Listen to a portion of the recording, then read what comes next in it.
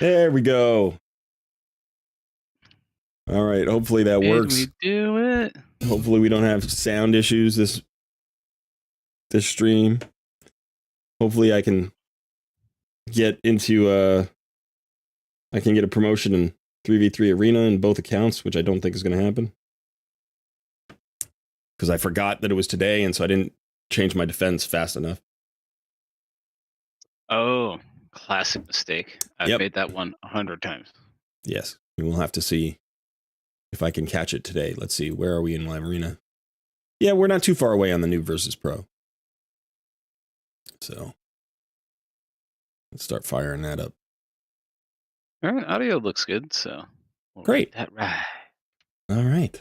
So the very last. Do it live. The very last NOOB versus Pro. No, that's fine. We always gotta say it. We'll do it live. We'll do it live. All right, so it's the very last NOOB versus Pro live stream. I'm kind of sad. It's the 25th episode, which when you think about it, that's more episodes than like a sitcom has in a season. So it's a lot of episodes. Oh yeah. And then of course, a sitcom episode is usually half an hour long, and most of our live streams are like 4 to 6 hours. So we're talking about over 100 hours of NOOB versus Pro live streams. So there's a lot of content in the backlog now with this. But it's been really fun. I've definitely enjoyed it. Yeah, 100%. I've had a lot of fun on this account. I've had a lot of fun. I've had a lot of fun playing with you and theory crafting with you. Let me bring you up here. Whoops. Okay, that's not right. What's wrong with that? There we go. Sorry about that. Yeah, had a lot of fun playing with you, theory crafting with you, talking about your account and the game. The community's been outstanding. People joining the community all the time. We're gonna have to get a bigger Discord server. We're gonna need a bigger boat. Yep. And I actually looked into that a little bit further. We might not have to do anything. We're crossing over 1,000 members on Discord. I can't find anything about it anywhere anymore.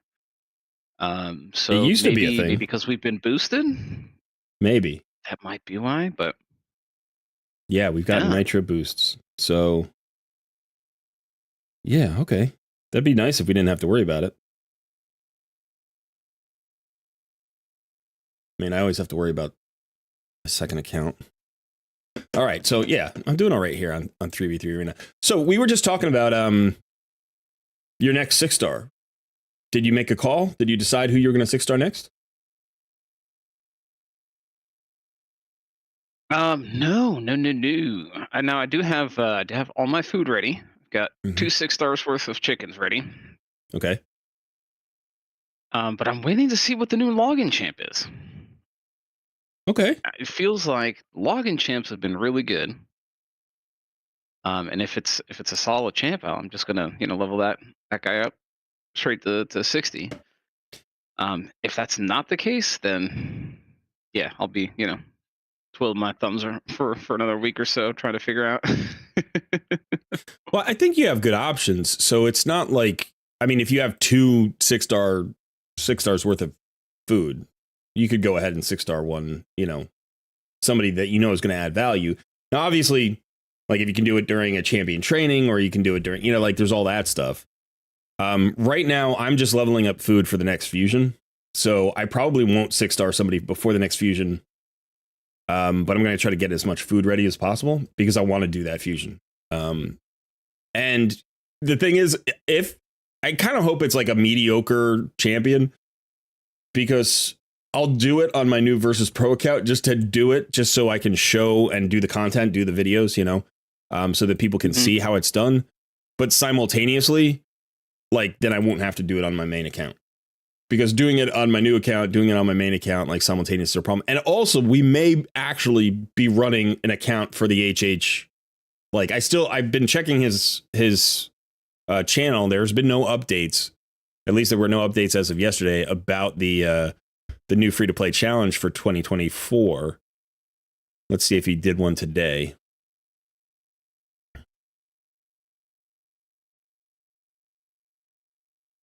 Oh, interesting. He also did a Sand Devil 25 video that does not require Godseeker. That's interesting. Who does it require? Find teams that if it's Mother Cybele, I mean, it might be Mother Cybele. What you want with good health and good defense. That's the only stats you care about. Is it Mother Cybele? Yeah, it's Mother Cybele. Okay, so runs and runs, and you can get yourself some of that crazy dust. So I mean, it's a good duo. It's a cool duo, but it's less friendly than Godseeker. I think in my mind. So you know, one of the things that happened, we have this video up right now today. We posted it late last night. Went up at like 9 p.m. or something, about the Sand Devil's Necropolis. I've been getting lots of requests for this video, and honestly, I haven't done it because I didn't care. I didn't care about Sand Devil's Necropolis that much, and so not that I didn't care about the requests. Like I cared about the requests, but I haven't cared about the dungeon enough to learn it. So I can't do a video on something I don't fully understand, you know? So I spent like a day learning about the dungeon. I spent another day researching a bunch of teams, tweaking some champions. I actually, like 2 weeks ago, I tweaked my Walking Tomb Drang because I was trying to get him to like be able to level up, and I was able to get from like stage 11 to like stage 15 or something. But so finally, I mean, after 3 days of work and grand total, I don't know. Actually, all told, it's probably something like 60 million silver. Although I spent, I think, 30 to 40 million silver yesterday. We got the video done, and it's popping off, which is nice. But one of the biggest comments is, yeah, I don't have Godseeker in Eerie, and that's really annoying. Like, this is not free to play friendly. It requires a Void Epic. And I'm like, requires a Void Epic and a Void Rare. That's as free to play friendly as it gets, really. Like, I mean, if it were just free champions, that wouldn't be a free to play friendly team. That would be a free team, right? Like if it were like Syl of the Drakes and High Katoon, that's a free team, right? But a free to play friendly team is a team that doesn't require a legendary, or it requires a legendary that is a free champion, you know, or is at least accessible, right? Like I would even say, to my mind, like Raz and Scarhide and Lady Mikage are free to play friendly. They're not free, right? Like, or they are free, but it's like they're hard to get. They're relatively hard to get. Same thing with like Lydia and Mithrala. Lydia and Mithrala are free champions. They're hard to get. I would say the difference is they are free to play friendly. They're just late game, right? Like there's a difference between what's free in the first 6 months and what's free after a year or a year and a half. And I would love to come up with a composition that worked for all 25 stages of Sand Devil's Necropolis that you could do 3 months into the game. But realistically, it's not going to happen because you need really good gear. So you're going to have to grind gear for at least a year before you can really get in there. So I want to kind of ask you, son, because you're actually a relatively new player. You're free to play. When you saw the video and I claimed that team was free to play friendly, did that feel free to play friendly to you, or did it feel like that was too exclusive a team to be accessible to a free to play account? No, that felt free to play friendly to me. Yeah. I mean, it's a matter of pulling that champion. Yeah. And so, you know, there is always that element of just luck, and are you going to pull it? Who knows? Maybe you never do. Well, then this strategy isn't going to work for you. But if you do, then by all means, this is, you know, one of the easiest way to get to Sand Devil 25. Yeah. And I mean, what would be my other option would be like, you know, everybody else does like a Neri Ninja team. The only way I'm going to get Ninja is if I go out and I buy somebody else's account for that had Ninja. So, Right. I don't even have a chance of being free to play friendly, or pulling a champion. So yeah, and yeah, I'm not too upset about that. You're never going to get every champion, but at least you know that's one of the options that's available to you. If it, you know, I do find something else. That's just the way it goes. I do think that, like, I agree with you, and I do think that some people get frustrated because they feel like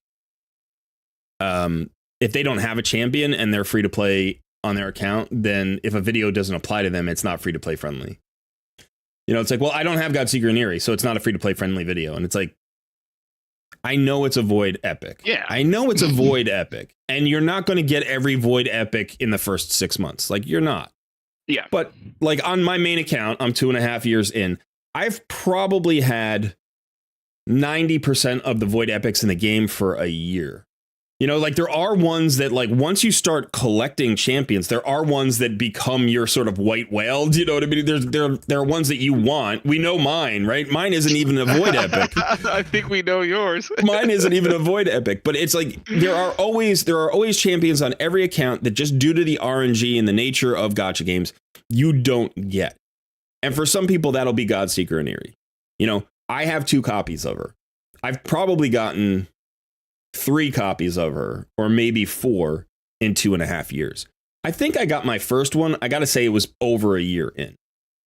But here's the thing. If you're trying to get to Sand Devil's Necropolis 25 and you're a year in, that's probably around the right time. Like if you're working at the pace that I was working at and you were free to play, you know.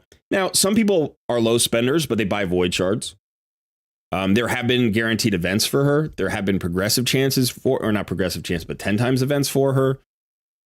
So people might get her in other ways. But I feel comfortable. If like 30 to 40% of my audience might have a champion, I feel pretty good about making a video about it. It doesn't have to be 100% of people. Now, one thing is like some of our audience will get that champion in the future. Do you know what I mean? They'll be like, it might be, right. It might be 3 months from now. It might be 6 months from now. But then they'll have this video there and they're like, oh, yeah, I remember, you know, Cole did this video on this great duo. Or, you know, they might have Godseeker and Eerie, but they didn't have Drang, or they didn't have Ninja, or they didn't have one of the other, like they don't have Newt. And they're like, well, I don't have a champion that can duo this. And I'm like, well, there's this rare you might have. And they might have Selenia and never have thought about her. And all of a sudden she's a solution. Now, granted, the gear requirements are intense. They're hard to get. But that's also RNG, you know? Yeah, but it's also supposed to be end game content, right? So yeah.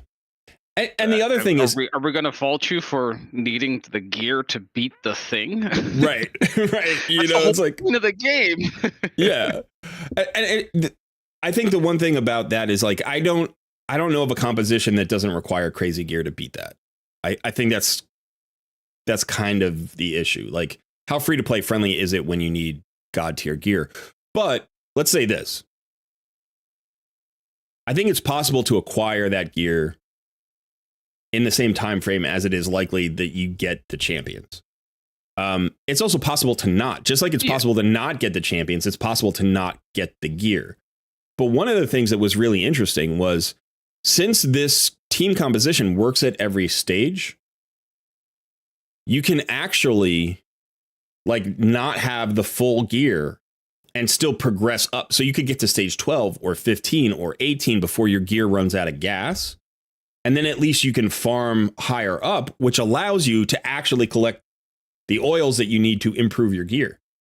You know, so yeah, that's what happened to me. My Selenia started out at 49K and ended up at like 60K or whatever it was, you know, that I had her at, or 58K. So it's like, you know, I got 7,000 extra HP on her just from the oils that I got as I was going. Now I got lucky because I rolled into HP percentage on the chest piece, I think. But it was just like, you know, so that can happen too. But one of the things that, you know, the positive comments that I've gotten is that people were saying, you know, thanks for doing a progression video, because a lot of people focus on stage 25, but not on how to get to stage 25. And I was so psyched. Yeah. But first of all, you know, I was excited when Selenia came into the game and I was like, this could be a really cool champion. And I 6-starred her right away and I built her out and I tried to make her a solo champion. I put her in like regen. I was just like, she's got, you know, sustain on her A1. She's got an HP burn. She might be able to like solo dragon or something. She couldn't do it. She couldn't do it. Not in the gear that I had. So I was just disappointed that I didn't have a home for her. And now we found a home for her. So I'm pretty excited.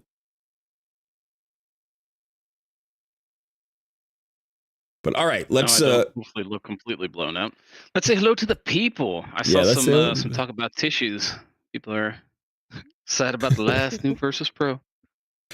Yeah. We'll talk about that more in just a minute. So Ken Chan, Burso, Pavel, hello. Lanai, Tulsi, Shooter is in the house. Plethora, welcome. Hades free to play challenge. Do it. Emperor Palpatine style. Do it. Shooter 90 says, I mean, there are unkillable teams with Emek, Maruka and Maneater that are fast as ninja teams. Yeah, there are other teams. I don't know how easy those teams are to build either. And anything that requires a void legendary, I'm going to get screamed at, by the way. So even if he was a fusion. Susanne Johansson, hello. Last NOOB versus pro, feeling a bit sad. Yeah, we'll keep doing content.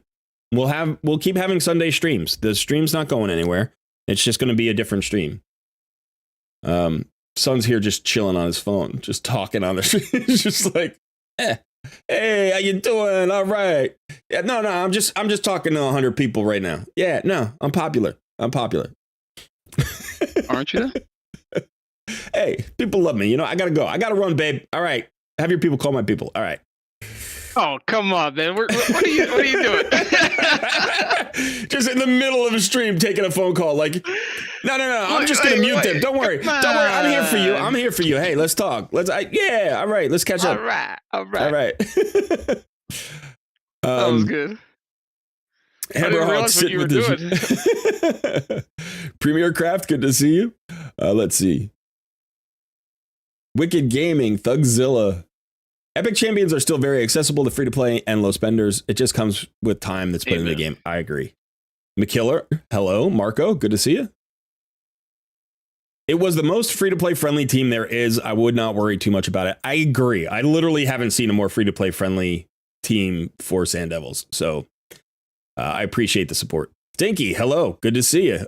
I'm enjoying the gold badges, by the way. The gold badges are fantastic. Yeah. That's really cool. Let's see. You used an epic and a rare? How dare you? King Grebel. Good to see you, King. Anticonda. We got Leslie B in the house. Hello, Leslie.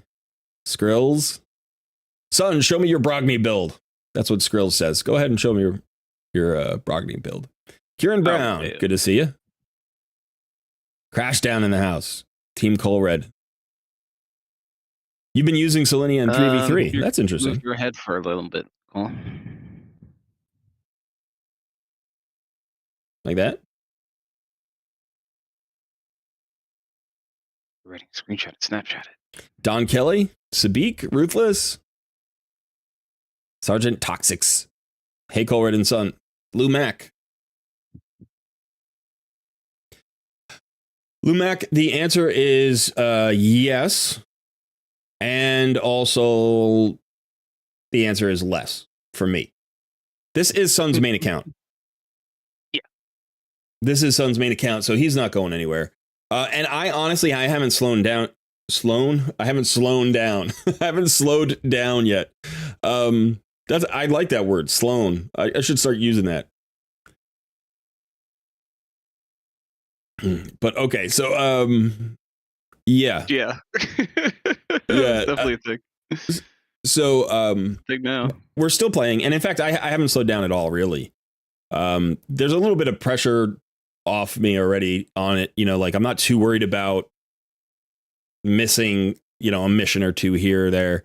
Or like if I don't, you know, there's no rush to like get into the higher tiers of something or the higher stuff. The funny thing is I've made so much progress this week. We like declared Sun the winner, and then I made so much progress this week. It's like the most progress I've made in a month and a half. I probably gained like 80 stars in Faction Wars. Like I'm up to 425 now. And I can probably even make some more in the next couple of days because I've gotten a bunch of new epics to 40 and some to 50. Like yeah, this undead team may push a bit further than I'm on. Oh, I'm on your screen. Let me show people.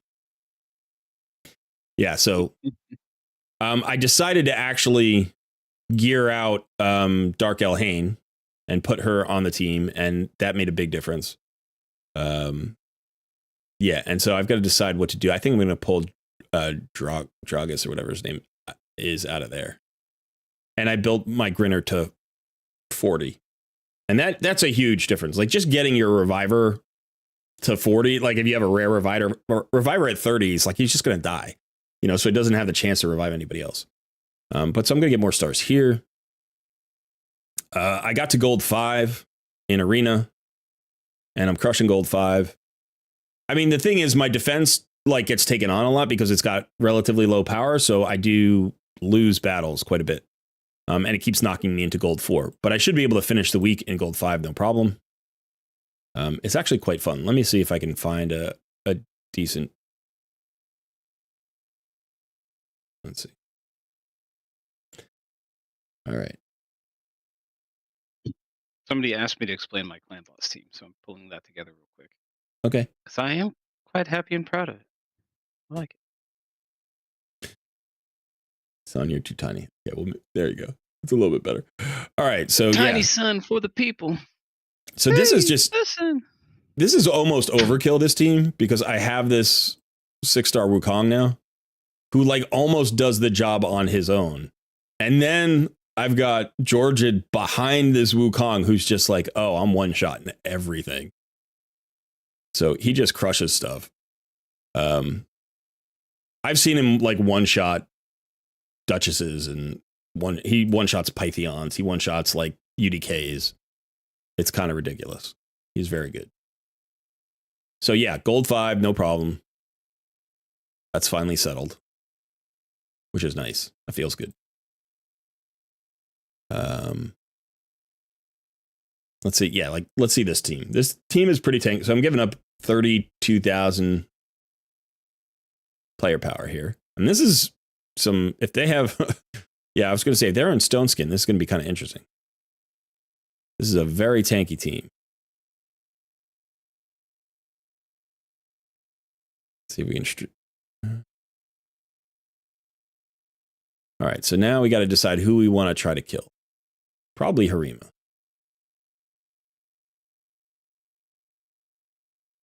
And then we'll kill the rat. And we'll have to work our way through the rest of this. He does ignore Stone Skin, so I could have taken a shot at Krisk, but I think this is the safer route. So let's kill her off if we can. Actually, let's do this. No, it didn't work.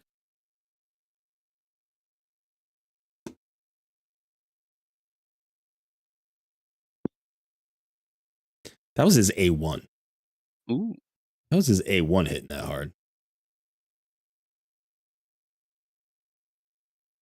Without an increased attack buff on a wither.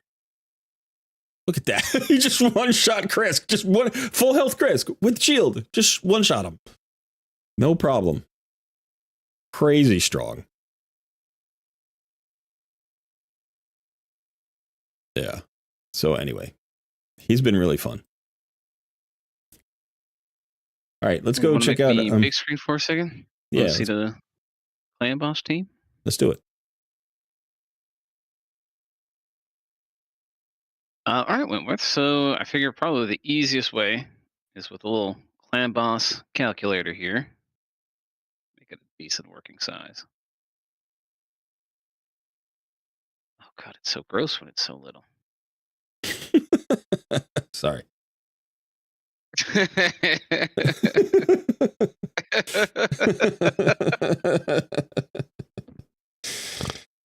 We're children. Why? Why did you have to laugh? No. I refrained from saying what I was going to say. You know what I was going to say. You don't have to. You're fine. Oh, please. Oh, shoot. I didn't put in their skills. 2 seconds.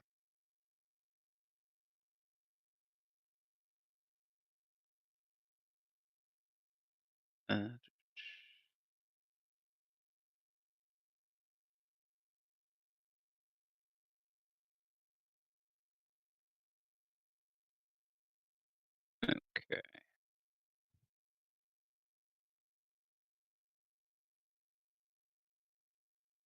There we go.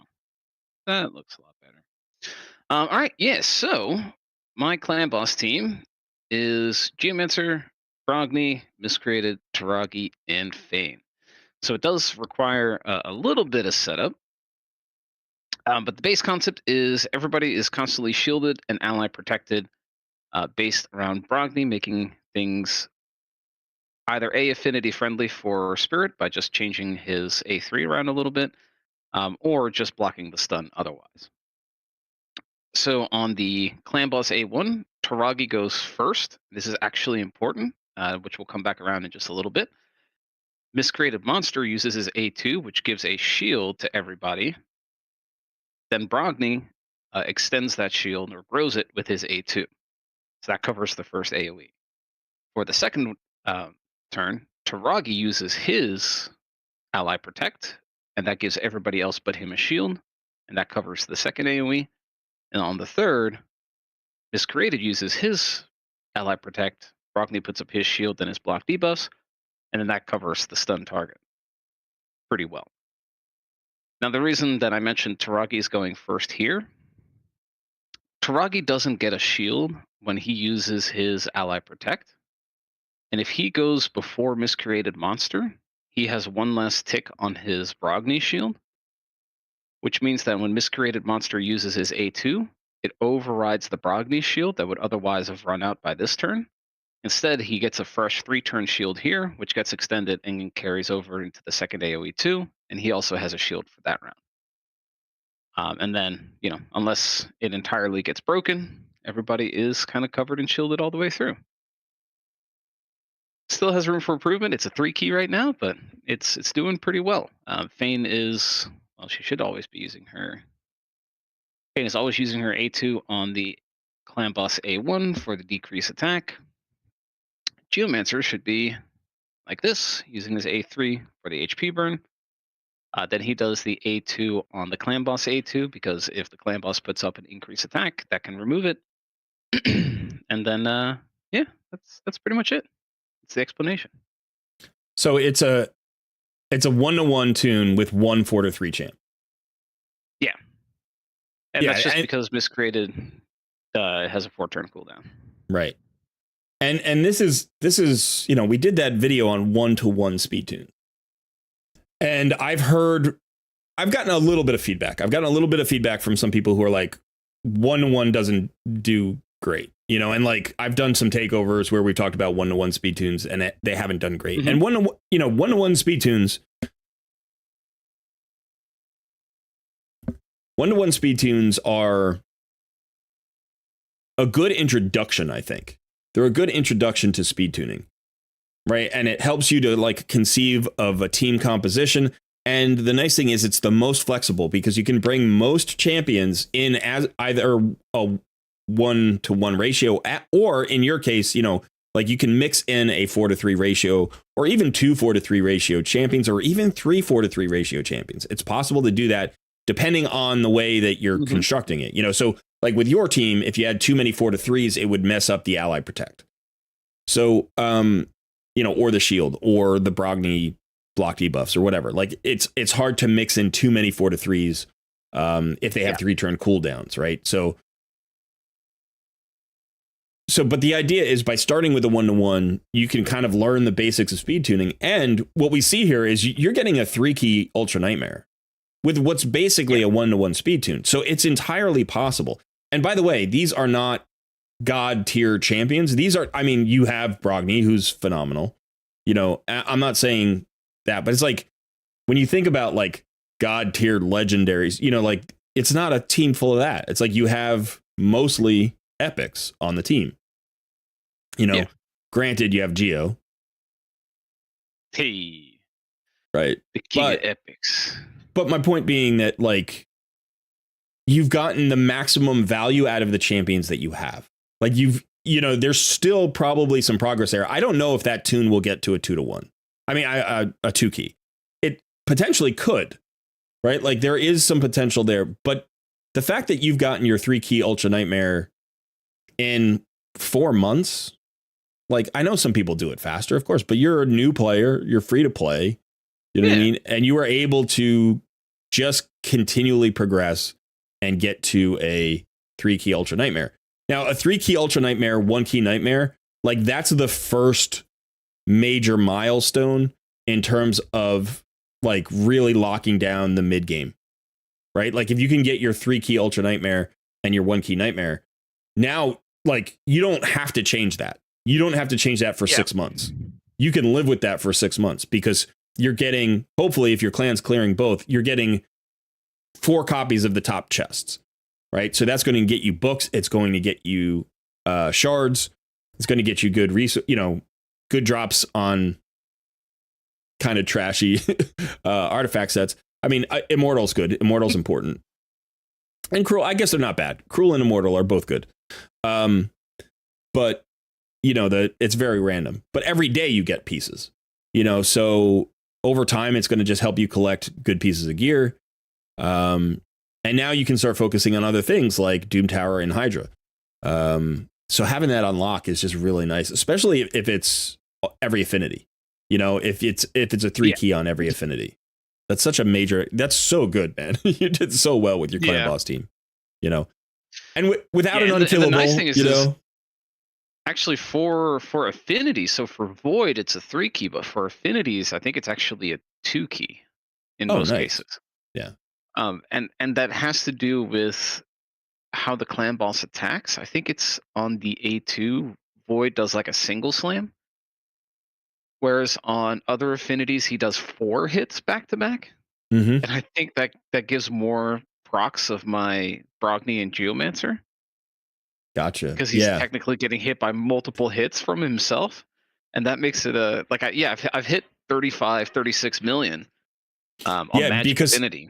Because each hit has a chance to basically reflect an HP, HP based damage. Yeah.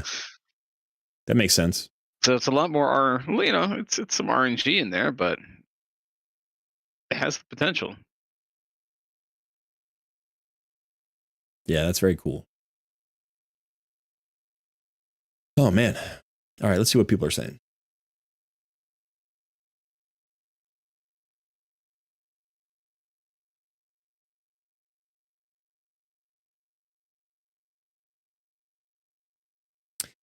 King says, yeah, the comp Hell Hades showed isn't his comp. It was done by Bronco on YouTube 3 months ago. Bronco's got some good stuff. I'll say this about content creators. Like, we don't all come up with original ideas. That's not the goal. That's not really the intent. The intent is to deliver content that's useful, meaningful, entertaining, informative. And so if another content creator does a video, my personal... I just kind of set myself some personal guidelines on that. If I borrow somebody else's comp and I want to show it off, I try to give credit. I'll just say this is from so-and-so. If it's like a community-wide thing where a lot of people have done, videos on the same concept, then I don't. Because I don't know where it started. Be like, I'll just say, there are a lot of videos out on this comp. Like I said in this video, I was like, you'll be familiar with this comp. This comp is known in the community. It's a God-Seeker duo. For the video that I did today or last night. I don't know who came up with it. I have no idea who came up with it.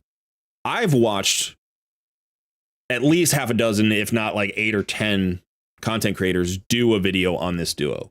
I've never seen anybody use Selenia as the duo. That feels like, not that I came up, I'm sure somebody else has thought of it, but I've never seen a content creator video on it. So I feel comfortable, not feeling like I have to give a lot of credit for that. In terms of the numbers and the stats and stuff, that's another thing. It's like, you get the stats from some video, but not another video or what. I don't know who came up with the stats either. I just piled as many stats on as I could and try to find what would work.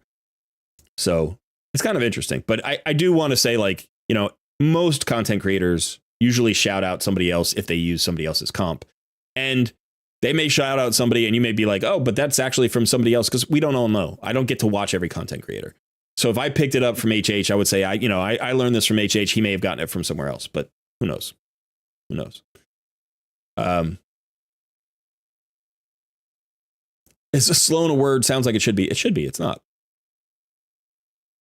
Dark Hellhane is amazing. Yeah. Hey, Femoral. Good to see you. Building Dark Hellhane is not a bad idea, Cole. She's doing work for me in Faction Wars and Ice Golem. Yeah, I do think that she's a legitimate build. She's a little bit niche. She's not bad, actually. Like, you can, if you don't have an increased attack champion that you can squeeze into your arena team, she's self-buffing. She has her own increased attack, which is really nice. And then obviously she's good against things like Torment. So she can play in 3v3 arena or even in classic arena. And then she's great in faction wars. So I will probably build her. Colred making great use of that Nutcracker. Man, he's so good. He's so strong. We should hear about the new login champ and fusion this week. I'm hoping so. I want to hear about both of those. Don Kelly went 0 for 13 in fusions in 2023, hoping to do better this year. I'm going to do a video on how to do a fusion. And I'm going to do it probably this week, actually. I don't like to make promises about content because sometimes life gets in the way, but that is on the slate in the near future. The Nutcracker is a beast. He's crazy. Georgia on a team means, yeah, the enemy has no defense. Flexzilla asks, let's get some likes up here. And here, folks, 14 likes is just too dry. Yeah, we got 79 viewers. Let's get some likes up there. I should like this stream. Let's go ahead and like the stream.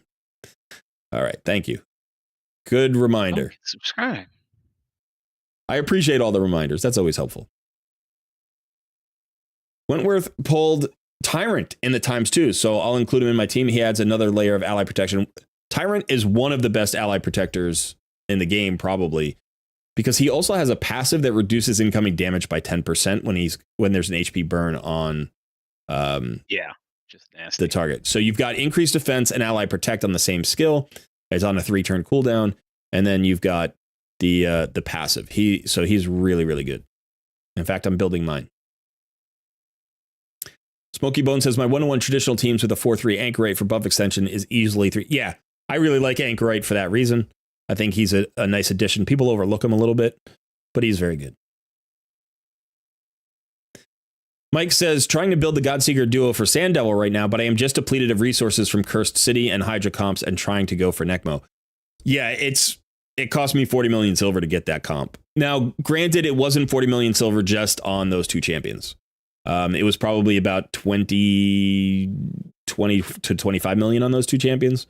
And then I probably spent a ton of silver on my Walking Tomb Drang. I spent silver on a couple of other champions I tried that didn't work out. I was thinking about rebuilding my Cold Heart or building a third Cold Heart, and I didn't get around to that. But I might do that. I might do that at some point. Just build a third Cold Heart for that. Because I think she'd be a lot faster than Selenia.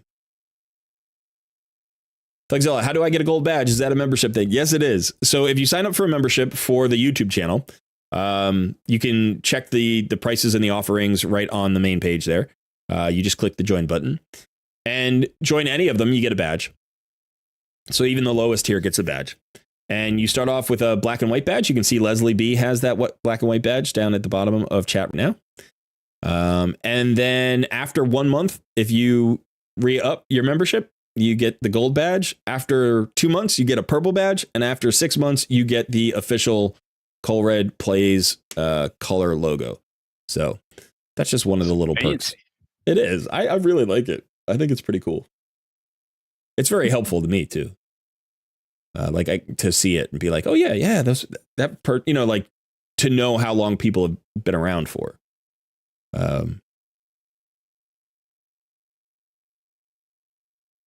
Sun also has Biggin. Yeah, which he hasn't really utilized yet. But Biggin's gonna roll into your roster at some point and you're gonna be very happy. Ian Godwin got Arbiter and Seeker on day 200. That's your arena team sorted. Congrats. That's awesome. I'm sorry, son. Go ahead. Yeah. No, I was gonna say I think my holdup with Biggin right now has just been I really want to build him, but I want to build him with a stun set. I just don't have great stun gear. But I think he'd be so much fun in a stun set with all those AoEs. Yeah. So it's kind of, a chicken and the egg. Like I gotta go get the stun gear. What do you mean by a great stun set though? Because I'm kind of curious. Well, so he needs things like 100% crit rate for his A2, I believe, in order to make that an AoE and things like that. And like the stun set gear that I currently have, it's just not up to snuff. to get into that. Let's check it out. After you're done with this run, let's look. Okay. Because the nice thing about a stun set is that the number of stars don't matter on the gear. Do you know what I mean? Like the stats don't really matter on the... Not that... I mean, obviously, you don't want your champion to just fold or go so slow that they don't actually do their attacks.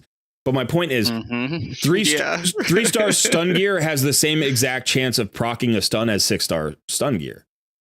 You know, so That's true. There's actually sort of a power to stun sets and provoke sets and even toxic sets at lower stars of gear.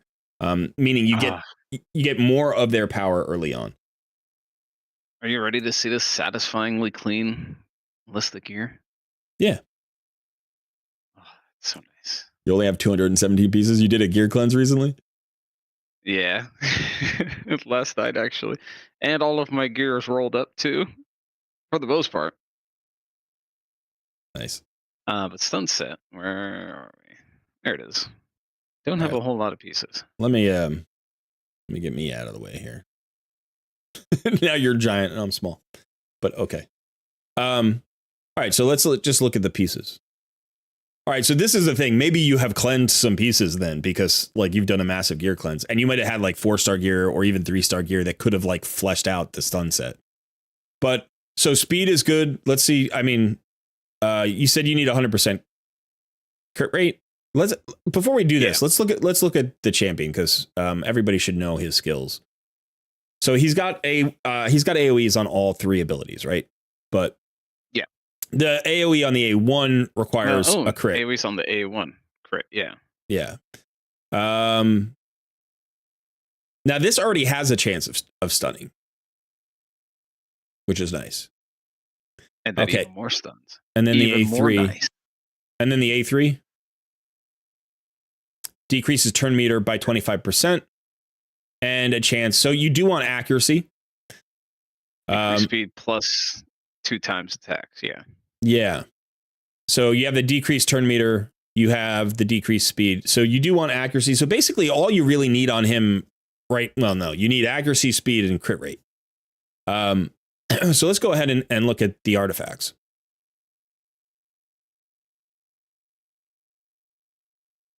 We don't care about his damage with this build right now. So you go to the fitting room so that we can try stuff on and mess around. All right, so let's look at the second weapon. Anyway, accuracy there. Yeah. Third one. Like, look at the helmet. I'm sorry. Let's look at the helmet. Like, don't worry about the equip pieces for just a second. Like, just keep going. Crit rate. Okay. Okay. All right. Yeah, what are those? What's the other gauntlet? Crit damage, no crit rate, substats. Okay. No, yeah, I should get rid of those. You can hold them because it's a stun set. That's nice. It's a lot of speed there. Yeah, these 2 are one of my few resist chest pieces. Okay, let's put the chest. Try the chest piece on. Try that helmet that's got the double crit rate. Yeah, let's try that on. Let's look at the second weapon, I think, that's got the crit rate. With the accuracy, yeah, let's try that on. And that leaves us with either a shield, a chest plate, or whatever. Let's look at the shield. That's got accuracy. Let's put that on. All right. Now, filter for crit rate gloves. Primary stat crit rate. Yeah. And just open that up. Let's check out the speed. Okay. And keep going. Let's see if there's any other good sets that we could use. Let's see. No, just keep going. All right, so we do have a perception set. Look at the look at Padmas and Filjas and stuff like that. So, all right, those are nice. Do you use Filja for anything? Faction Wars right now. Yeah, they are 4 stars. Yep. But let's try those on for a second.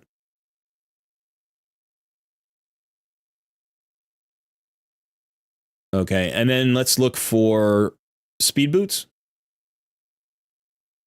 Nope. Got to be. Oh yeah, primary stats, substats with crit rate. Okay, yeah. What about those 5 stars perceptions? Double crit rate. That double crit rate roll in the legendaries. Oh, that's on Wukong. Sorry. Okay, Yeah, so that on Wukong. what about the ones that aren't Unfortunate. being used yet right now? Yeah, those. I can't see because you're ahead. How How much crit rate does that have? Oh. No, it's not going to work. None of them get up. None of them get to 100%. No. Go ahead and check the boots right in the middle that aren't used up by anybody. So that gets us 5% more. Rate. Yeah.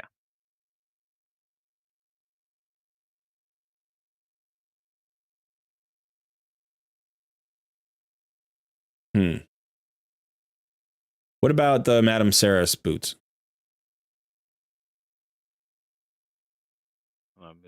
There you go. That gets you 12%. Because you could probably swap her into the other boots, right? Well, she's part of my speed tuned arena team. Right. So, but what I'm saying is you could probably swap her into the other boots and you only lose 2 speed there because that's going to be 40 speed instead of 42 speed. Yeah, potentially. Right. All right. Let's put those on him for now, just to see. So what would he be running? 174 speed, close to 100% crit rate, 134 accuracy. It's not too bad. Not too bad. Let's look at the pieces again that he's wearing now, just to see what the crit rates are on each. Like you can just like. Yeah, no, I know. I'm moving around stuff.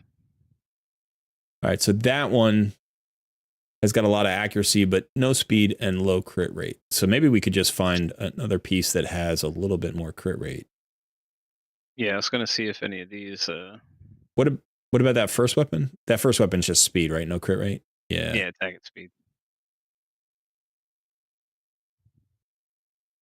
That's a nice piece. Shield's a little better. Yeah, try that on. That actually gets you to 105. And you don't have any masteries on them, right? So you're going to get 5 more crit rate from your masteries? No masteries. Mm-hmm. So go back to your weapon then for a second. That's got 37 accuracy though. Check the helmet. Yeah. Okay, we need that one. We absolutely have to have that piece. And then the chest plate. Check the chest plate. And that's got the triple speed with the resistance. Is there another chest piece that's good? We have anything that's they're better? both just resistance pieces. Yeah.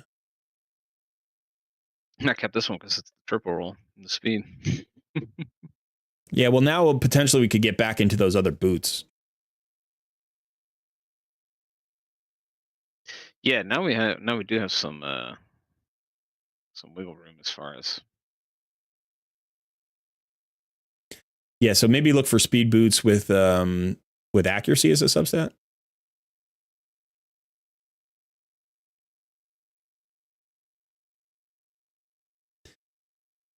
Little 4-star boots. That's not bad.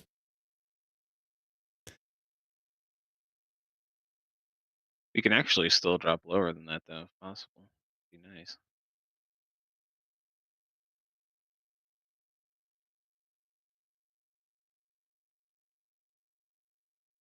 Yeah, I mean, you're going to need more accuracy, but what's going to happen eventually is you're probably going to find a 5-star or 6-star crit rate gauntlet, which is going to let you really swap out your pieces then, And now you just have to grind a little bit more stun stuff.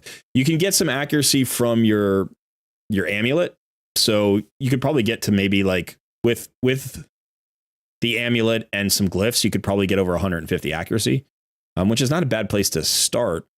The stun set doesn't need the accuracy, but the debuffs do, right? The slow and the turn meter decrease. But just built this way as a 5-star champion, if you can get him speed tuned, like he would be a beast in 3v3 arena for you. He's going to be great in faction crypts. We could also, no, I don't have any accuracy banners right now, but yeah. So But, you know, gotta so go through and you roll have a stun set. Obviously, you'd want to make sure that your Soulbound Bowyer still has a stun set, because you don't want to take her out of the stun set either. You Yeah, know? I mean, she's just being used for faction war, so. But Right. yeah, so I'm actually fair closer than I thought I was on him. So Yeah, and another option you could look at, you know, crit rate pieces, like, you know, from crit sets or divine crit sets. You could also, you know, depending on how you wanted to go, like if you don't want to go with a stun set, you could look at a lot of other stuff. You know, I think a stun set's a great choice, especially for what you've got on your account right now, like getting him into stun set, running him with Sylar, you know, like you have 2 turn meter decrease champions. Yeah, that would be so fun. That's the whole point for me. Yeah. You know, like that. I mean, that duo would be absolutely OP. So yeah. All right. Running both of them in stun sets side by side, just running it down. Yeah.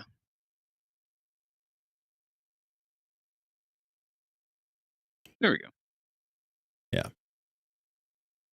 Yeah, I think that duo would be extremely powerful, especially if they both have the accuracy to land their turn meter decreases.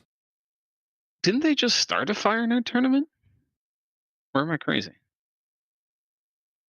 You might be crazy.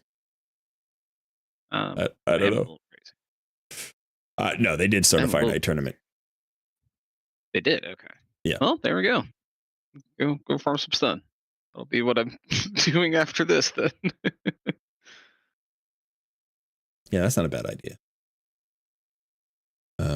What do I need? I kind of wanted to get into Centranos and do a little bit of stuff in there. On your new versus pro account? On both accounts, yeah. Centranos? Okay. I was about to say, because I ran into the brick wall and my Centranos run pretty quick. I got 2 or 3 days out of it, and that was it. Yeah. Yeah, I'm not really sure how to approach it because I have some options.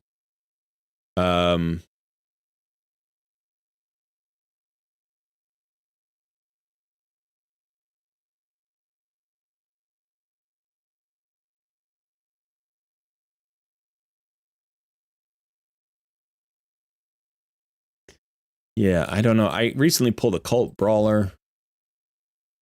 It's like a poisoner, but I don't know that he's going to do a lot of. I don't even know that Bommel takes damage from poisons. Honestly, I have Skull Crusher, but it's like kind of whatever. I mean, I feel like Soul Drinker is my best option, but Soul Drinker is not a champion I really want to invest in. Do it.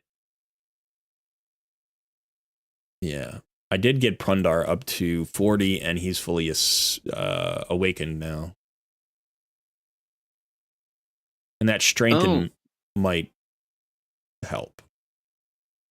You know something we got to do in just a little bit? What's up? Gotta go look at my pulls. Did you make your pulls? Remember? Yeah, I pulled my my ancient shards. Okay. Yeah, I haven't heard the results. Yeah, that's what I was thinking.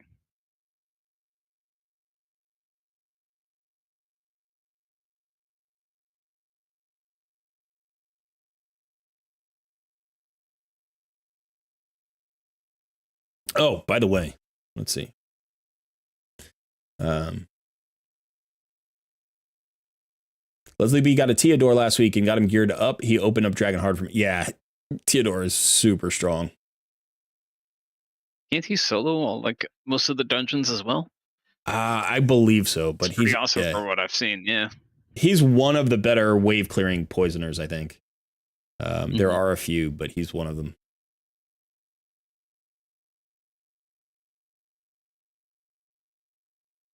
Thugzilla says, I would definitely be hopping into the channel membership this week. That's awesome. Thank you, Thugzilla.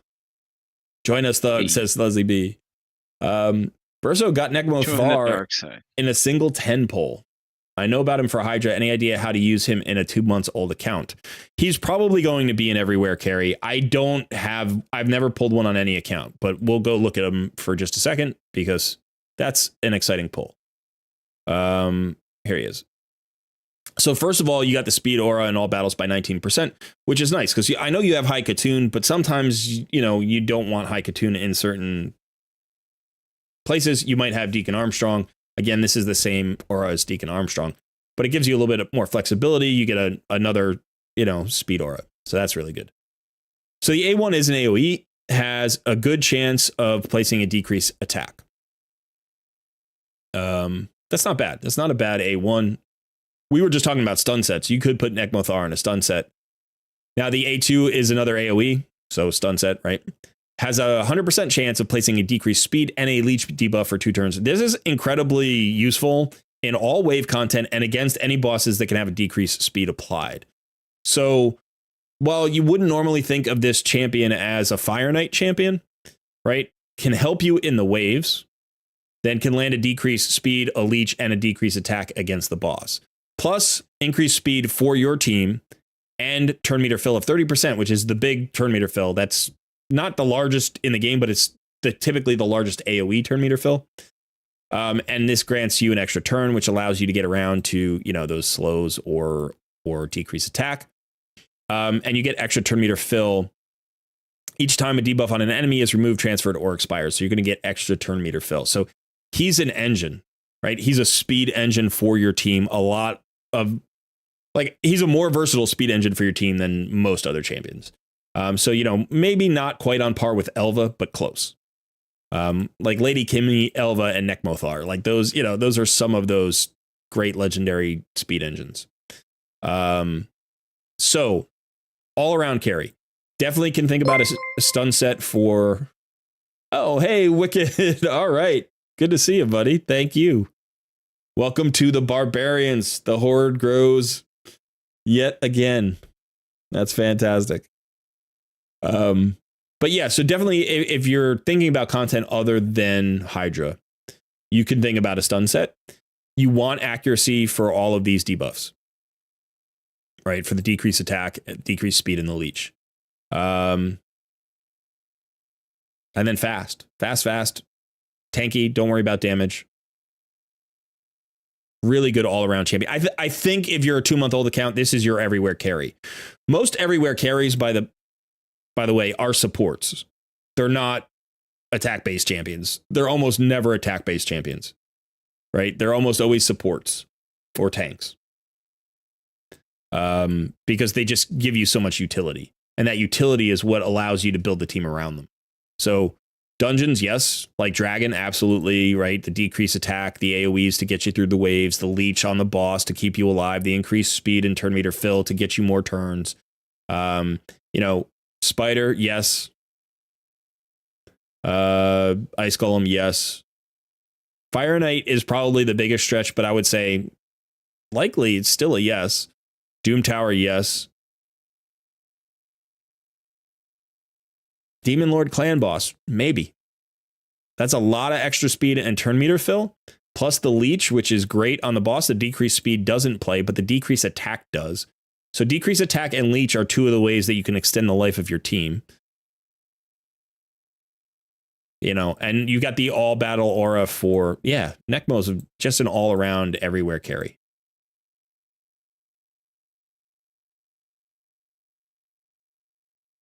Okay. That's pretty good to me.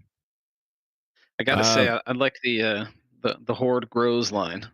Yeah, the horde grows by another member. Grows. The barbarian hordes are got the barbarians at the gates. Okay.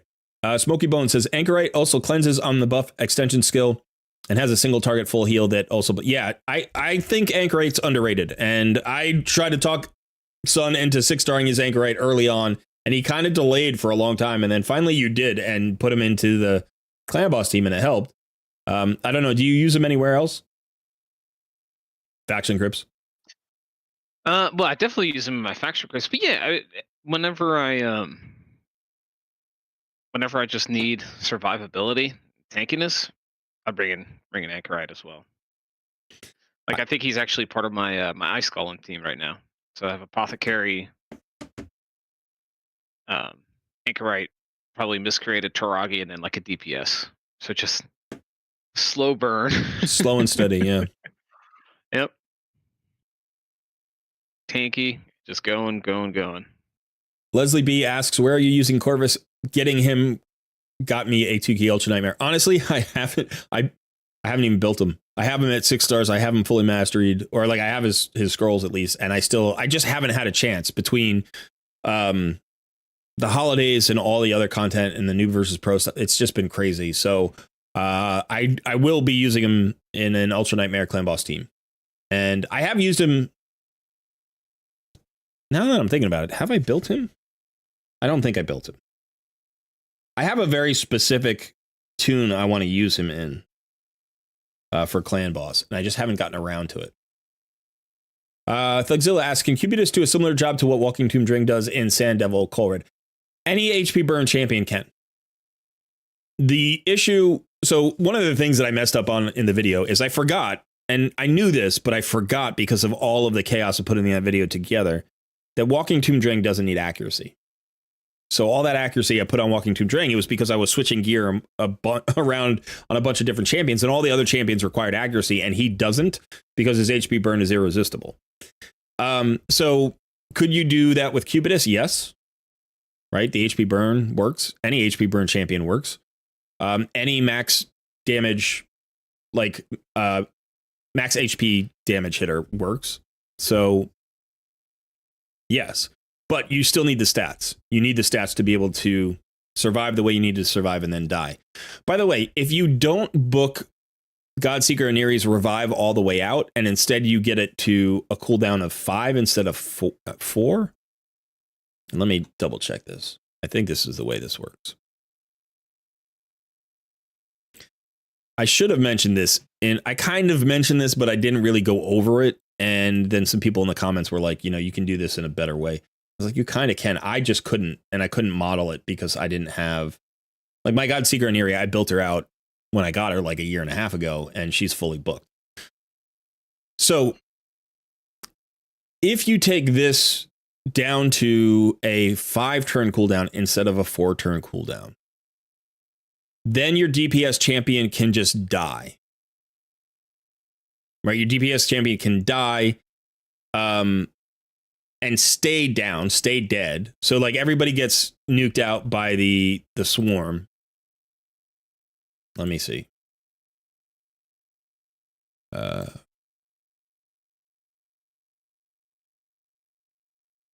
Okay, so you get nuked out by the feasting swarm, right? And what happens is the passive procs, that brings Godseeker and Eerie back.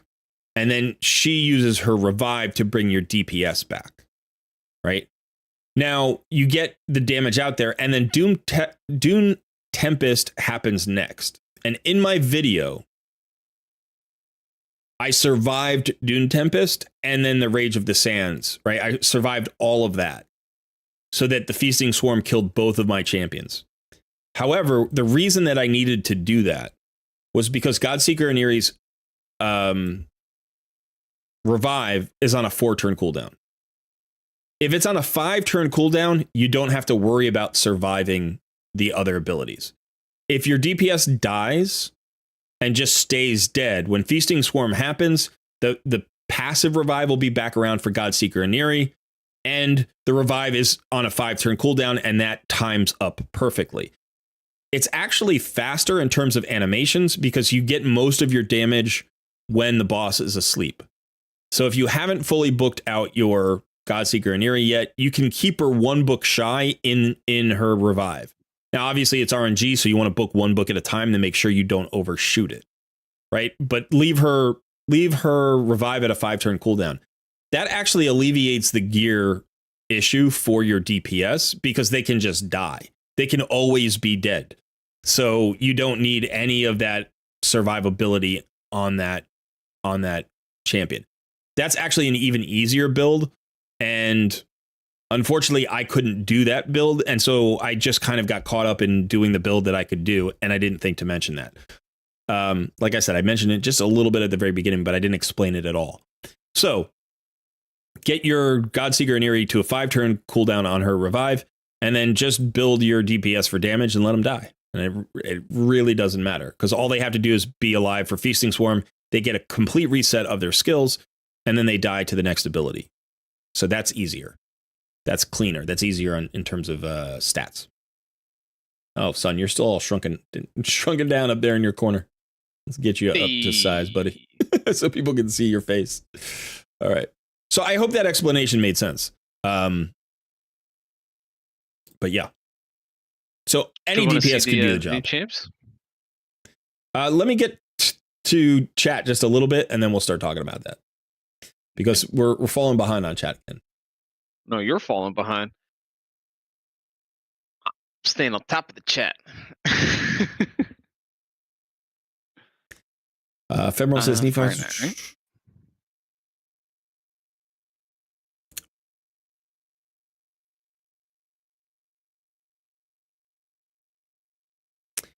Pat Davis has got to say, I've enjoyed this Noob versus Pro series. Thank you, Colred. Thank you, son. You're very welcome. Thank you for coming along for the ride. It's been fun for us as well. It's sad to see it end, but it's not an end to the content. We'll find something fun to replace it. Smoky Bones finally 6-starred Yumiko to clear the 6-star of Void mission, closing in on Arbiter. Congrats on the Yumiko. ASAP pulled Necmo today with a shard I got from the Dragon tourney, and he was not even on the 10 times. Yeah, Necmo's such a good pull.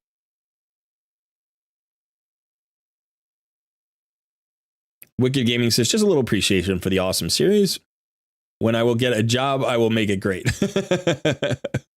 Well, good luck with the job hunt, Wicked. That is it's a tough economy out there right now, but I hope you find something good soon. Leslie B says, a lot going on. I get that for sure. I look forward to seeing what you do with them. Was that? Oh, that was the Corvus. Yeah. Yeah. Smog, good evening. Good evening, Hellstar. Neothin asks, what's the plan from here? Are we never going to see Sun on stream again? No, we're going to see Sun on stream all the time. In fact, although we haven't checked this out, we haven't really discussed this. I have a family obligation next Sunday and I can't stream. So I think we're going to have the first inaugural Sun stream. Oh? So it may be Sun solo next Sunday. I didn't hear about this. No, we haven't even talked about it because I keep thinking about mentioning it, and then for whatever reason, like, we're not connecting. We've both been so busy. But yeah, so Sun maybe we'll have to. I mean, I have to pass. Do you feel like you're up for that, for a solo Sun stream on Sunday? I mean, I'm up to do a solo stream. Whether I can make a 100% commitment right now today, in the moment, we'll have to see. But odds are in your favor, as the 8-ball would say. Sunday Sun stream sounds like a good. Sounds fortuitous. Sunday streams. Yeah. By the way, there was a comment. I forget who it was, but one of our members made a comment in the video that one of your prizes from winning the New versus Pro challenge should be a new title, and we should start calling you the Monkey King. The Monkey King? I mean, it could be worse. All right. When will it happen that Sundays he gets days off all the time? People keep asking me about this. The man gets days off all the time.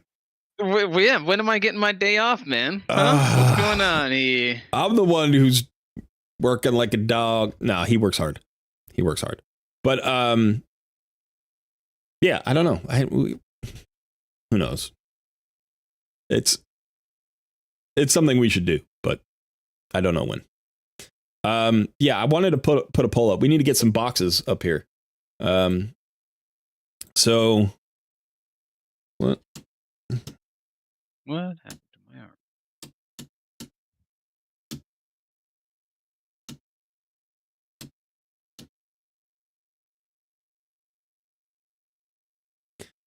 arm? Okay.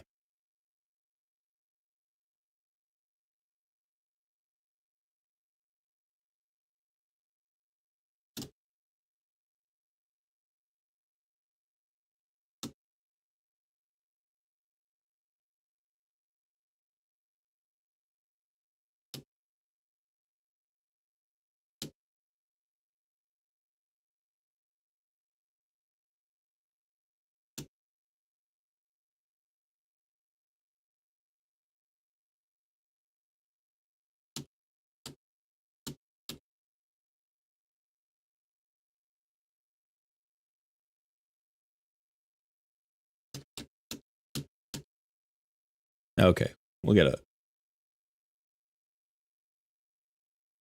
little poll going. We always need some polls on this stream. Hey, Papa. You come say hi? It's my girl. Here's my... There she... Hey. You want to say hi? Oh, she's trying to get to my... stuff. There we go. Say hello. Say hello to the people. No? Okay. She's a sweet girl. She loves the snow. She's been out in the snow for the last day. Loving it. Yeah.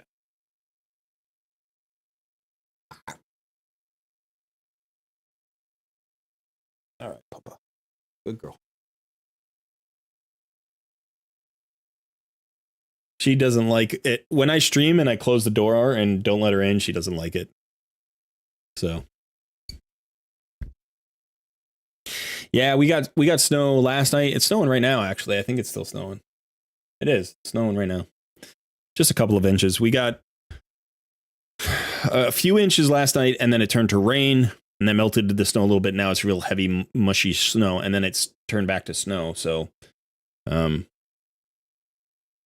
it's floating right around 30 degrees. There's no wind or anything. So it's not too bad.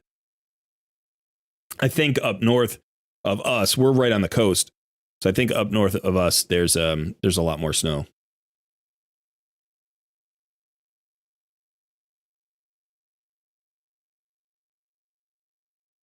Flexzilla says, I will change his handle from Magic Hands to the Barbarian King myself.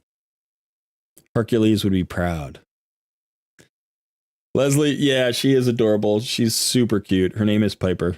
She's wonderful. She is a Australian Labradoodle. We got her during the pandemic. Dinky says, don't even think of not hitting the last option. All of that and more.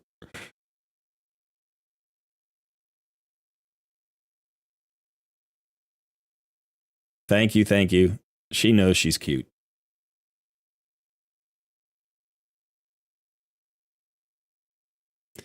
Neothan says, Cole, I love the Sand Devil video, and that brings up a point I've been meaning to ask about. Are we going to get more pro-level videos coming down the pipeline? That's an interesting question. Yes is the answer. Absolutely. I think that, honestly, I feel like the noob level, if you want to call them noob and pro levels, it's not really, but like the early game and early mid game videos are really important for the channel, and they're important for the viewers. And they need to be renewed relatively frequently, because what I have found to be true is that videos that are a few months old, just a few months old, don't get found anymore. So I could do a Clan Boss Speed Tune video every month, and it would probably be a pretty good like hit in terms of views. And it might help people who are, have been on the channel for a while. But the other aspect of being a content creator, you collect a viewership, and then that viewership progresses through the game. And I don't want all of my viewers to outgrow the channel. I don't want them to be like, oh, well, Colred was good for the first 3 months I was playing, and then he stopped being useful to me. So I do need to mix in some pro level content, because all of you guys who are watching have been watching for several months. If you're newer players, like, you are progressing, and I need to, keep up with your progress. So there's going to be some more Clan Boss videos. There's definitely, I'm going to be focused there a little bit in the future. We'll probably talk about things like live arena and 3v3 arena a little bit more. We might talk about some, like, closing out some faction crypts, how to close out particular faction crypts. We might do more reviews of some legendary champions. We'll probably get into a Hydra video or two. We'll definitely do some more Doom Tower content. One of the things about the Doom Tower content is that, for the most part, the videos have been focused on early and late game.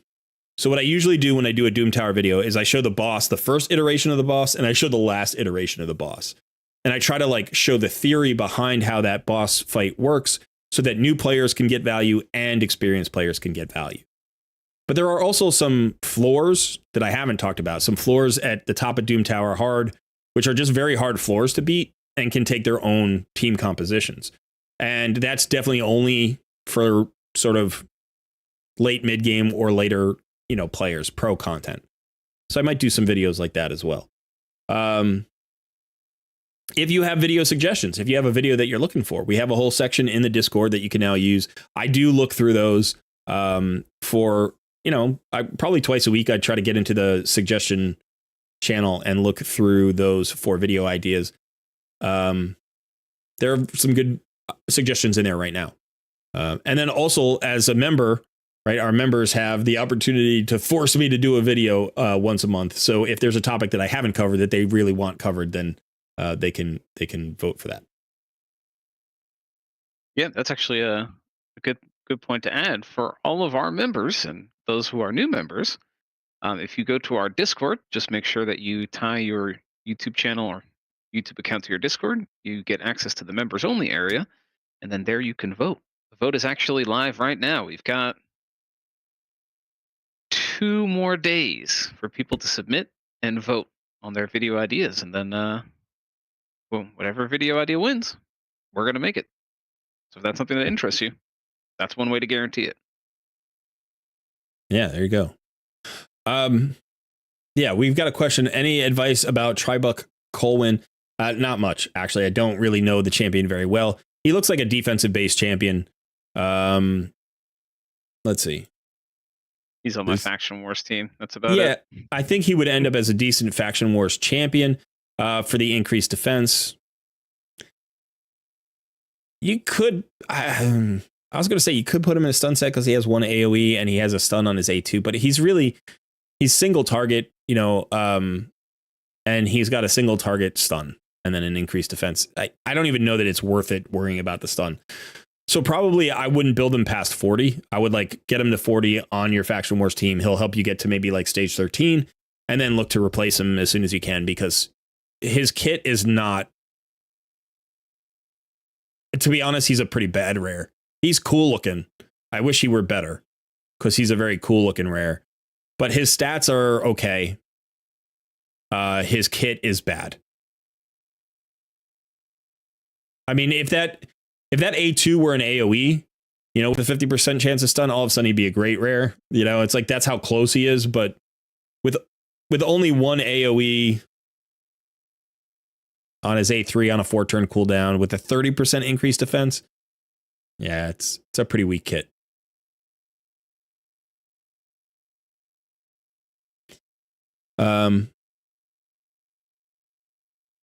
Nathan says, I'd love to see your main account running hard Doom Tower and Curse City plus some hard mode dungeon stuff. Yeah, hard mode dungeons are another thing that I'm going to be doing a little bit more of. I've done some of that on my Thursday streams, so you can find some of my main account content on the Thursday streams. Obviously, I did the whatever his name is, Amius, the boss in Centranos on my main account. Yeah. Silver Bullet says, I have Trunda, Vergis, Ninja, Syl, Brachus, Skullcrown, Deacon, Fane, Miscreated Monsters, Seeker, Versolf the Grim, Grush, Tiliana, Vizix, and I still can't beat Clan Boss in hard mode. You can't be Demon Lord Clan Boss hard mode? You should be able to. You should absolutely be able to.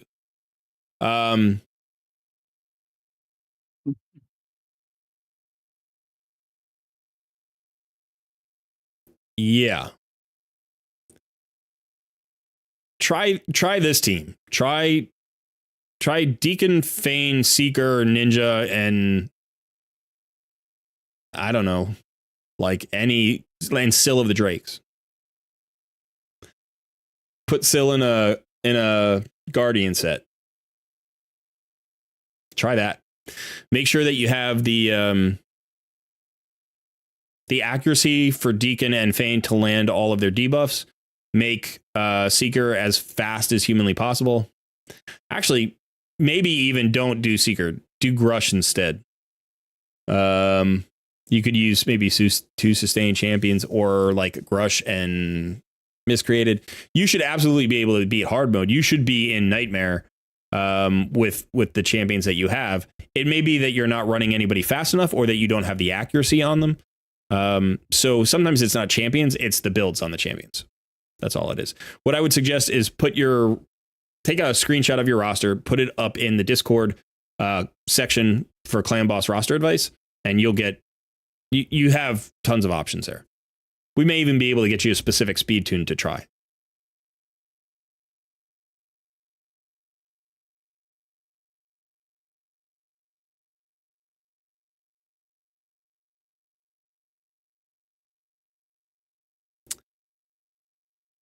Ooh. I want that to pop up here.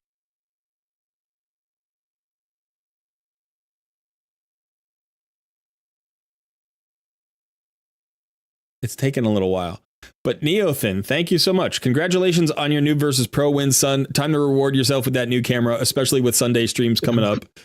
So, yeah, Neo helped us before. We've got to get you a new camera. The funny thing is I've moved back to my old camera because the 4K thing with the moving up and down, it was a better picture and I liked it, but I just haven't had the time to like work out the technical details. So in actuality, we may get that 4K camera back up and going, and that means we'd have an extra camera. But if we liked it, we might go there. Congratulations on your MVP win, son. Double 4K son, camera? time to reward yourself with that new camera, especially with Sunday streams coming up. Cool face. Thank you, Neo. That's awesome. That's fantastic. And yeah, you were saying, that's the exact situation you're in, where you started with us in August and you've progressed since then, and now you need more guides on more advanced stuff. So we will definitely, try to help you there. Obviously, again, like we were just mentioning, the community is a good place to go for that kind of stuff too, because there are really good players in the Call Red Plays community who are more advanced than the current videos. Like this Sand Devils, I feel like was a good pro level video. Again, it's still trying to get free to play friendly. So I'm trying to add, I'm always trying to do some kind of progression component to it, and then some kind of like, final boss kind of component to it. But dude, that was a big text to speech. That was cool. We don't get too many of those. Yeah.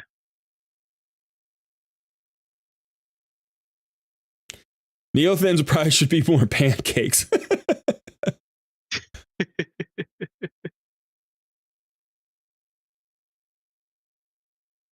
Let me ask you this, guys. And I could just ask you this, I guess.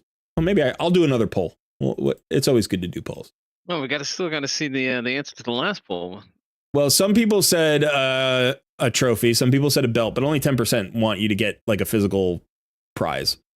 A lot of people want a new title to replace Noob, which I think we have to pretty much do anyway. And then a lot of people are like, all that and more. So some people do want you to have a physical prize. So we'll have to figure this out. Maybe what we'll do is we'll take Neo's suggestion, and we'll get you a new camera as part of your prize. And like maybe we'll even like, I don't know, we'll put a little plaque on the camera, like congratulations for Noob versus Pro win. And then we'll have to get you something to celebrate. I actually knew that one was coming a little bit. Still beat my expectations by quite a mile. But yeah, he messaged me actually during last Thursday stream, I believe. It's like, yeah, we want to get you a better camera. If I donate for that, can we make sure that he goes to that? I'm like, yeah, if you just say that that's where you wanted to go, no problem. We'll make that happen. So yeah. I know that's Neo's goal with that one. He wants to see me with a better camera. Hey, Neothin, welcome to the Shadow Kin. He's joined the Shadow Kin. There you go. Now you get the little now you get the badge. Now you get the badge, working your way up. That's awesome. Make sure your YouTube's tied to the Discord. You'll get your shiny new role. Yeah. All right. So Thugzilla says, I'm struggling with hard ice golem. Would love to see it get covered. That's a good topic I could do. Honestly, I have not done ice golem hard myself very much. The only hard mode dungeons I've done a lot of are dragon and spider. So I've done those and I think maxed both of those out. So I still need to get it into Fire Knight and Ice Golem. So it'd be worth it. I mean, one of the things that happens is I do videos on the stuff that I need to do on my account because I don't have time to do like I don't have time to play my account and progress it and not make a video on it. You know, so if I'm progressing anywhere in the game, I'm going to be making a video on that. So yeah, I could do some hard mode dungeon content. I wanted to do a new poll though. Somebody asked how many days did it take for me to break level 70? 138 days. I hit level 70 last night.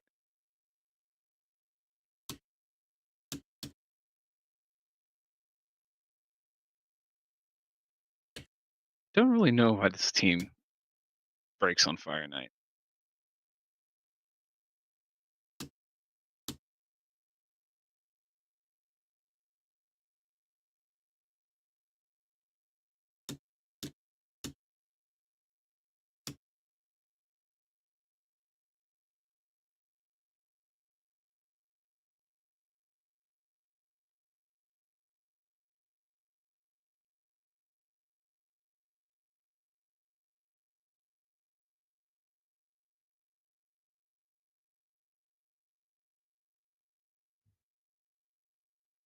Gotta pay attention to it, see what happens.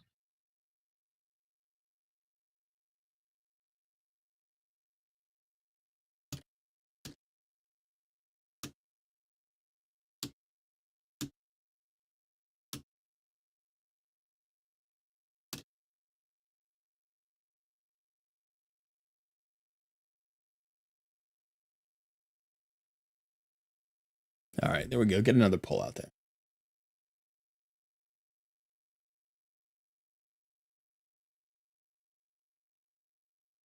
I mean, there you go. That's a good one. When it comes to account level, I think account level is it tends to be just an indicator of how much time you've played, and to a certain extent where your focus has been. So like if you focus the way Sun has on a lot of campaign grinding and 6-starring, you're going to progress, your account more quickly.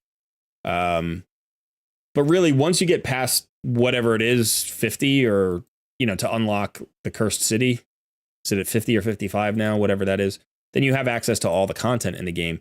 So really, it's just about making the most out of your roster. And there are different ways to do that. There are different approaches. One of the things that we've seen with Sun is that when you create so many 6-stars, it gives you a lot of options in places like Faction Wars.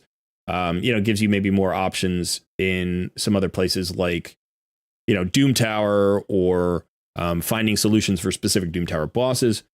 But I think the main struggle for Sun has actually been gear, right? Because you're focused in so many places that don't reward gear, that as you get more 6-stars, you need more gear for those 6-stars, and you don't necessarily have a lot of the gear to get on them. Now, you do have like good perception and resilience gear because of your faction crypt focus, and that's like, we don't want to sell that short.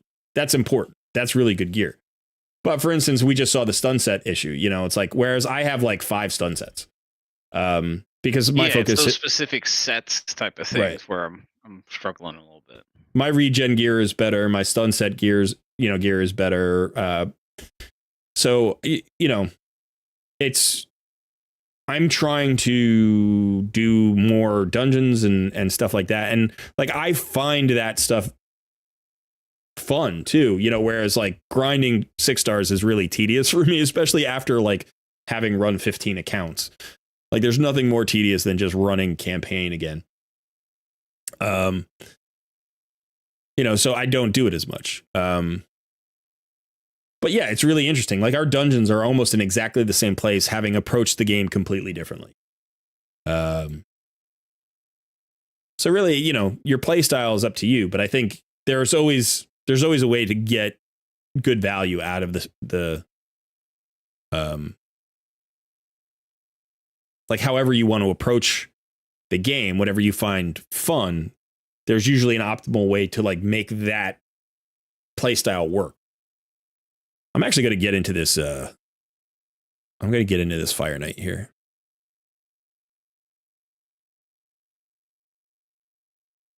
I'm tempted to bring in Georgia. Kind of interesting. I think my team is pretty much perfect. Like it's hard to take anybody out of it. So if you look at this team, right, I've got Athel with the triple hitter and the weaken on the A1. I've got Coldheart with the quad hitter on the A1 plus the nuke. Deacon's got his double hitter plus the turn meter decrease plus the decreased defense. Stagnite has the slow, and then Runekeeper Dazzdirk has the turn meter fill, increase attack, and cleanse. So it's like I don't know how to get Georgia into this team. You know, like he's got a double hitter, but if I pull Athel, it's like I could pull Stagnite maybe. Then I don't get the slow though. So it's like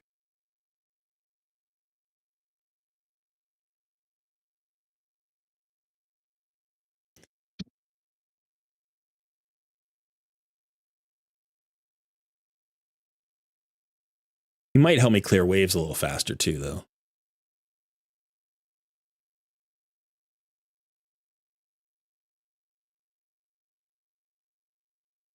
I actually don't know. I don't remember what affinity I'm running against here on stage 20.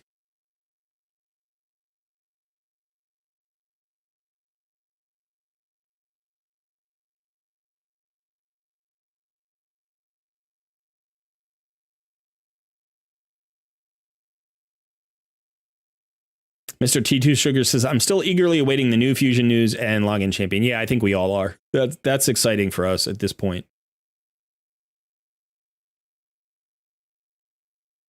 Yeah, if you're hyper focused on Hydra, that's just, I mean, that's great. That's, you know, that's progress. You know, that's going to get you rewards that you can't get for getting more levels. Yeah, Crash, I could do that. I lose the weaken. But I mean, you know, this team isn't fast, but you'll see that they work really effectively on the boss here. So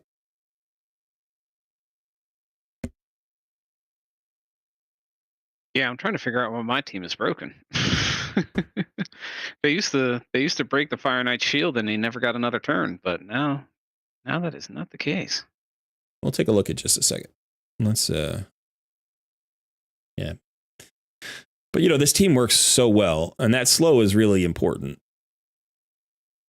I mean, if I had Royal Guard, I would do that, and that could free up a spot. So this is going to be 250 or something, 245, 243. So not awful. It's an okay piece. Let's see what happens if we pull. So I don't want to mess up the, let's see, do we have?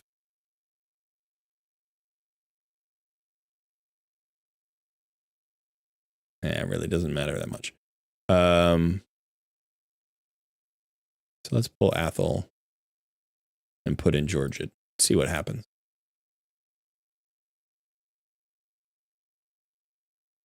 I mean, my guess is we might clear the waves a little bit faster.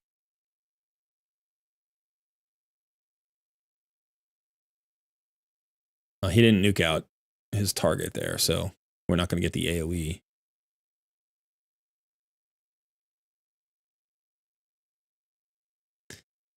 Now, he might also do more damage to the boss, but we lose the weaken.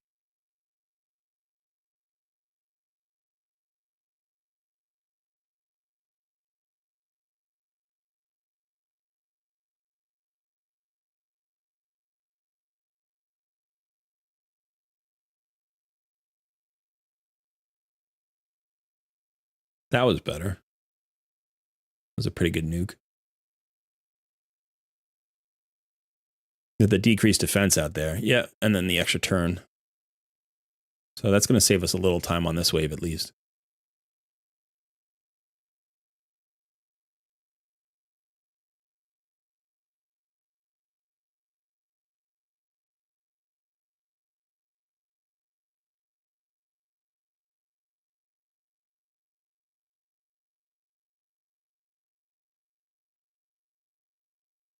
slow. I hit decently hard.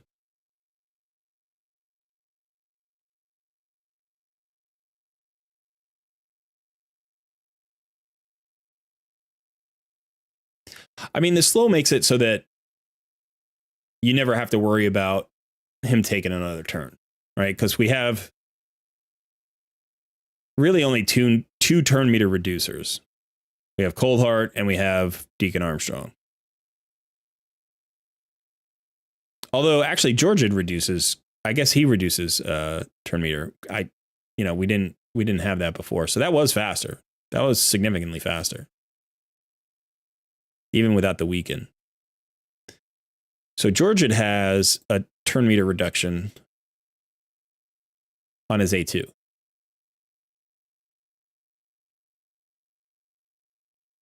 So, yeah, that's not bad. Got Soul Reap too.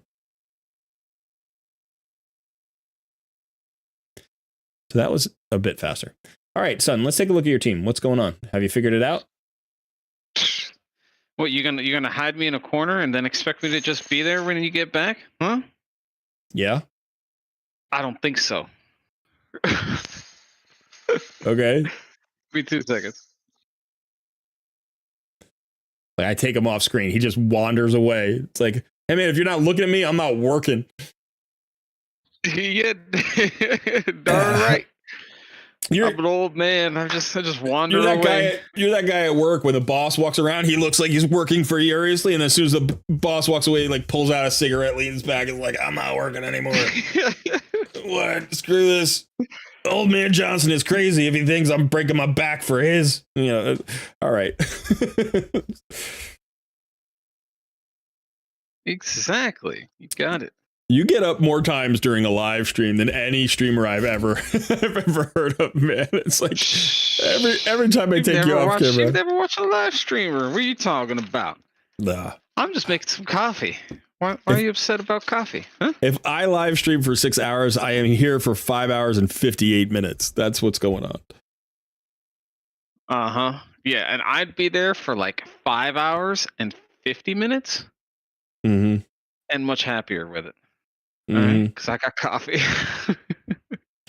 Unless, of course, the dog runs away.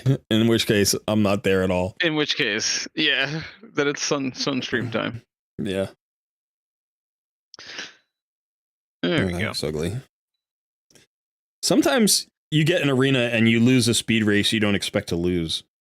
That's always a little. It's like I have my arbiters running at like 360 something speed, and I come up against a team that's got 100k less power and their arbiter's still faster, and I'm like, damn.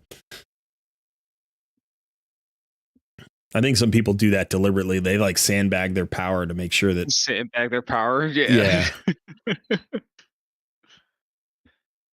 I mean, is my team like that? Have I sandbagged my power? You have sandbagged your power, but it's not quite the same.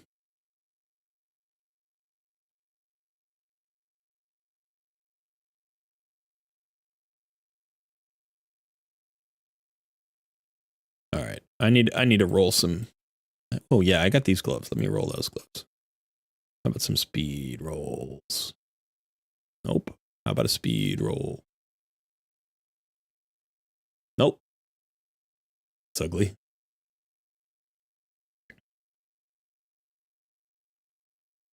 I hate when I get speed substats on speed gear that has a good main stat, and then I roll it and I miss the speed completely. Like, I've got epic gloves, HP epic gloves with speed, defense, and defense. Those are beautiful gloves.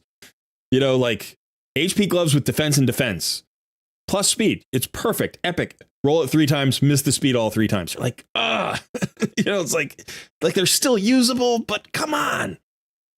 Come on. Want to see my little new champs? Yeah, let's take a look. Yeah. So, got the really annoying dwarf lady. Yeah, some people love her. You like cheese strats. You might really like her because she is like the queen of cheese strats. Oh, I cannot stand her in arena, so I am 100% 6-starring her. Okay. She's going into my teams. Yeah. Maybe out of spite more than anything else. Maybe instead of calling you the monkey, pretty nice. Instead of calling you the Monkey King, we should call you the Cheese King. Cheese King, yeah. Delasha is she's one of the best like faction wars champion like epics in the entire game. She's crazy good for faction wars. But she's still got a decent all around kit. Yeah. Yeah. And I got the Gorlos. I like this guy. You actually mentioned. Yeah, I like this guy, and I really want to like him. I really, really want to like him, and I've always wanted to build him. I have built him to 6 stars on 1 or 2 accounts, but I've always wanted to build him in like at the right time in the right way to just like progress an account. But typically, I get him a little bit too late for him to be like a really good 6 star. But he does have, so he's got an interesting kit. He hits pretty hard. Let me actually take myself off the screen here because you can see his stats more easily then.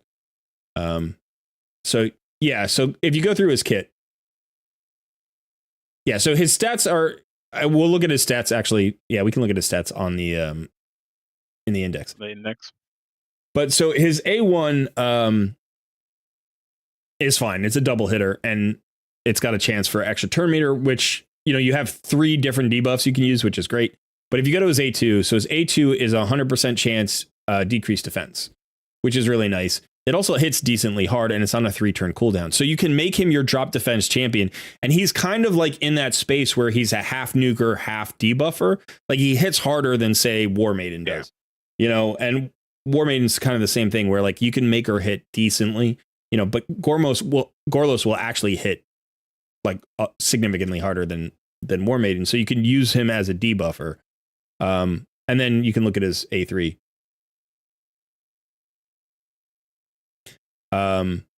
And so this has a 100% chance of placing an HP burn, and it looks like a decreased accuracy for 3 turns on a 4-turn cooldown. And then it fills his turn meter. So you get turn meter out of he gets a lot of turns. And then this skill is pretty cool because it's a 3-turn uptime on a 4-turn cooldown, which is kind of rare. Typically we have 2-turn up on a 3-turn cooldown, right? So it's really nice. So he brings HP burn, decreased defense, decreased accuracy, turn meter fill. He's really nice. He's really nice. He's squishy. He's a little bit squishy, which is one of the issues with him. But I like this champion a lot. So let's see. Let's go look. The only other one was Phoenix. Just one sec. So yeah, you can see here, really low HP pool. Decent defense, actually.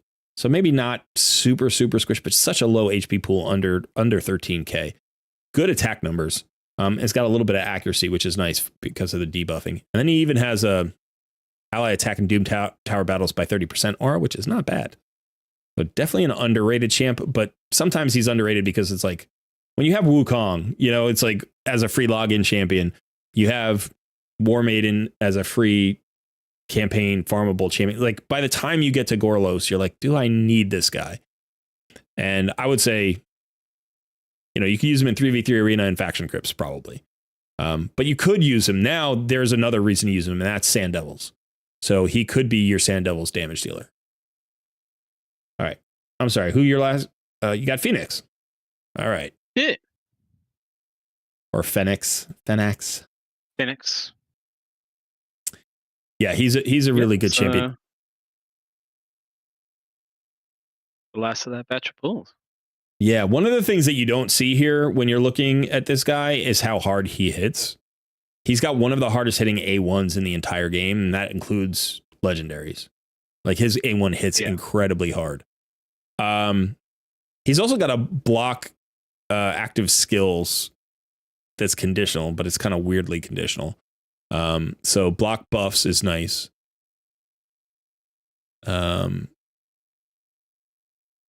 Decreased defense, decreased speed. And then enemies killed by his A1 can't be revived, which is really nice. So I mean, this guy's a great Ice Golem champion because of that A1. It hits really hard, and if you kill minions with it, they don't revive. I see him in arena too. I see him in arena teams sometimes. I can see that. Yeah. I know a lot of people really like this champion, and I think I've built 1 to 6 stars, and I've never really found huge use for him. Again, I think it's kind of like Gorlos, which is like, it depends when you get the champion. You know, are you going to build them for a specific purpose, and then you find more reasons to use them? I actually thought about putting him in the video for Sand Devils. But I don't think he hits. Block revive somebody mentioned too, so yeah, that's pretty nice for Wukong. Yeah, the block revive is big in arena, and ice golem. But yeah, I don't think he does enough damage for Sand Devils, unfortunately. I also thought about mentioning Husk. I could have mentioned Husk. Ooh.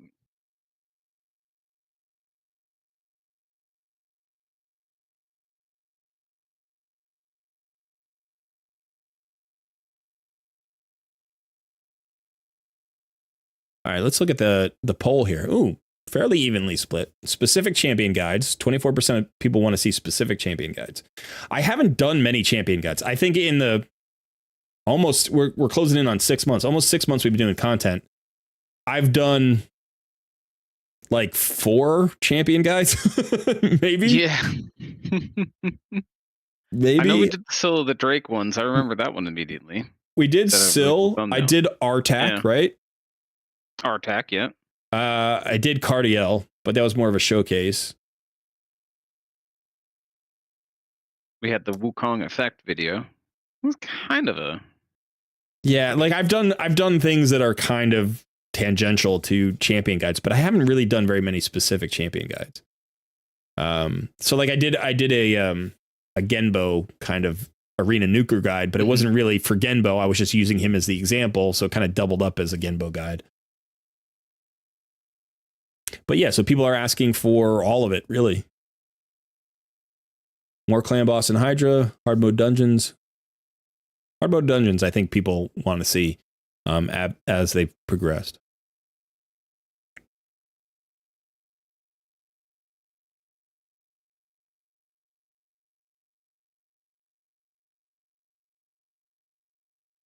Let's see if this does a little better now.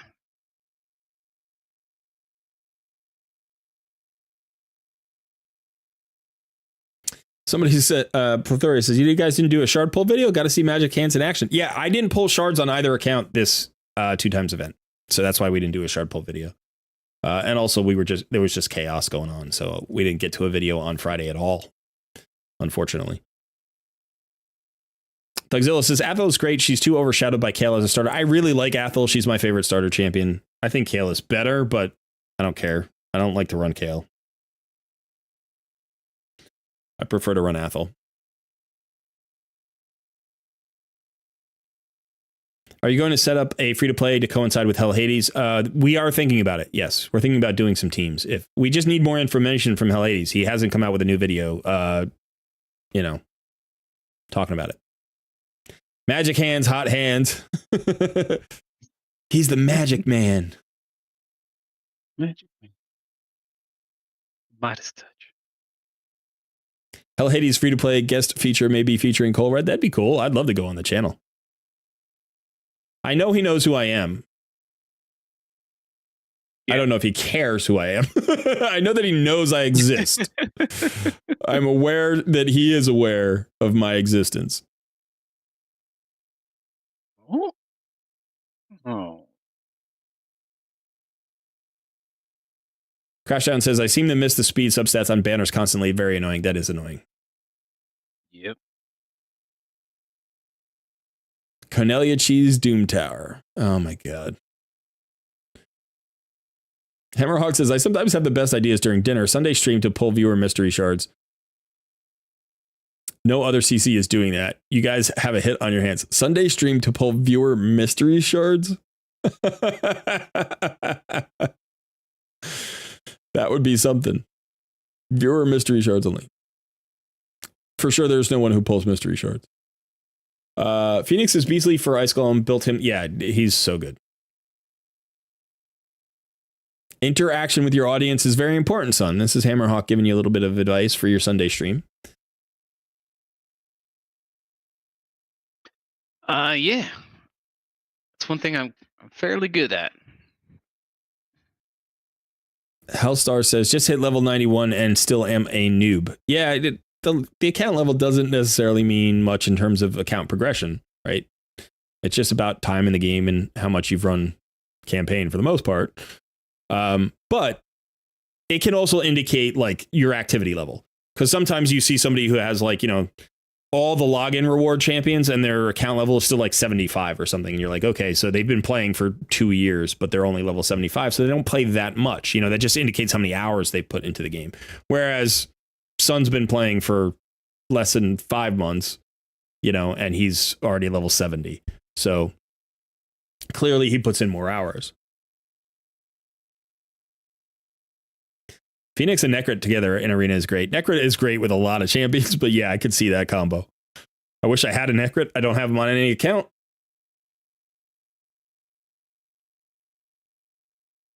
I also don't have a Duchess shooter. So thanks for bringing up my account, pain points here, pushing all the buttons. Wentworth says, I have an arena question. I'm in gold 2, but I don't have gold 2 champs. I'm struggling to find winnable fights. Should I drop down? I don't know what you mean by you don't have gold 2 champs. In my mind, there are gold 2 compositions. They're like gold compositions. It doesn't really matter. You can use your starter champion. Gold 2, you can use your starter champion. So in terms of dropping down, what I would say is you can surf between gold 2 and gold 1. That's okay. That's not a bad place to surf. Sometimes surfing allows you to get more value. So I did a whole video on surfing. Arena surfing. Yeah, Tonk says it's not a champion issue, it's a gear issue. That is part of it, but I think even more than that, it's a team composition issue. Because a good team comp with average early game gear should get you to gold 2 pretty comfortably and help you stay there. I struggled to get past gold 2. I struggled to get into gold 3 and gold 4 and gold 5. And then I 6-starred my Wukong, I 6-starred my Georgia, and it happened immediately with basically the same gear. So, could it be a champion issue? Yeah, but it's really about, do the champions fit together and work well together? And I would say, that's the first thing. Then you worry about incrementally improving their gear over time.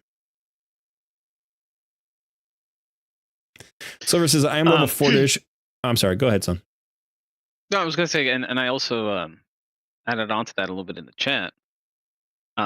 It doesn't take a whole lot to get to gold 5, but speed tuning a team is just huge.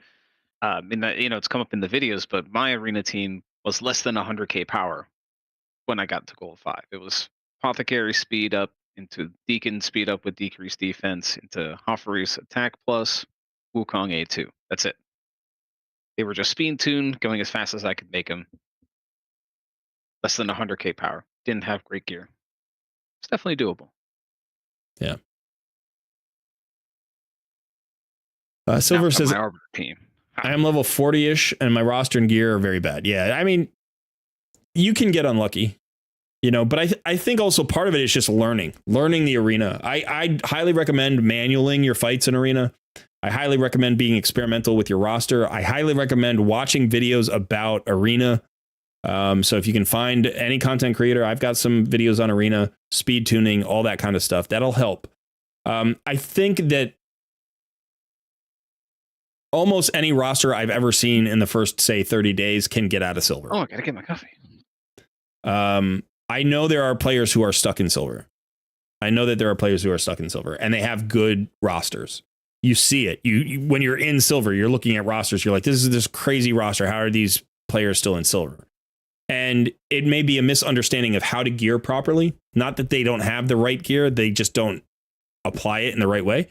It may be that the team composition doesn't work well together. It may be that they're not focused on arena, so they keep dropping down.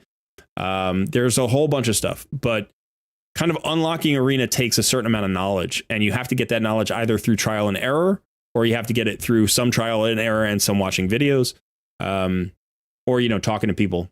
But again, come into the come into the Discord, post your roster. We'll get you an arena team that'll get you to gold, 5. If we can find one for you, we'll do it. And then we'll talk, and then you can talk about how to gear them.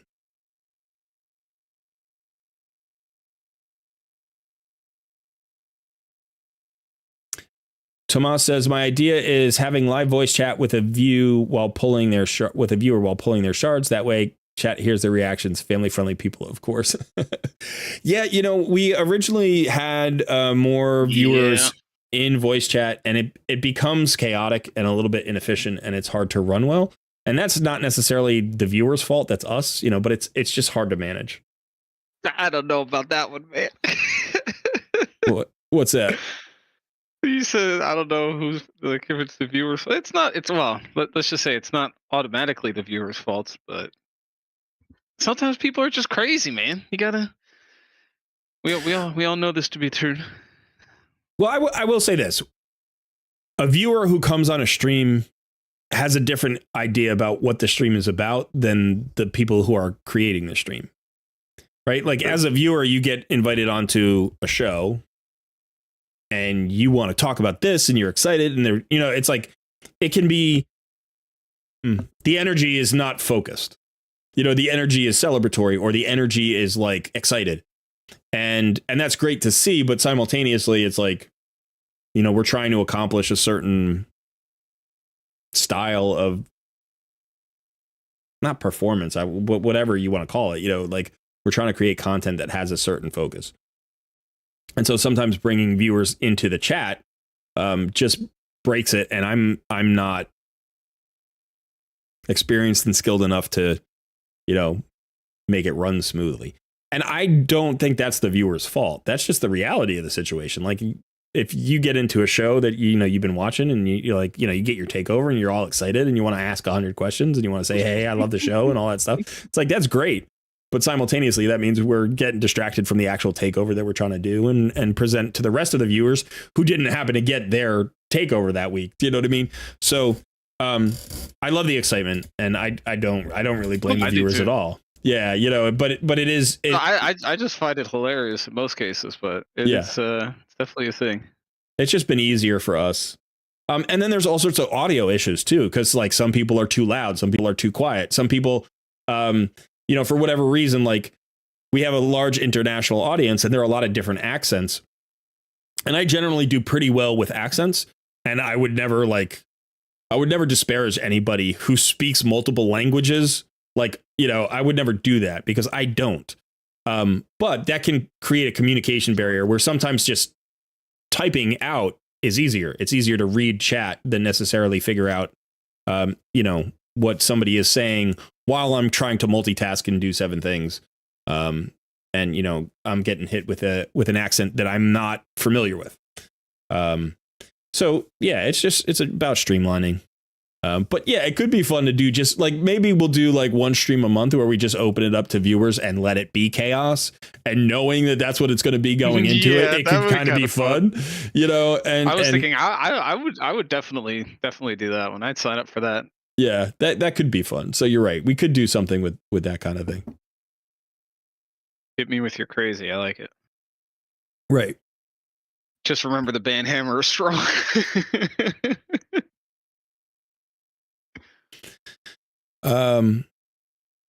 Slugzilla, I argue that Nishak Verminlord, Corvus, and Bad Alcazar do faster work with Hard Dragon over those who solo with Stultus Dragonbane. I don't know who you're arguing with. Is that an argument that's ongoing with somebody? Nishak Verminlord does a ton of work. All the chaos. Nishak Verminlord does a ton of work in all bosses, like on all bosses, pretty much. Corvus is interesting. And Bad Alcazar is also a very good all-around champion. I don't know how fast that is. Whereas Nishak feels fast. And I don't have a Stultus, so I don't know how fast Stultus is. But honestly, you know what happened with my hard mode dragon on my main account is I put in my dragon team and just ran it all the way up to hard mode 10, and it just cleared it. I didn't even switch champions. I didn't even think about, I didn't even learn the fight. I just literally clicked go, and it just cleared all the way to stage 10 hard mode. So You know, when you have good champions, and it's like, I don't know that it was built for speed or anything. It was just whatever my stage 25 was at the time. So I'll have to actually get in there and like think about the hard mode dungeons and see if I could design a team that's a little bit more free to play friendly. Because I'm sure I was running like Cardiel and Mithrala and stuff. I might have been running Newt. I don't remember. Silver, if you're stuck in Silver 2, but you're only 60 days in, it's not a huge deal. You'll get out of there. But like I said, post your roster in the Discord. We'll help you out with a better either speed tune or team composition. I mean, here's Simon. He says, my rare only account has a team power of 95k in gold 3. Yeah, so I mean, you can do it with all rares. You can absolutely do it with all rares. If you make your starter champion your arena nuker and you focus them in an arena nuker build, you can get to gold 5 with a starter champion. Absolutely. Sean, good to see you. It's going well. Thank you. Lanai says, Chaos, I'm down.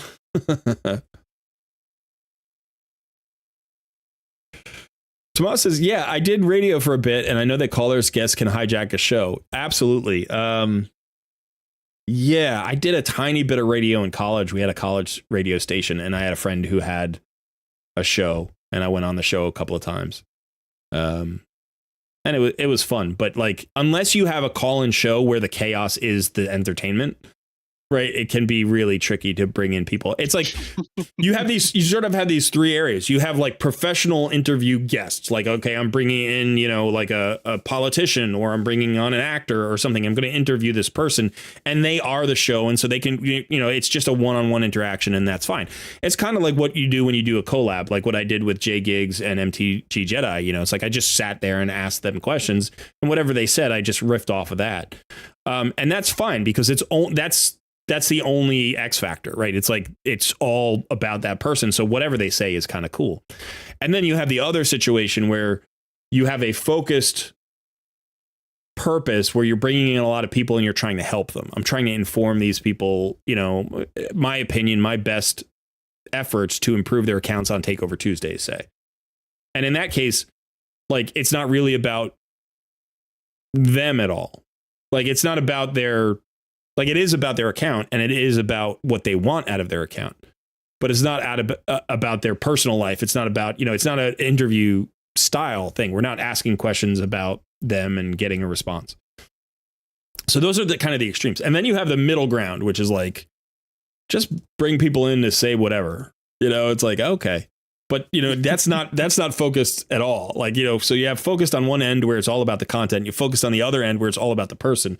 And then you have the focus in the middle where it's not about anything. It's just about nothing. It's just about whatever happens, you know, and that some people thrive on that.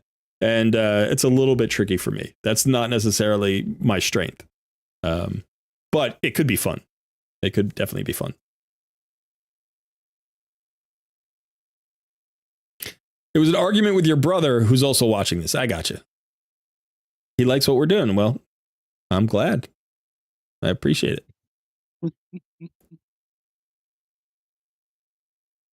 Stultus won't get through the wave solo, and he isn't supposed to solo the boss. 3 champs for the wave clears, Seer combo, and 2 Stultus, or 1 Stultus and 1 Newt. I challenge you to beat those times. So Shooter's getting in on the discussion. Simon Posse says, Spirit Host, Apothecary, War Maiden, and Kale. There you go.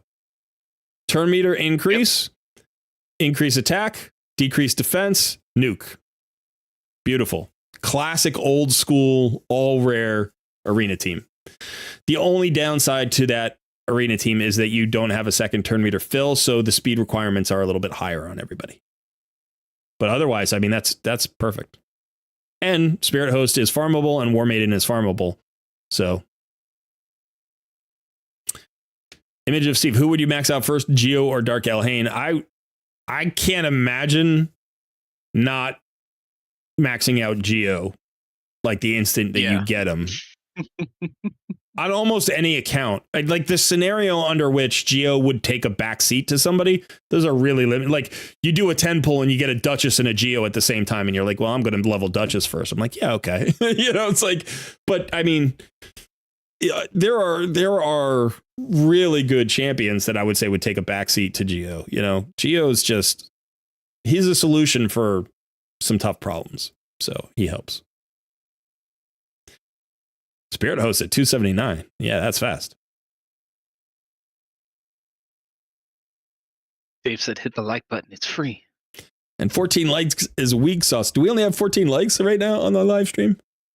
No, it's higher than that, but it doesn't refresh live for some reason. Oh, gotcha. So you got to refresh the page. Whatever number it is, though, it's still weak sauce. If it's not 3 million, weak sauce. Does Cycle of Magic break tunes all the time, even if it is on DPS like Farrakhan? No. So cooldown refreshes break speed tunes on anybody who has a skill that includes a turn meter increase or a speed buff, or like a block damage, unkillable, or block debuff buff. So, for instance, let's say your Brogni helps you go affinity friendly, and then all of a sudden he gets that cooldown faster, and then somebody gets stunned because he went too soon. Now the stun breaks the speed tune. So it can be like, if you just want to get more damage off of a damage dealer who has a big nuke, that's usually just fine. You still can't have turn meter fill on them. You still can't have like extra turns on them. You know, if you can't in the composition, that would break the composition. But yeah, Cycle of Magic will work generally for DPS champions just fine. Unless there's a turn meter fill mechanic to the DPS, or, you know, extra turn mechanic to the DPS.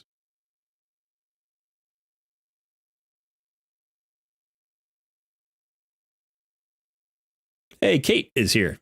Good to see you, Kate. Lulu. The dynamic duo, Kate and Suzanne. Captain Volcano says, like this stream. Flexilla says, plus I value Faction Guardians over Empowerment. Sun and Colred, how do you both feel about Faction Guardians versus Empowerment? I don't know, Sun, you want to field this one?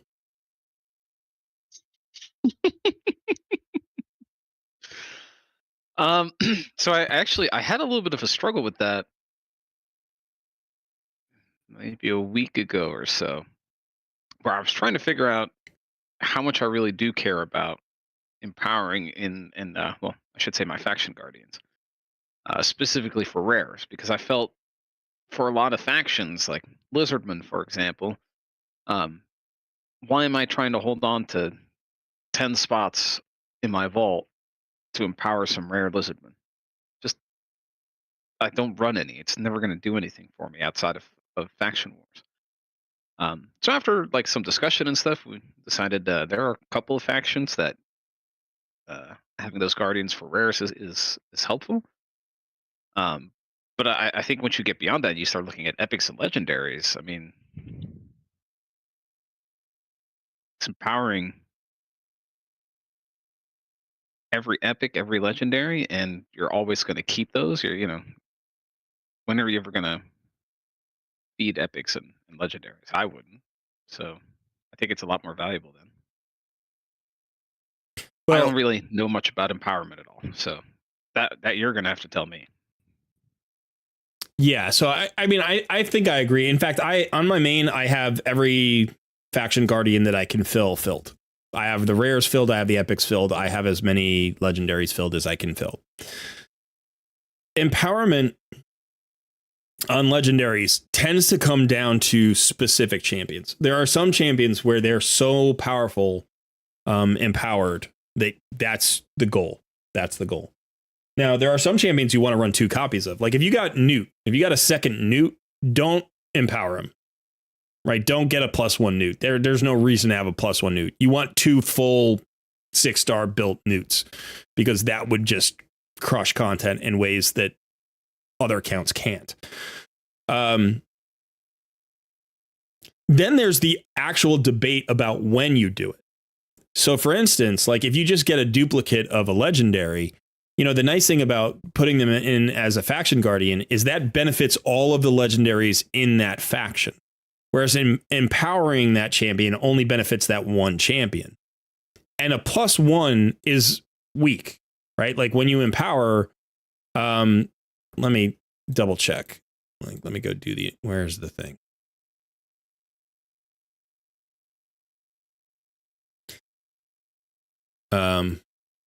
Yeah, so the first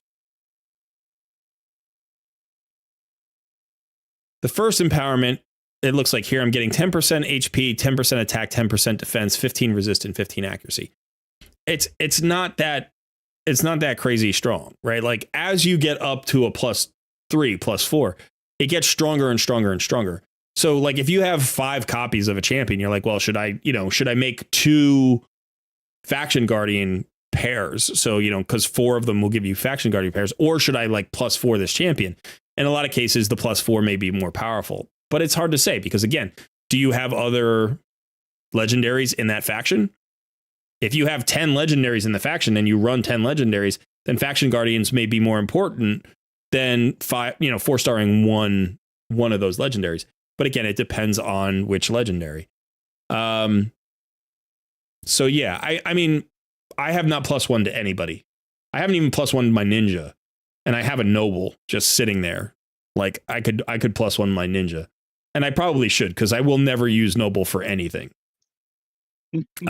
But that's the only thing I can think of. Like in the back of my mind, I'm like, as soon as I use noble to +1 my ninja, they're gonna buff noble for something. Like they shouldn't, but they could. They talked about buffing champions. I'm like, they're gonna buff him, and he's gonna be a solution to Iron Twins. He's gonna be able to solo Iron Twins. It's like, but yeah, in general, I think for most free to play players, you're gonna empower very, very few champions.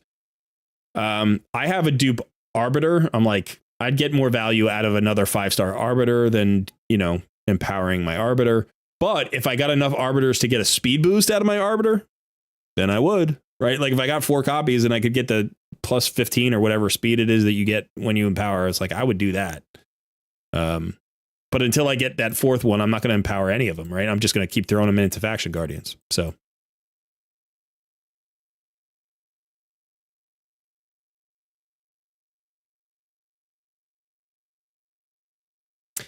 Simon, do you have space in either of your clans for my 3 accounts? We don't. And honestly, I don't feel real good about bringing in multiple accounts from the same player to our clans.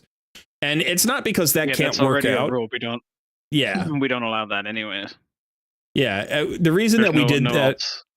The reason that we did that.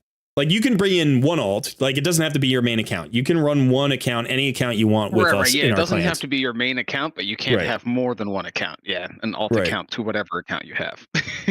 and the reason is simply we're constantly asked for clan spots, and we always have fewer clan spots than we have people who are interested. So to have one person take up 3 spots just means 2 people who want to get into the clan can't. So we appreciate the interest, and if you want to bring in one of your accounts, you're always welcome to. But yeah, that's just the rule that we've employed to make it the most fair to get the most people into the accounts or into the clans that we can. When we have her, still gotta finalize the new clans, but we should have 2 more coming. Hopefully. It's always a work in progress,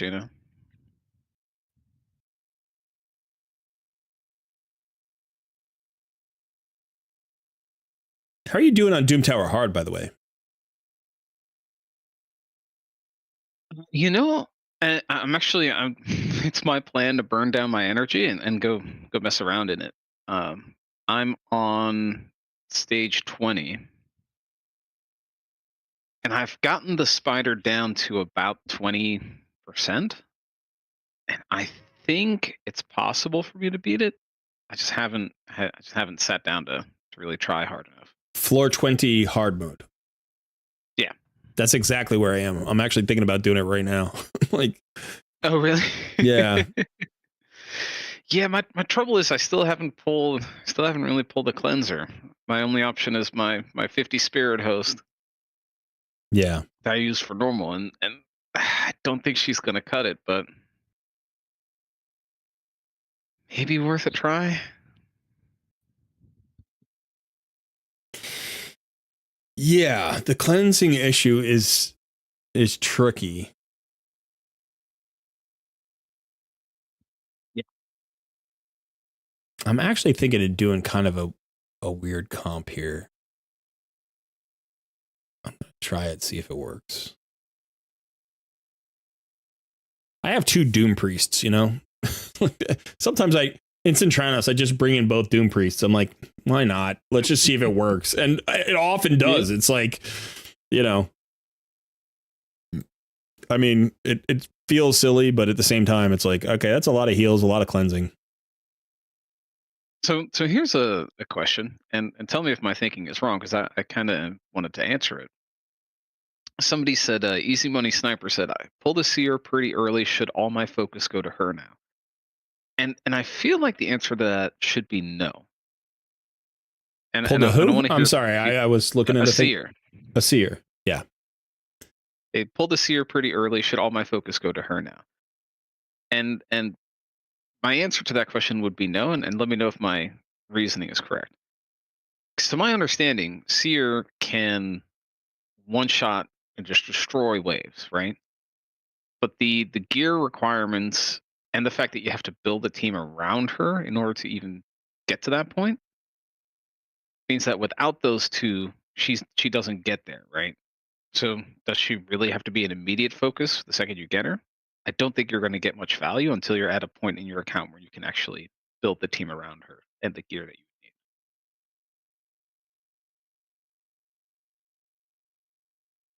Or am I completely off base? No, I mean, my personal feeling is that I know she goes super strong. I see tons of endgame players use her, but it feels like unless you can get her to that point. Yeah, my personal feeling is that an early game seer can be a trap. But you can't say yes or no depending on like the account progression, because you don't know what the roster is and you don't know what the gear is and all that stuff. So, right. You know, if you like, I pulled a Bad Alcazar on, he was my first legendary on one of my accounts, one of my alt accounts. And then I pulled the seer really quickly, and it's like, well, you just put those two together, and that's a pretty good starter seer. Like, that's not enough. You know, you could use some other things, but then you're like, all right, well, I had some other options there. I had a deacon for a decreased defense. I think I had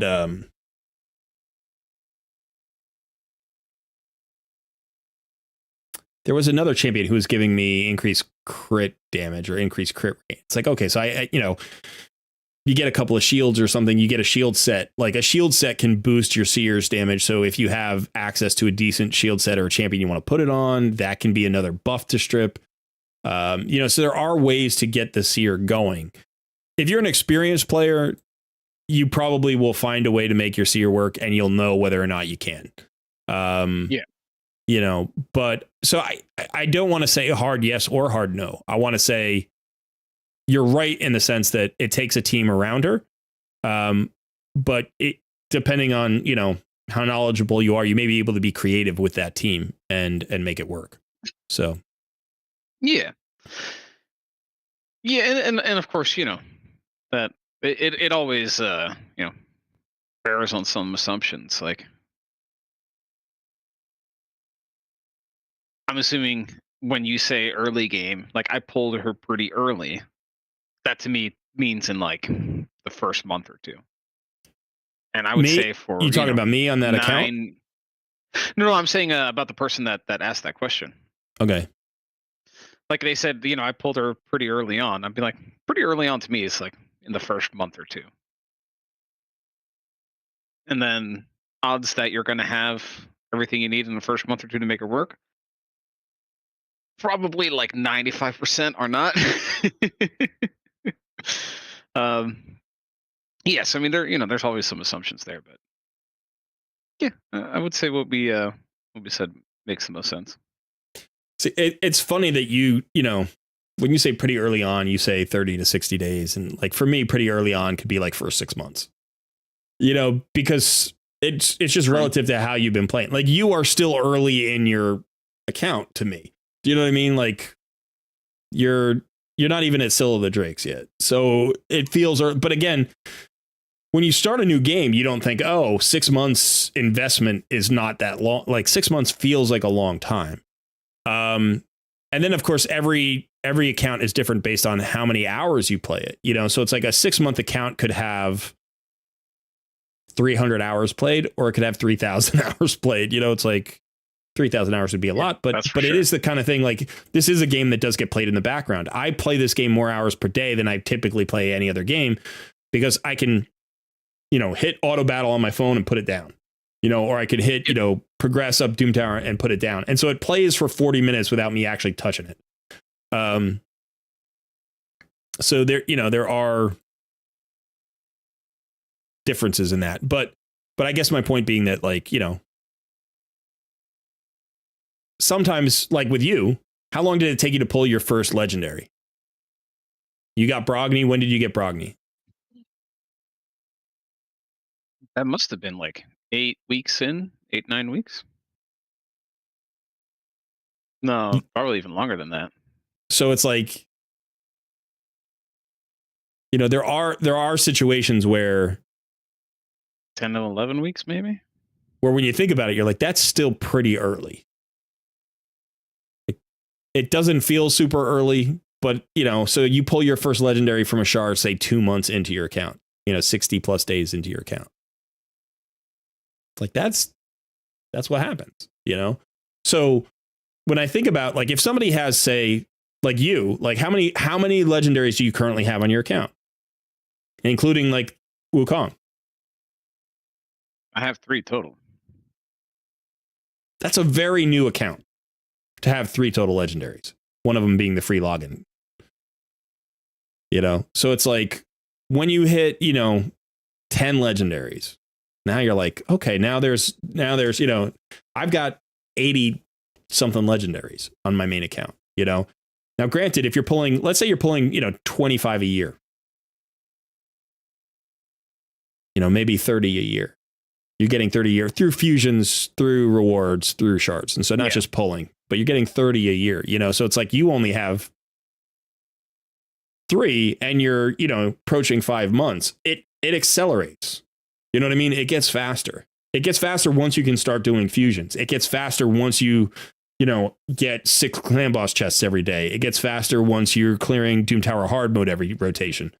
You know, so it's like, it's all relative, but I guess my point being that, you know, how early is an early seer? It really depends on how many hours you play, what your roster is. Like for you to get seer now would be fine. You know? Yeah, probably. I would still think this is a relatively early seer in the first 6 months of an account. That's relatively early. But I think your account is set up for it. You got a ton of, I mean, Brogni by himself is a lot. You know, you've got Miscreated Monster, you've got Allied Protectors, you got, you know, tons of buff champions at this point. You've got, you know, and you're working on your Mithrala. Like once you get Mithrala, it's over. You know, it's like then she's god tier. So yeah, it's just, I think it's just dependent on,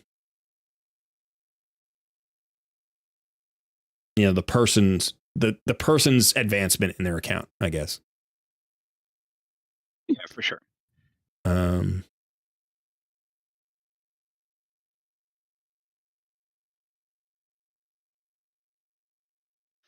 yeah, it is. Totally forgot where I was going to go with that. Oh, I'm sorry. Did I hijack your whole thing? I think we answered the question, though. That's what it's all about. We answered the question. We did it for the people. Some people said they agreed with me, so I feel good about myself. So, and you did as well. So, yeah, no, I agree with you. I think it's hard to. I come across this a lot. This is not just in this particular situation, but I come across situations where people ask me advice on their rosters all the time, every day. And some questions are just hard to answer without knowing more. Yeah. You know, like in a vacuum, getting a seer at any point is good because you want one. So it's like, it's a good pull. Yep. But should I invest in her right away? I don't know. What do you have? Like, what do you want to do? Where are you? You like, because Seer, I will say this about Seer. I think there is a way in which she is overrated, and I want to make this clear. I think she's an awesome champion. And she's controversy. She's incredibly powerful. Get ready. In the end game, she's incredibly powerful. But there is one way in which I think she's overrated, and it's not necessarily because she's overrated, but because the communication of how she's rated is not perfect. Like, we don't necessarily really tell players, like content, when I say we, content creators, the rest of the community, when we're talking about a particular champion, we're like, oh, this is God tier. Like, but how? Why? What happened there? So, okay. And the way in which I think she's overrated is that she very rarely lets you accomplish content that you couldn't accomplish without her. She doesn't unlock content. What she does is she makes content easier. She makes content faster. Sometimes she unlocks content, but very rarely. Very rarely is your Seer going to be the champion that you pull that all of a sudden now you can accomplish something you couldn't do before. Right? In terms of like just success chance. So when you get, when you get some of these really good epics, like Geo is a different beast than Seer. Right? Those are arguably maybe the two best or the two most desired epic champions in the game, Seer and Geo. Geo solves things that you can't solve without Geo, or he'll unlock things that you couldn't unlock with your current roster. Like, there are other solutions to every Geo solution, but he is, in a lot of cases, the best, easiest solution for a lot of things. Like, Iron Twins becomes so much easier if you have Geo. And he can just help you solve that if you couldn't have solved it already. He can become a clan boss solution. He can become a solution for a lot of different boss fights. He can become solutions for all sorts of things. He is a solution in and of himself. So he will unlock content for you. I don't think Seer does that. She rarely unlocks content. What she does is she makes everything better. So it's like, if you've already unlocked something and it's taking you 3.5 minutes to clear it, she'll knock that down to, a minute 10. It's like that. And that's incredible value, by the way. It's incredible value. Yeah, awesome. It's huge value. So that's why she's so incredibly valuable. But in most cases, I don't think you get Seer and you're like, oh, that's unlocked now. Whereas with Geo, you're like, oh, hey, that's unlocked now. So I don't know. That's my feeling about it. Maybe that's not fair. I don't know. We'll see what people say about it. Maybe people are like, no, you're underestimating her. She unlocks all sorts of stuff. It's like, I don't know. Maybe she does. All right. After you've quartered the controversy, I need to use the restroom. Back in a moment. Okay.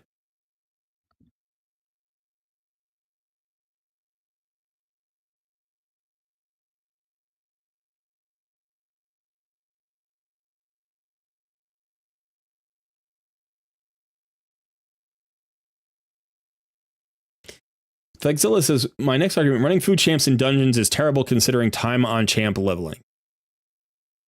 Running food champions in dungeons is awesome. I have a solo, so on my main account, I run Venom Mage solo Dragon 20. The Dragon 20 takes about 1 extra minute.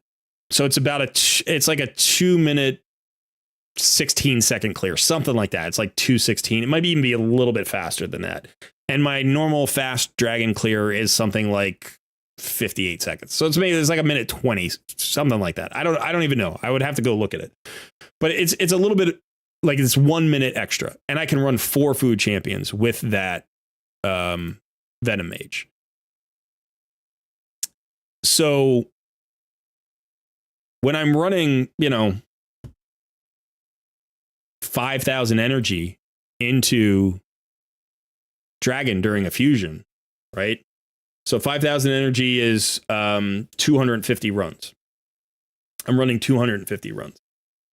I'm going to get probably the equivalent of something like 6 4-star champions fully leveled off of that energy. It's a guesstimate. I don't know for sure. I've never really tracked it. But I would say something in that vicinity. 6 fully like level 40 4-star champions for free. It just takes a little bit extra time, right? But I still have like the cap isn't the time, or the bottleneck isn't the time. The bottleneck is going to be the energy. That's incredibly powerful, especially if there's a champion training event going on at the same time, right? So yeah, I would say, you know, it's a really powerful tool. I'm manualing this Agreth right now. I'll show you what I'm doing here. So I've got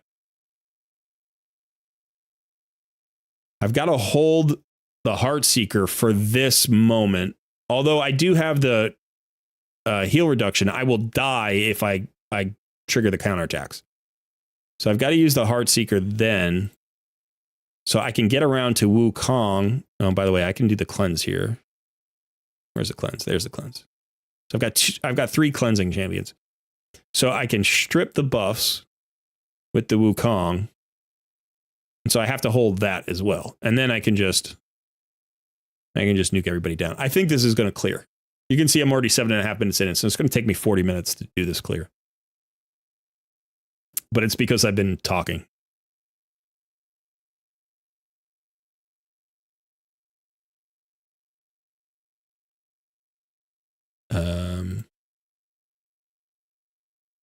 Yeah, I got to get around to the Runekeeper Dazdirk cleanse because that's my big heal. But in the meantime, Doom Priest will keep me alive, hopefully long enough. Oh, I should be using the poisons on the A2. Ouch. And my reviver died. So it's not going to work. I needed to get around to that cleanse. All right. But I think this team will work. What I should do is 6-star Rock of Iletide. I should absolutely do that. I don't think I can do that yet anyway. See, I've got 3 5-star chickens. And I haven't made any chickens in a while. Yeah, I don't think I have any chickens.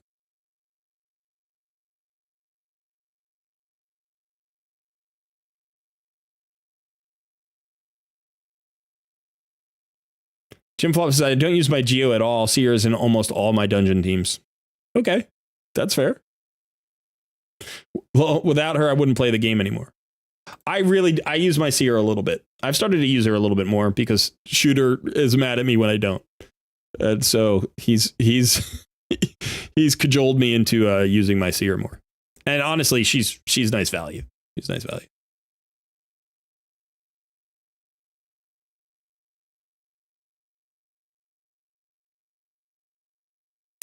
Victor says, I think Demitha is the best epic, at least on my account, since I don't have any other unkillable champ. Since I got my Demitha, I could do 1 key on every clan boss affinity, and the progress I made was amazing. Demitha is incredibly powerful. I think, in my mind, she may be the most valuable epic in terms of progression. More than Geo, more than Seer. Because she allows you to create really good speed tunes in the mid game for Ultra Nightmare, and she's going to allow you to go full affinity friendly in a lot of cases, full auto, Ultra Nightmare, Nightmare, and Brutal, all with the same team. And once you do that, you just lock those 5 champions into your clan boss, and now you free up the rest of your roster. You can just stop worrying about your clan boss solution. You can pull in those resources every day. It's a 1-click quick battle thing. It saves you so much time. So yeah, in terms of like time saved, I almost feel like that's as much time save as like a Seer, right? Because now you can just quick battle every stage of clan boss. I do my clan boss battles in a minute. You know, like it takes me a minute a day to run all my clan boss keys because it's just quick battles. It's 4 quick battles. And so getting to that stage is really, really helpful. And you can use Demitha in other content, like even in a clan boss build, you can use her in other places, although you don't really need to. so for me, she's a specialist, but she's such a powerful specialist that gives you so much value that I think she may be the most valuable epic. And then, like I said, I think Geo and Seer are right there too. They're incredibly valuable.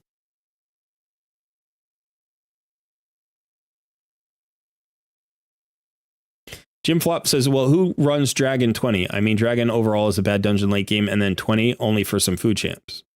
No, for tournaments. It's really efficient. Get tons of silver, get tons of XP, get tons of points for your tournaments. Occasionally you get a piece of gear. You know? Now you could run I run hard mode 6 sometimes instead. You know, 4 more energy, better drops, mythic gear that drops.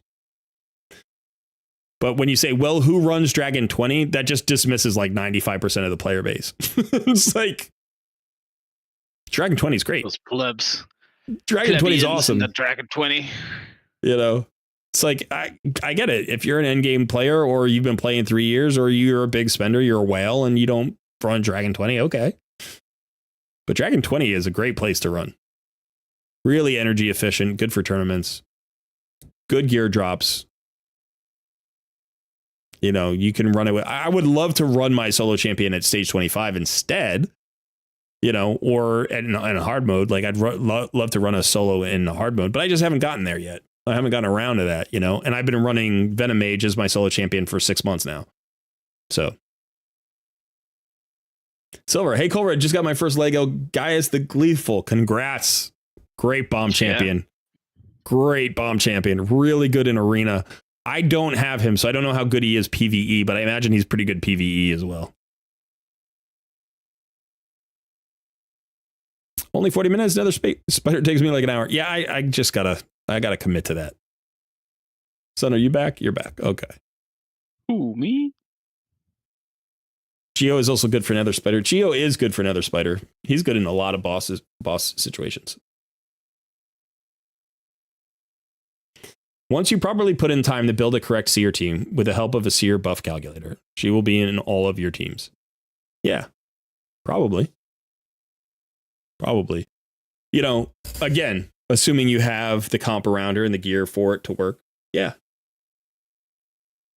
But again, you know, this is something that Shooter, you and I have talked about, which is that as a free-to-play player and as a person who's like not part of a big cluster or like an end game, like, you know, clan that's trying to crush, you know, Hydra Clash and all that stuff, as a kind of self-taught player and a free-to-play player, I don't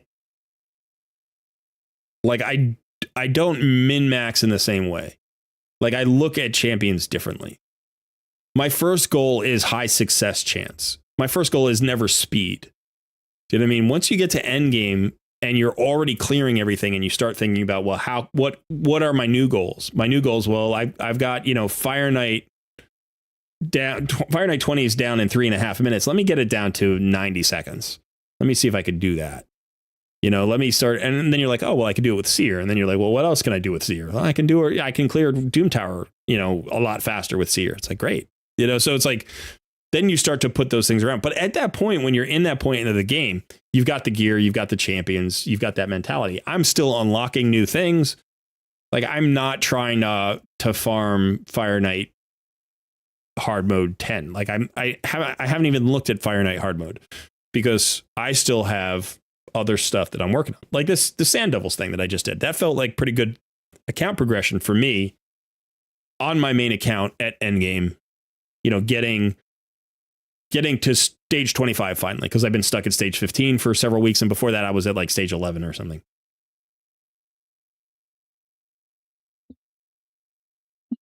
Yeah. And time can be a bottleneck, right? But again, I think, you know, like one of the things that you'll see as a result of this particular video that I just did on Sand Devil's Necropolis is that time is the last bottleneck, right? Like for a lot of people, like time is the bottleneck you hit. Either if you don't have time to play the game, that's one thing. right? But if you're trying to accomplish a lot in the game and you get to a certain point where you're like, well, now really it's hard. Like I'm playing too many hours and I need to make things faster. Like that's important. But in a lot of cases, like you need to succeed first. You know, the comment I've gotten the most on that Sand Devil's Necropolis video was, thanks for doing a video about progression. Because I didn't know how to get to 25. Like I had no idea how to improve, you know, my ability to push up into or up through the stages. You know, because too many videos are just focused on what's the best stage 25 team. And in fact, that was a struggle that I had. I had a stage 25 team. I actually had 2 stage 25 teams and I couldn't get past stage 15. It's like, well, I know I have a team that can clear stage 25, but I can't get there. So, yeah. I mean, I think that, you know, for most players, at least most of my viewers, right, they're still at the place where I am mentally, where it's like, I just want to succeed at this. I want to get over that hump, you know, like what are you doing? Somebody said there's a new promo code, so we're going to test it. Oh, I think you spelled it wrong. I think they spelled it wrong. Let's see. Oh, it's valid for only for new players. Okay. Yeah.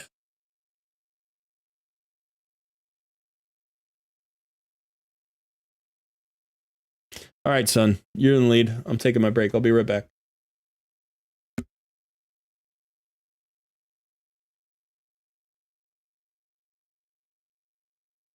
That means you talk now. Oh, no, me no taki. No. Yeah, if anybody knows what that get Orbro code gives, I mean, Orbro, I imagine. Let me know, and I'll update it on the Discord list. Outside of that, we're back. It's the Sunstream. How's everybody doing? Y'all having a fantastic day? Tired of asking cool questions yet? I don't think so. No? Don't worry, I do the same thing all the time.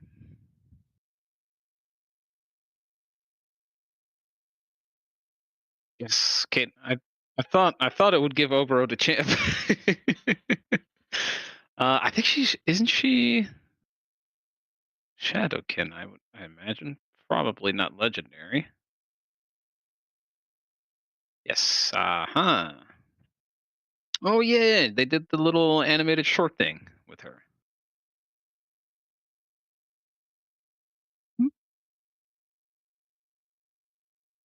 AoE on the A1 potentially.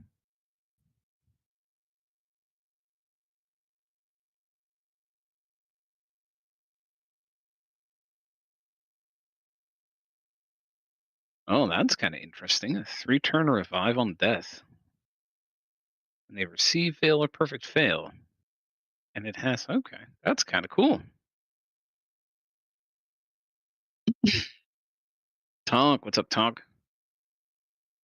100% agree. Too many guides focus on endgame. The best this, the fastest that. And the vast majority of players are looking at guides are not endgame players. Fully agree.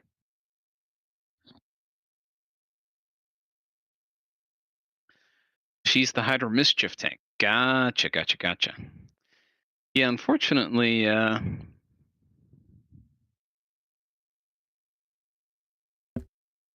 not a new player. She is pretty cool looking, though. Yeah, apparently really she's like the vibe and the style of the Shadowkin. She is cool looking. Yeah. Apparently she's cool. a Hydra champ. I have not built her for a Hydra before, but I've seen some videos on her, and she's got an interesting mechanic on her A1. So her A1 becomes an AoE when the target is under 4 or more debuffs. And so she can do a lot of AoE damage, and because she's neutral affinity, she's never going to weak hit and stuff. So she can do a lot of damage there. And then I think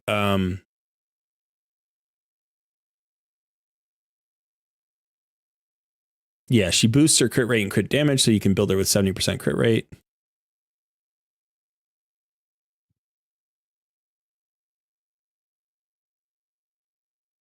She can steal buffs and transfer debuffs. So interesting champ. And it's 100. Oh, that's the other thing. Her A1 becomes an AoE that can drop defense.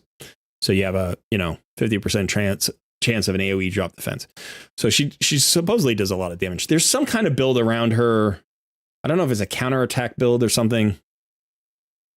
But yeah, I've never actually built her. She is cool looking though. Yeah. I think I figured out what the problem with my Fire Knight team is. Needs to get good. Yeah. So I think what it is if my Armiger was slower than my Fane, be all set.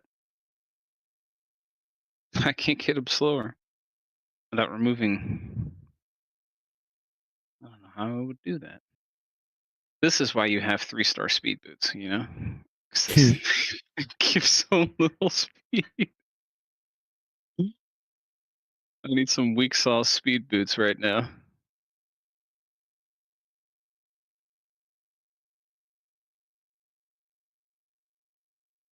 Why does your Armiger need to be slower than your Fane?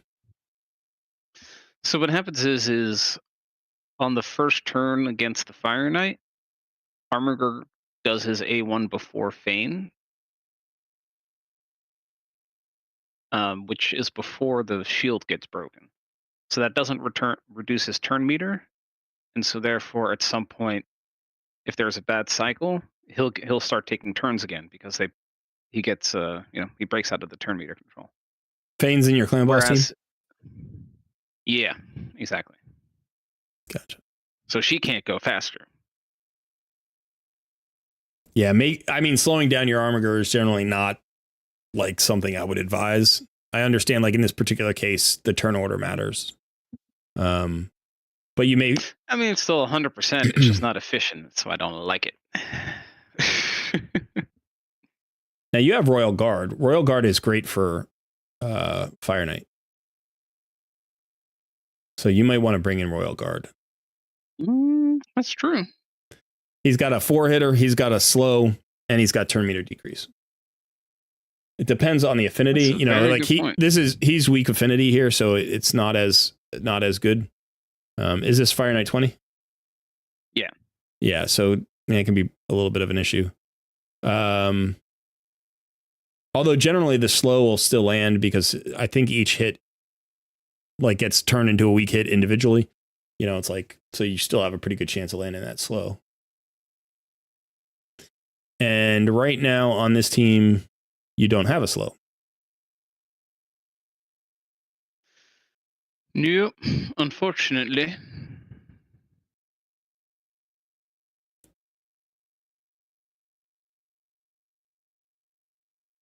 Let's see. Wukong. So you actually don't have that many hits. You got a double hitter from I have Deacon. Exactly the number of hits that I need. Yeah. 2, 5, 6, 7, 8. You actually have 9. So I have the 3 from Apothecary. Right. And I have 1 from Wukong, 2 from Deacon. And so here, yeah, right there. So if Fane had gone there with the A3, it would have put him on 1, and then Armiger would have gone, and he would have hit, and that breaks the shield and reduces his turn meter at the same time. But instead, right now, Armiger is faster than Fane, so he went, and now she breaks it. And then from here, it's just kind of pure luck, because I've turned off Fane's A2. So as long as she gets turn meter on her A1, yeah, then Fire Knight never gets a turn.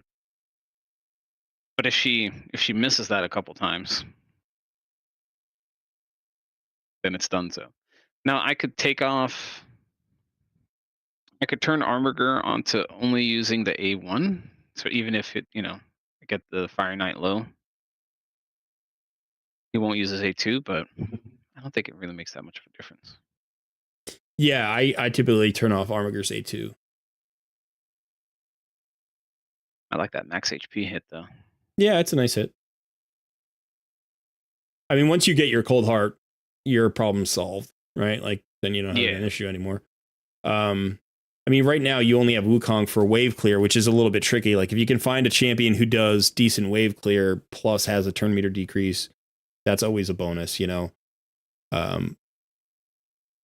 Or at least maybe wave clear and multi hits as opposed to just a single hitter from Wukong. Well, I did have Sylar in there previously. Yeah, she doesn't hit that hard. Yeah, but she does do the chest piece. She controls the waves. Yeah, really well. Yeah, but even your Kale, could 40% turn meter. Your Kale could potentially do better than Wukong. But again, no, Wukong's strong affinity, so he's going to clear the waves better. Yeah, not my Kale. Yeah.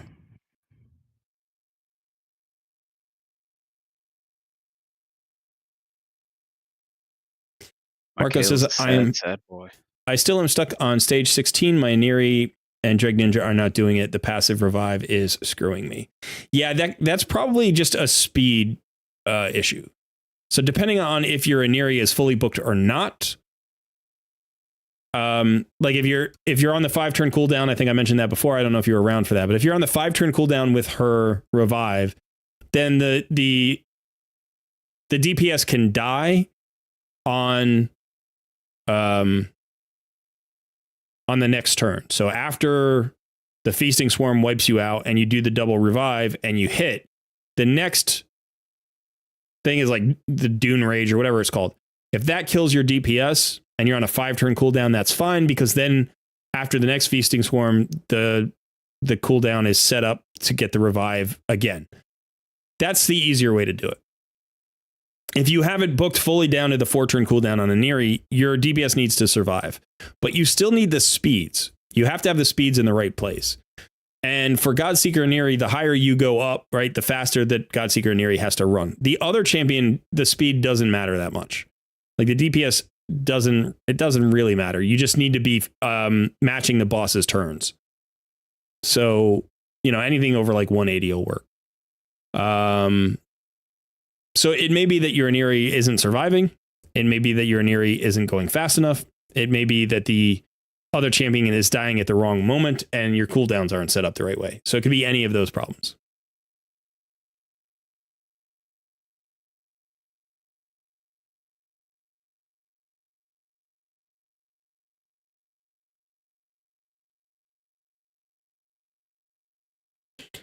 Where is better to use your daily keys in Faction Wars, on the bosses or normal stages? The highest normal stage that you can farm until you can get to stage 21, and then you clear stage 21. The boss doesn't give it any advantage. There's no advantage to clearing the boss. It just typically takes longer. So yeah. Plus, I would say if you can clear the boss, you can probably clear the next 2 or 3 stages up after that. Yeah, they're usually easier than whatever the boss was. Right. So as high up as you can clear, that's how you want to clear, or as deep down as you can clear. That's how far you want to go. Stephen Markley, hello. Good to see you. Deep squats. Deep squats. John Hodgson is in the house. Good to see you too. Gotta go deep. Go down to Squat Town. Jesus. What were we talking about when we were doing that? We were doing Beat Saber. Yeah, we were doing Beat Saber. Yeah. I was talking so much trash, so much crap. Down in the basement at Squat Town doing deep squats. That's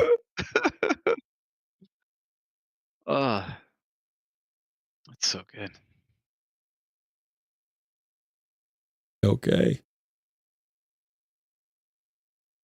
Howdy, howdy. A lot of folks just joining us. John, host.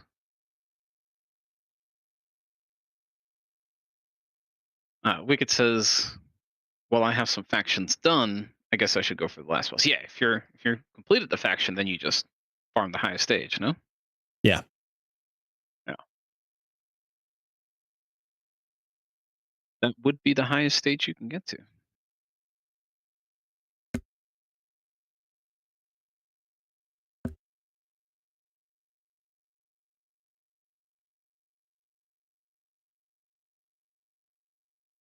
Yeah, I'm just looking at my daily quests are done. Advanced quests I still have to do. Fight classic arena with a team from a single faction. That's a little tricky unless I get a one-man defense. There we go. Yeah. Sure, in that case.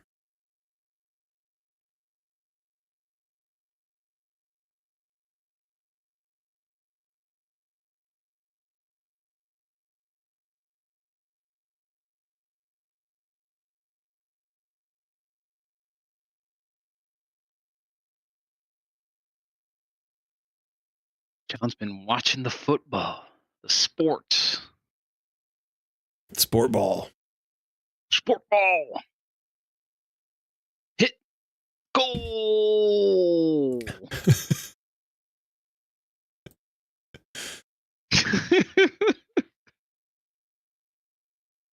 Yeah, it is Sunday. I know we compete against NFL. I mean, there's no competition. We crush the NFL. Got him. Got him, coach. But, you know, hey, it's all right. Flag him to play. Get him out of here.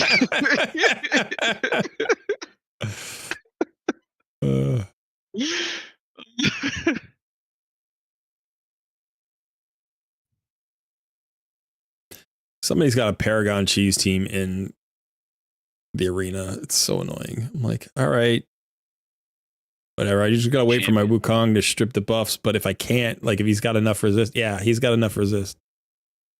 Oh, the pure tank Paragon, like with pure resist. So you do. I love stone that. skin. Stone skin. It's so terrible.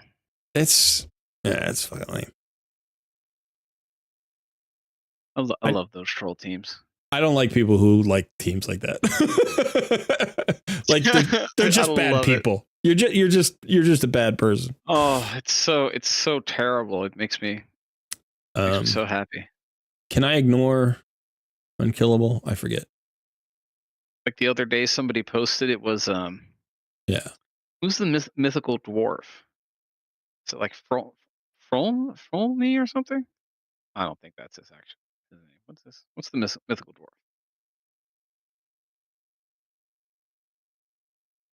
Yeah, Frolny. No, dang, I'm good. Holy smokes! But so it was an arena defense, and it was Frolny lead, and then it was like a chemist, line infantry, and a slicer, all 6-star, level 60. So somebody spent the time to 6-star 3 uncommon dwarves just to put in their arena defense. Gorgeous. What an absolute legend. The madman.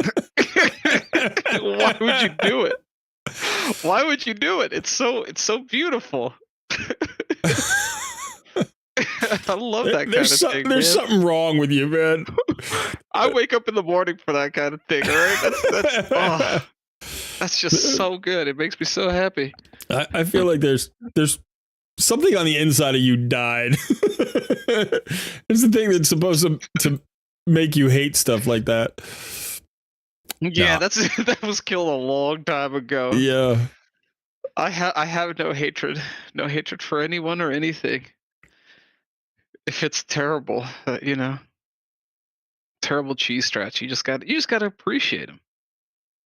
I guess. I'm not saying I want to face them. When I go to an arena and I see that PvE, Paragon and I leave, I'm a little sad inside, but at the same time, I'm like, you know what? I gotta respect it. I respect it. that's like your go-to phrase for that stuff. I gotta respect it. No, you don't. You don't. You don't have to respect it. It's awful. Respect it. It's awful. It's awful, and you gotta respect how darn awful it is. No. Oh. Especially in PvE, I mean, if you're doing it out of the sheer joy of making somebody miserable, there's something wrong with you. If you're doing it because you think tactically it's a good move, it's like you're just missing something from the game. You don't need it. You don't need it. There's no reason to have it. It's like, well, tactically it is a good move because you piss your opponents off so much they leave. Easy W's. I think a lot of players overestimate the value of winning on defense. You don't need to win on defense. In fact, winning on defense, No, that's true. Winning on defense hurts you. It doesn't help you. There are rare cases where winning on defense helps you. But in most cases, let's imagine you're in gold 5 where we are, right? We're in gold 5. So, I mean, 3v3 arena is a little bit different, but we'll talk about that in a sec. But in regular arena, if you are in gold 5, the more you win, the closer you get to plat. The closer you get to plat, the harder it is to find easy teams to beat, because people who are pushing for plat put in the best defenses possible. So if you want to farm really fast gold bars, like if you're our gold medals, if the whole reason is to just improve your Great Hall by getting as many medals as possible, you want easy fights. You want to be near the bottom of gold 5. You don't want to be at the top of gold 5. There's no reason to be at the top of gold 5. You don't get more rewards at the top of gold 5. At the end of the week, you don't get a better chest. During the week, you don't get more medals. Like, being at the top of gold 5 just makes it a bigger headache. If you are winning on defense, you will be climbing. You will be climbing, and that makes it harder on you. You want to sit like 50 points above gold 4. That's where you want to live. Right? Because if you are at the bottom of gold 5, you find tons of teams to beat. You know? And in order to stay in gold 5, like we're both in gold 5 with totally new accounts. We're 4 months into our accounts, 4.5 months into our accounts. Like, if you have the right team, you can just stay in gold 5 based on your offense, not your defense. Like, you just put in any defense, like any decent defense. It could be your offensive team, and just be active, and you'll stay in gold 5. Like, there's but hear me out here. There's no real risk. Hear me out. But now, but what if? And hear me out here. What if you put in a terrible Paragon, super high resist cheese strat, and once a day you get to go to your battle log and see victory, and just drink the tears of your fallen enemies who left because they were so pissed. It's got to be the greatest thing in the world. I respect it, man. I have respect for the cheesers. Maybe it's the Dutch in me, all right? We love cheese.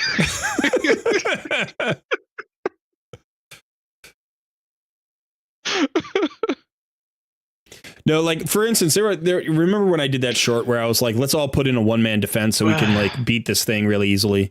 There were a couple of people who commented on that who were like, nah. No. Like, no, I'm not making it easy for anybody. I'm not making it. A bunch of whiners can learn how to play arena. I'm like, yeah. Do you walk around angry every moment of the day? Yeah, they do. Like, you're just like you see things and hate them. You have no idea. Like, somebody's walking down the street with a dog. You're like, look at that motherfucker with his goddamn dog. Just like oblivious to the world.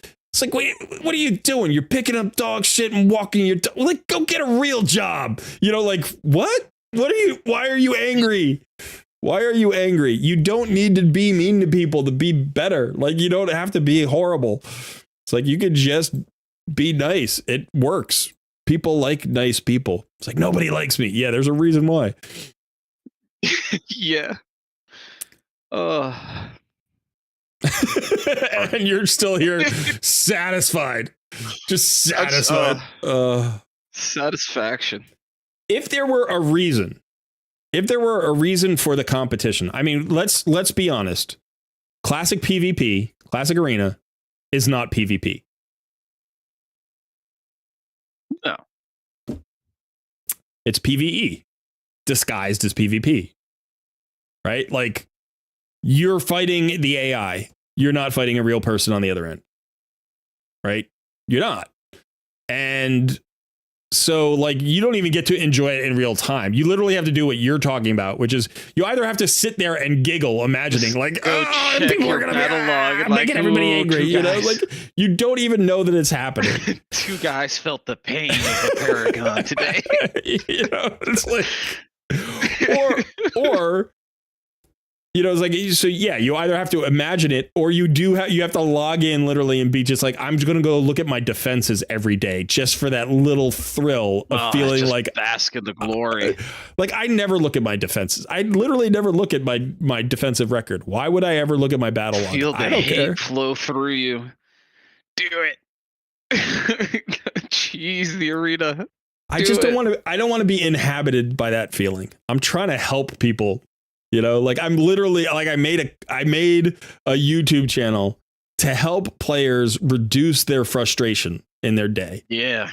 That's literally what my channel is all about. My channel is just helping people understand a complicated game, gain more success more easily and more quickly so that they can enjoy this game, so that we can enjoy it together, so that our community builds, so we can sit around and talk about this thing. And when we have frustrations, we can share them with each other. Our disappointments we can share, and we feel better about the bad parts. And then when we celebrate together, so we feel more joy on the good part. That's literally why this channel exists. And here, my co-host is like, "Ooh, feel the pain, feel the pain." Yeah! little sunshine bear on the shoulder over here. All right, I'm on the other side. I'm going, do it, do it. It's like Schadenfreude personified over here. He's like, "You gotta respect it. You gotta respect it." It's like I literally don't. Go into that temple and do it. Do it. You know you want to cheese. Yeah, I have a Genbo on my main account for Paragon, and that's good. And in fact, Georgia ignores it. I for whatever reason I clicked the wrong team and I had Athlon as my nuker again. So Crashdown says the Vikings are losing to the Lions. Their season is over, so I'm not paying attention to the game. Yeah, that's usually a bad sign when you're losing to the Lions. Got him, coach. Flag on the play. I mean, even if it's a good Lions team, it's not a good, it's like Lions are so bad. Historically, I mean. Sorry to anybody from Detroit or Michigan or whatever, like Lion, I'm not telling you anything new.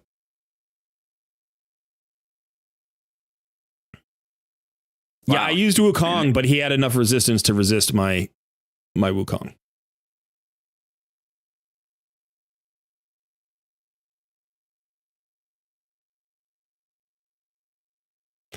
Hammerhawk says, Sun has a good sense of humor. It's like, apparently I don't have a sense of humor. MZ says, best of wishes to everybody and have a very happy and productive year ahead of them. To you as well, MZ. Thank you very much. We appreciate that. Thank you. You as well. Do it. Dude.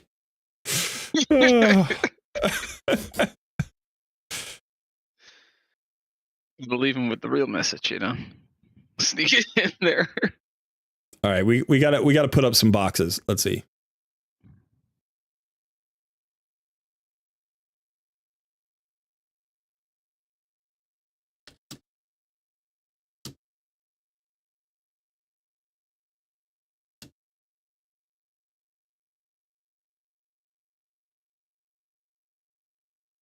Oh, speaking of, were we just speaking about Clan Boss? Why am I thinking we're talking about Clan Boss? Did I tell you I broke my Clan Boss team? No. Couldn't figure out for the life of me what happened. So my Clan Boss team for like the last 4 or 5 days went down to like maybe 13 million damage, 14 million damage. And yesterday, finally, we decided to take a look and see what in the world was going on.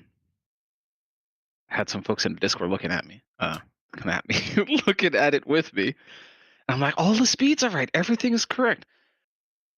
So during CVC, we got a whole bunch of extra keys, and I tried to do another team setup just to see if I could do it without doing the full setup of skills. And I never deleted that or switched it back. And that completely screwed my entire team for days. You experienced troll joy. Oh, yes. Yes.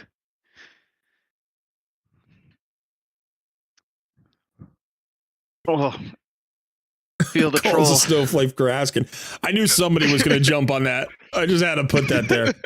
I don't mind trolling myself a little bit, so that's okay. You're setting yourself up to get trolled or get roasted with that third option. Well, no, here's the truth of the matter.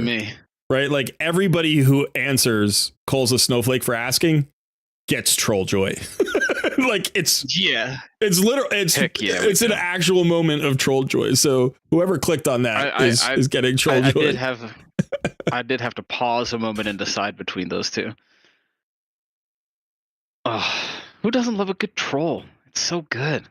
As long as it's not a mean-spirited troll, you know? Trolling in general is mean-spirited. That's what it is. It is mean-spirited. Have a little humor in you, all right? It is selfish, self-centered, mean-spirited. I'm gonna punch you in the funny bone, okay? Get some laughs going. Yeah, because get some joy in your life. If one thing is true about me, it's that I don't laugh easily. Could have fooled me. I'm a tough audience. I'm a tough audience. You know, I take things very seriously. Which is funny because like we'll be hanging out in the Discord all the time, and I just stupid stuff just flies out of my mouth, and every now and then I'll say something and Cole, there's like a good 3-second pause, and then you just lose your your mind and ask me what's wrong with me. What's wrong with you, man? Well, here's how good a friend I am. Despite the fact that I hate trolling and that I never do it myself, I know that you enjoy it, and so I will troll you from time to time. Yeah, there you go. See? I do that for you. I do that for you, my friend. I don't do that for everybody. The troll spirit is within you. No, that's called friendship. That's what that is. That's called being a good friend. Yeah, that's whatever copium you're on. No, it's your copium. You can call it whatever you want. It's your copium, sir. The troll spirit lives. Welcome to the bridge, my friend. Join me.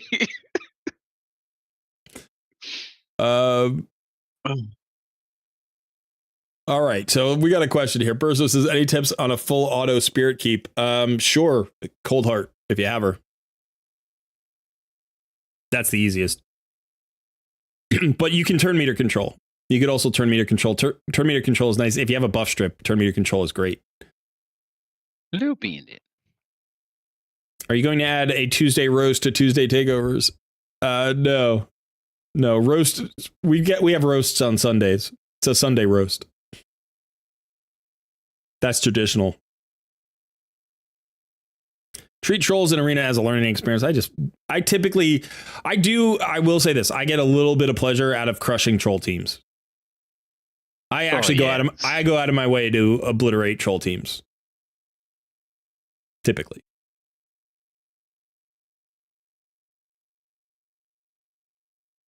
Tonk says my profile pic is a bottle of tears. Guess which option I picked? Yeah, I thought Tonk's Discord profile pic. Come on, you know you love it. I can't believe 67% of our viewers are trolls. That's just 2/3 of our viewers are trolls. Yes. I bet they're all Team Sun too.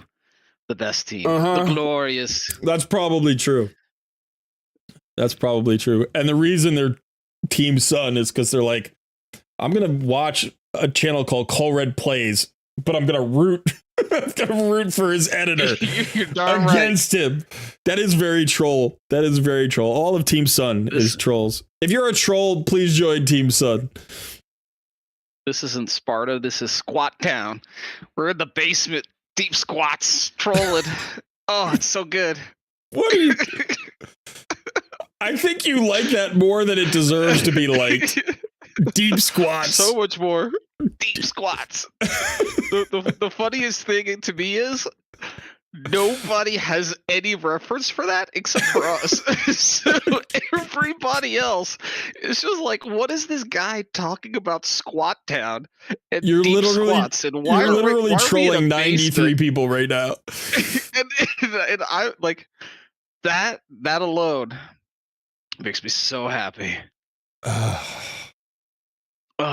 It's the best thing in the world. We're gonna have to rename your clan Troll Town. Squat Town, where the trolls live. Squat. All the trolls. Michael says gonna have to change the name to Troll Red Plays. doing deep squats. You are killing yourself right now, man.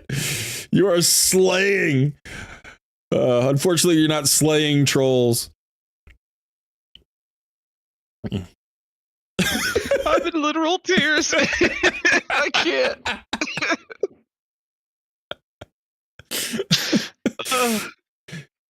You're in literal tears down at Squat Town.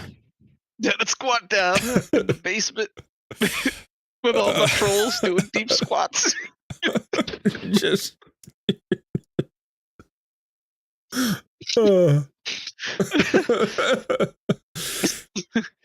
Okay. I'm a little bit scared for Sunstream Sunday.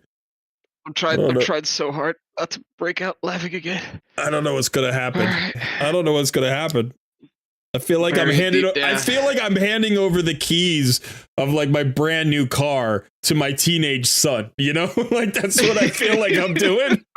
Like he's like Dad, can I take the Beamer to prom? And you're like, man, I've worked 50 years to like be able to finally afford my BMW, and now I'm giving it to my 17-year-old kid so he can go to prom in it.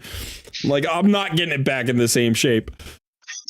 Nope. It's not coming back the way it leaves.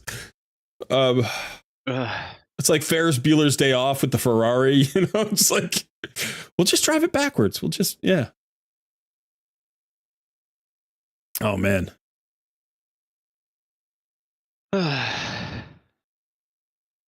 Sunstream will be setting up a Paragon defense. Yeah. Please, you know what? I take it back. Set up your one-man Paragon defenses, please. Everybody do it. Every single person. Set up a Paragon. Please set up a Paragon cheese defense in Arena. I have a Georgiad. Please set up a Paragon defense. I would love to see if I just clicked on a page and it was Paragons all the way down. Do you have any idea how excited I would be? I'd be so excited. I would be so excited. I'd be so excited. Yes. Because you're of like 1% of the population that has Georgiad. So for you it's not bad, but for everybody else, the tears. No, because Genbo. The whole world has Genbo. The whole world has Wukong. Wukong is a solution. Genbo is a solution. Georgiad's a solution. Do it. Set up your one. Set up your Paragon cheese. Please. You could do me a favor and set up a Paragon cheese. Everyone has Wukong, but not if you build a 600 resist Paragon. Yeah, do it. Please build a 600 resist Paragon. Please do it. Oh, it'd be so good. It would be so good. I'm gonna roll void shards right now to see if I get Paragon. It would be so good to just have a 600 resist Paragon cheese strat that Genbo doesn't give a shit about. He just walks through it. He just ignores it. He doesn't care. Georgia just ignores it. Spend 40 million silver building your 600 resist Paragon. Book them out. Book them all the way out. Like, get them masteries and stuff. Please. Nobody saw anything. What are you doing? Did a whoosy whatsy? All right, I'm pulling some perception gear. Let's see if we get anything good. Nope. I got 10 rares. Now I'm getting trolled by the game. Rightfully so.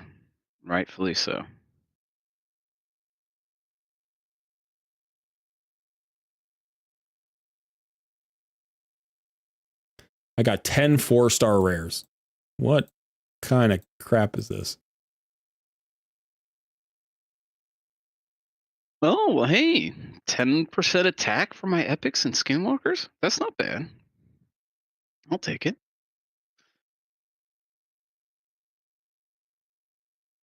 Faction Guardians for the win, yeah? Wait. Question. What? So how does this whole empowering thing work? You need 4 copies to empower? No. Oh, No, you just need why does one it say copy that? to empower. You can do it 4 times. Is 4 the max? Okay. Huh.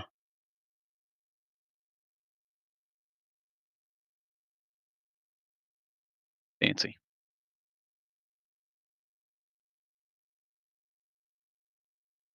What is this whole unbind thing? Where does that come into play?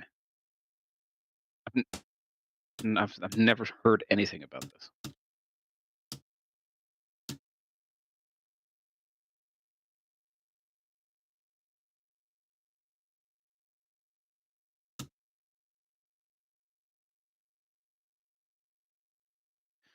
Well, I don't know why I'm asking on a stream about a YouTube channel about Raid Shadow Legends if I can't get my questions answered.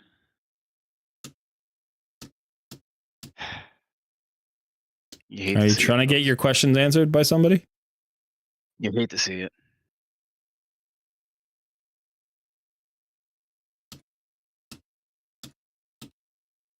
See, this is why I won New versus Pro. Because I've got the answers to all questions. Wait, hold on. You can't put that poll up literally while I'm talking absolute nonsense. That's not I can cool, put it up man. whenever I want.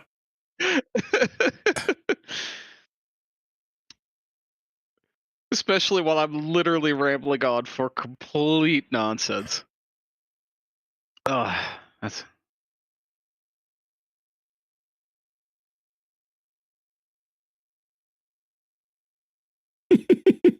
That's a good poll. It got 18 votes in like 30 seconds.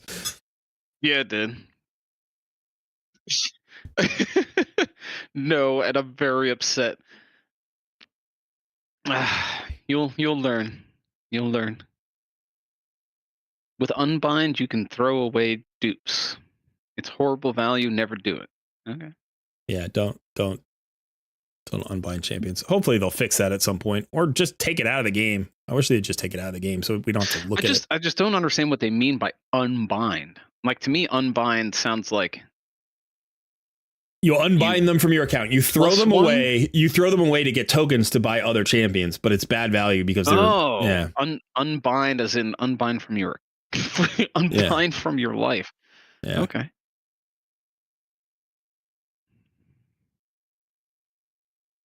Well, that does not sound like a smart thing to do.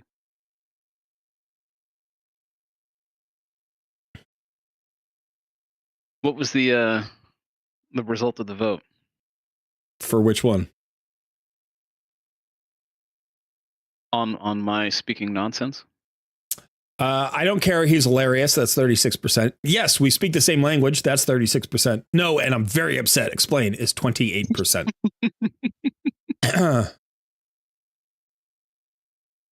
We've got good polls here at Color Plays. Only the best polls. Only the best boxes for our boxes. Only the best boxes. Only the best boxes for our boxes. Don't for the 26% who are very upset and need some explanations. Let me just say I'm opening up an Airbnb and squat down. What the hell? And in that basement, you'll find all of your answers. That sounds horrifying. That literally sounds horrifying. Like, I need to report you to somebody. What is wrong with you? Deep squats. It's squat down. In my basement, you'll find all of the answers you're looking for? What is... That's not...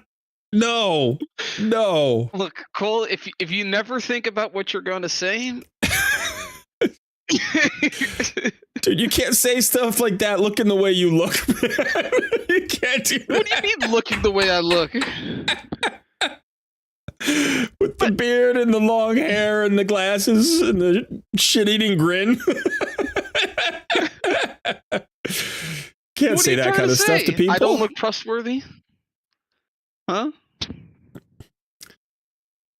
I wouldn't feel confident about my chances coming out of that basement, I guess is what I'm saying.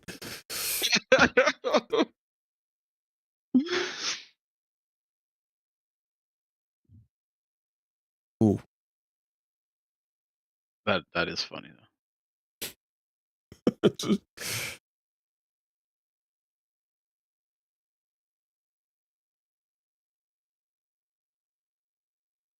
All right. I do man. I think I just have to grind some campaign. Somebody make an indie horror game. Okay, see, for the first time in my life, I thought about what I was going to say before I said it, and now I'm glad I didn't say it. This is the first time in your life, is it? But now I want to say it. Now you thought of it, and now you're like, it's got to come out of me. It does too much damage on the inside. I got to release it to the world. Yeah, the vile poison of the troll. Oh boy. It burns. It burns. Those intrusive thoughts, you gotta let them out. Oh yeah. They need a victim, and it's either you or somebody else, buddy. Yeah. You gotta save yourself. Okay. You gotta inflict it on somebody else. This one, I will be the victim. All right. Oh. Dusty said, "Don't worry, trolls regenerate." Amen. I'll be fine. That's true. That's true. Can't get rid of them that easily. Nope. We're everywhere. All up in those arena refreshes.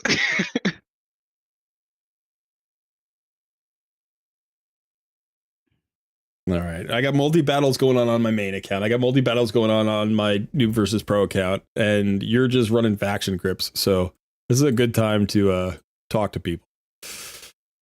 Ooh, confessions over here. Confessions of a serial killer live. Oh, man. All right. You know what we should talk about is what are we going to do now that Noob versus Pro is over? What are we going to replace it with? I think to some extent, it's still going to be a little bit of Noob versus Pro because we're always going to have your account. Yeah. So it's always going to be your account. And we're going to continue doing it together. We could do some coaching sessions. Although, honestly, at this point, it's like we would have to stop talking during the week. And then you'd have to like save problems up for the weekend because typically you hit a problem and then you solve it in like 24 hours. Yeah. Like you get in the Discord with a bunch of people and you theory craft it out and you work it out. So yeah, maybe we should figure out a focus. Maybe we should do like, I don't know, maybe we should do themed episodes. Do like a clan boss episode, do a live arena episode, do a, Hydra episode. Or we just do Hydra for 2 hours. Yeah. Talk about a troll. Yeah.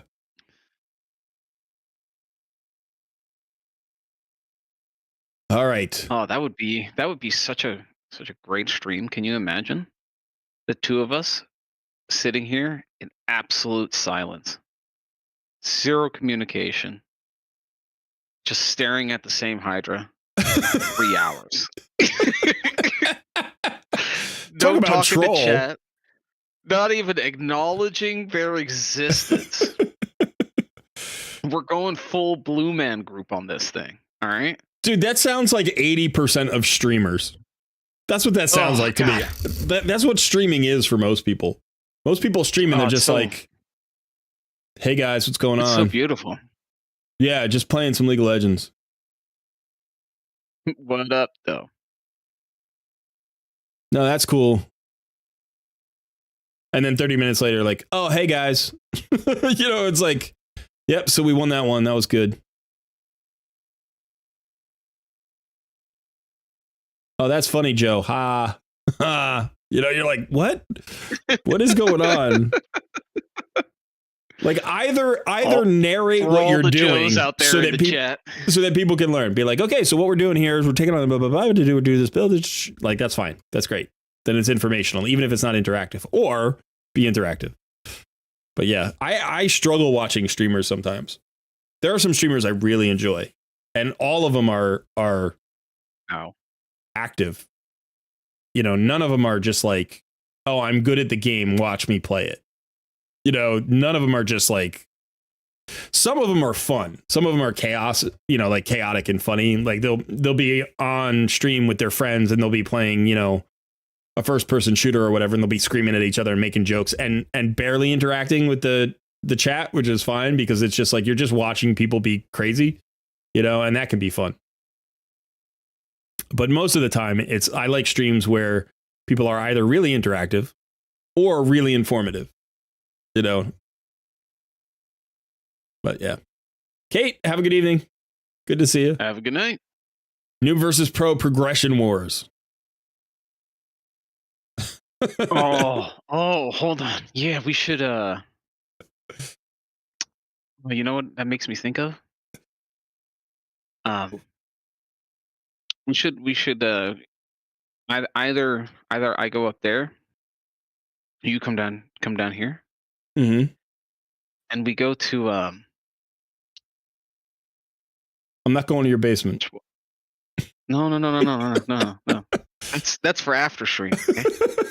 Dude, I'm not going anywhere near any basement you ever have. No. We go to. I don't want to go to Squad Town. I don't want to do it.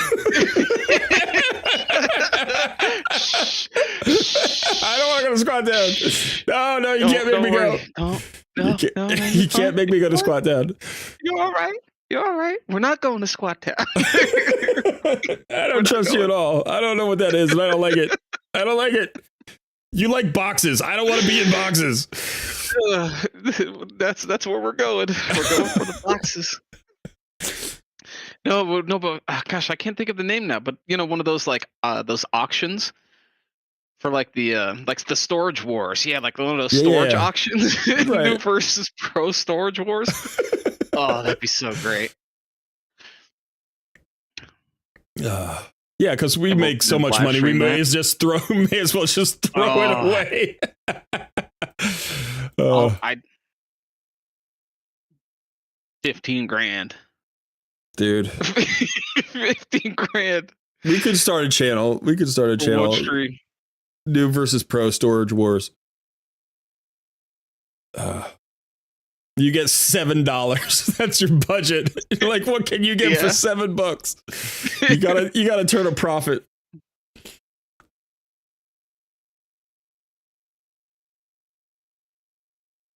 I have full faith.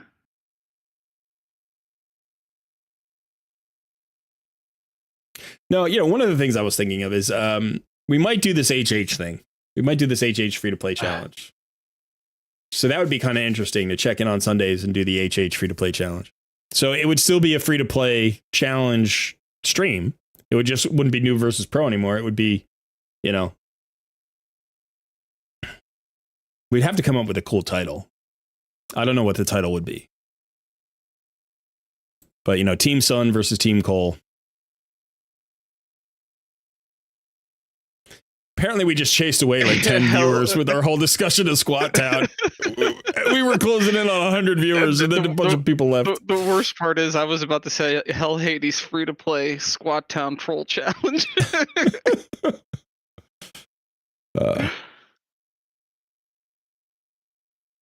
John Hodgson done Sand Devil before and got from stage 7 to 16. Yeah, I got about the same. I got from like 7 to 15. I think I got stuck on 16. And then was able to do this just yesterday. Got Godseeker now, so need to look to build her up and try to get me to 25. Yeah. I will say, and we've had this discussion before, son. In fact, we were just talking about this last week on the stream, I think, which is if you can find a solution that's basically a one champion solution for any content in the game, whatever it happens to be, that strikes me as an incredibly efficient solution. Right. So like if you build one champion specifically to beat Fire Knight, like, I mean, there are other champions you're going to use, but if you have a one champion solution, you know, it's like, that's awesome. If you have Godseeker, and Godseeker basically can be built with like, I don't know, a dozen different champions to make this work, you know? So Godseeker is a one champion solution to Sand Devil. Like that's a relatively cheap solution. Now it's not fast. It's just not fast. But, you know, sometimes solving a problem is the first step and then you make it fast later, just like we were talking about with Seer before, you know? So. Precisely. Vlad says, hey, Colred, Happy New Year. I watched one of your video, the 7 mistakes not to do when gearing champs, and you spoke about Cold Heart needing 100%, but on her kit, her A3 has an extra 30% crit chance.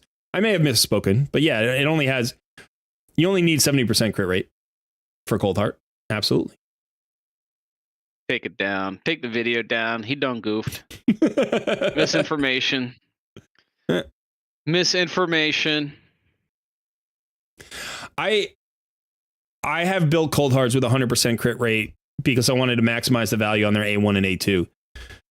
Now, if you could trade perfectly, if you could trade that 30% crit rate away for 30% extra crit damage for the A3, then typically that's going to be better value. But sometimes you can't.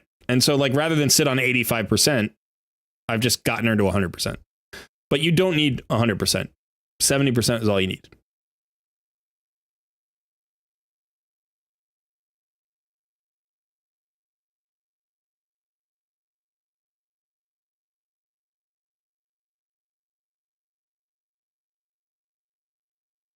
All right, 25% of our audience wants you to explain what the hell Squat Town is.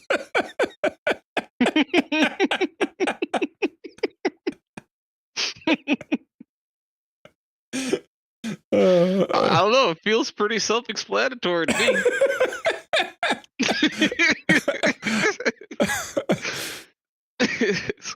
Squat Town is Squat Town. It's where you go when you're doing deep squats. Like explaining it might ruin it.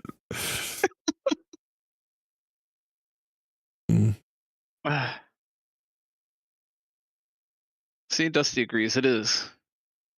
I don't know if that's what you're saying. You're agreeing to that. I'm just going to take it at face value that you are saying that it is.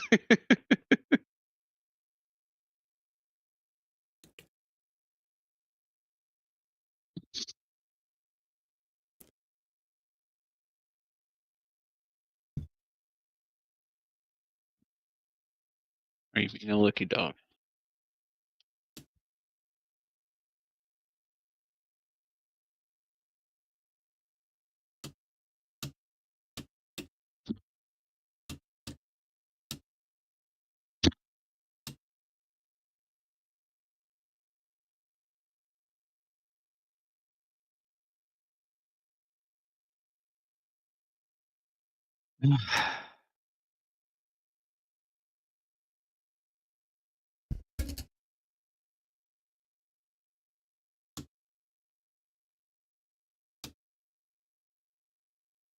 It says sounds like a Goosebumps book.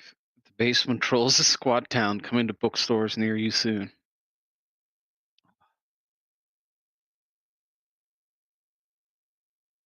I was thinking about Goosebumps books the other day. Now I don't remember why, but yeah, that would work.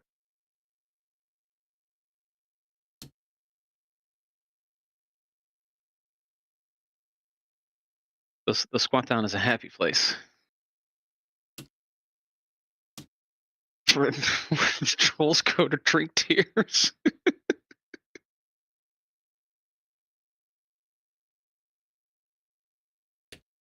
Oh, Mr. Bandit, what are you doing, buddy? Got to keep those polls coming. Got to keep those boxes going. All right. Well, there's no Sunday. There's no Sunday fun day stream there. Every Sunday's fun day. Polls rigged. Misinformation. America. America. mainstream media. You know, if I were polls. more like you, I would just slap you silly. Fake polls. Got so many polls, they're out here trying to find me.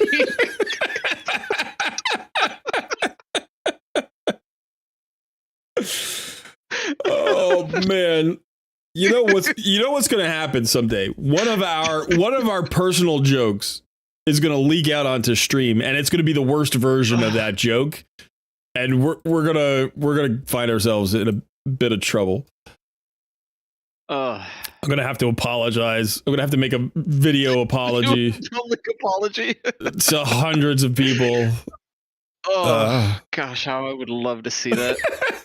No. Can you do a couple tears in there? No, you're gonna be standing right next to me.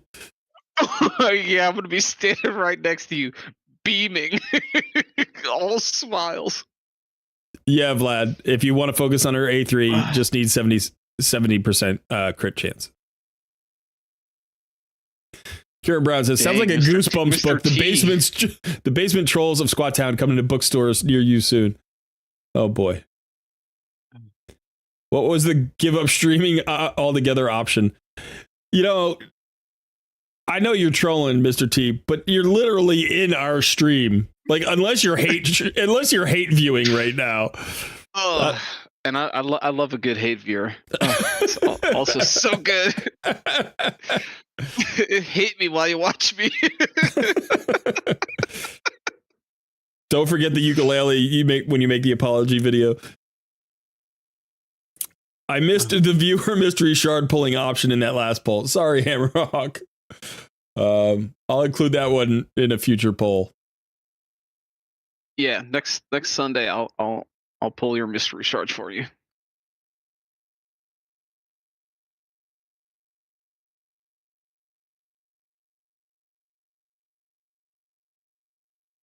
So did you tweak the comp, or are you just running it as is? I'm just running it as is. I mean, I could slow the armor down, but I hate you so much I have to keep watching. Yeah, I think there is. I was talking to Jay Giggs about that. He's like, he knows. He's like, I've got subscribers who literally subscribe to me just so that they can like flame me in my comments when I say something they don't like. And like, it's genuine. It's genuine hate. Like, he'll say something, be like, what's wrong with you? You know, but like, people, like, how do you turn on notifications to somebody you hate as a live, like as a, you know, content creator, just so you can flame them? Can you imagine the salty tears? With all due respect, what the F did you guys smoke before the stream? And where do I get that? This is just every day. This is just every day.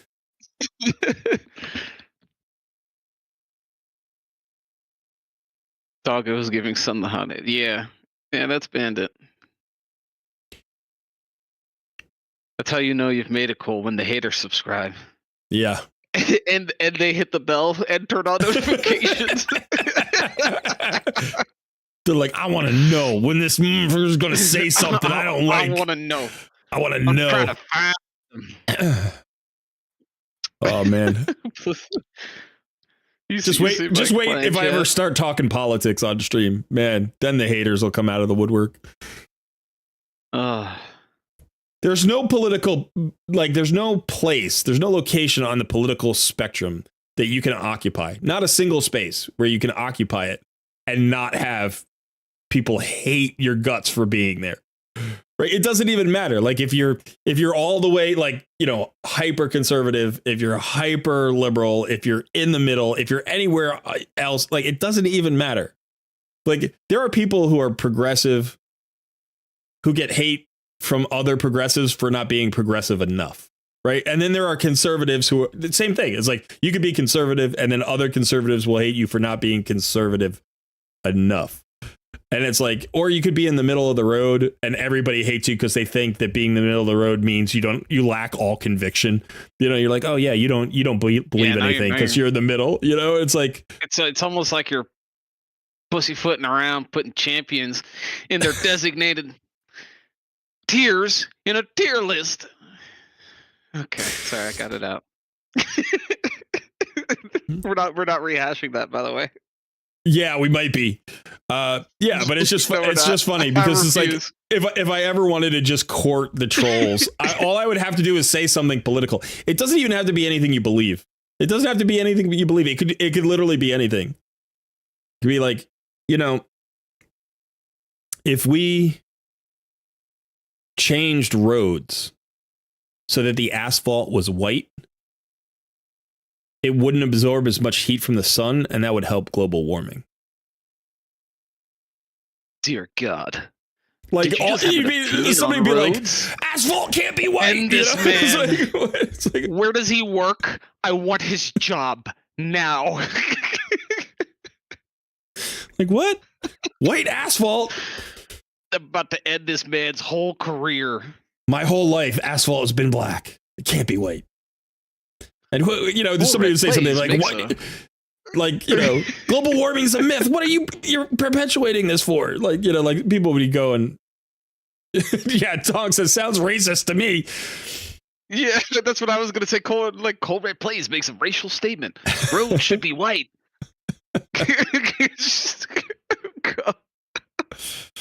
Okay. I mean, we're getting some comments where people are like, you know, I have my political views and I don't care what anyone else's are. Like Zilla says, I am just a human. I do my thing. I let other people see their thing. I don't agree with that. Right. Like I agree with the part of it, which is about mutual respect. Right. Like I agree that other people are entitled to disagree with me. They have a right to disagree with me. And in fact, if they disagree with me, that doesn't make them a good or bad person. Right. That's just the fact that we're all different. We have different experiences and different perspectives. But we live together. We have to be able to work together. People who have different opinions have to be able to work together to still find common ground to serve the common good. You know, I think the issue with me with politics in the recent decades has been how oppositional it is. You know, it's obstruction. Like it's obstructionary. Like, you know, obstructionary politics aren't good for anybody. So I don't care where you're on the political spectrum. If you and I can sit down and have a polite conversation and disagree about things, then fine. That's great. I don't have a problem with that. But you and I have to figure out how to get along. If we disagree, we have to figure out how to get along and have that disagreement not stop us from doing the work that we need to do to, I don't know, keep life working, like happening, you know, to keep the world from ending.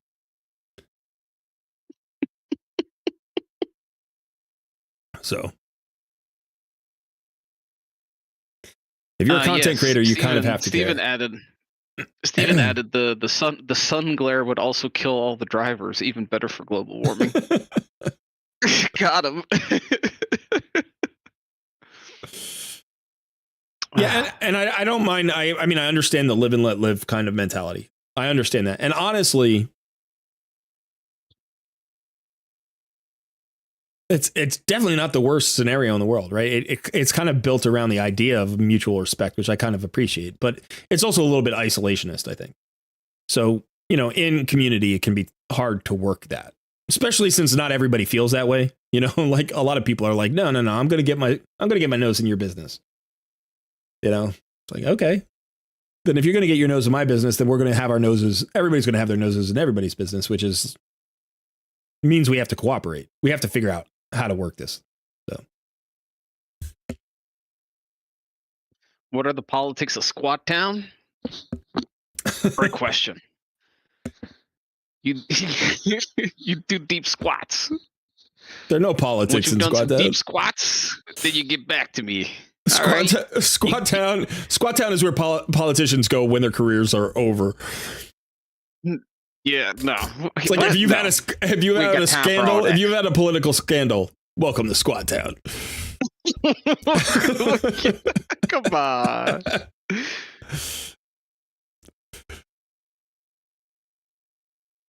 Did you get canceled on the evening news? Welcome to Squat Town. Welcome to Squat Town.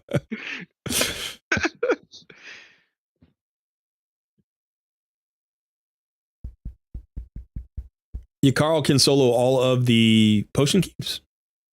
Cool. What are the politics of Squat Town? It's an underground scene, so the politics are very shady. Yeah, you know, it's a loose flowing organization. Tonk says, some of my best friends are the political opposite of me, and we argue all the time. Doesn't mean we can't work or hang out together. Yeah, but it does require a certain amount of mutual respect, patience, like empathy, right? Not everybody wants to do that. So I'm glad that you can do that. And sometimes people can do that with their friends, but they can't do that in the greater sense. You know, and that could be tricky. I've come across it as a content creator. There are times where I've made comments and somebody's like come into the comment section and just, or the other way around. There have been a couple of people who've said things in the comment sections that I find very disrespectful, and I've had to take action about that. It's not rare. I mean, it's not rare. It's not common. And sometimes it's political. You know, it's like I will make a comment that is completely not political, and then somebody will turn it into a political thing in the comments. Hit you with the snowflake. Yeah, or whatever. Oh, you know? I remember that guy. I don't even remember what it was, what the context was, but he hit you with the snowflake, and I'm like, the only one who's making this political and being a snowflake is the guy calling everybody else a snowflake. Well, that was funny. Cracked me up. That was funny. I got some comments like that for the No Dime December videos. Several of those videos. I had one comment that I thought was beautiful. I showed to Jay Giggs and we had a good laugh about it. It was a comment in one of my videos that said, you should make your own videos, not comment on other people's videos. And it was a comment to my video. I'm like, I don't even like the irony was. So, I'm like, how do you? We're 3 levels deep. Yeah, how do you literally not get like sucked into a black hole of, you know, your own hypocrisy there? Like, I don't, it's like, you should make your own videos, not comment on other people's videos. And it's a comment on my video. I'm like, how is that? How do you not burst into flames by writing that? But, you know, it was special. It was good.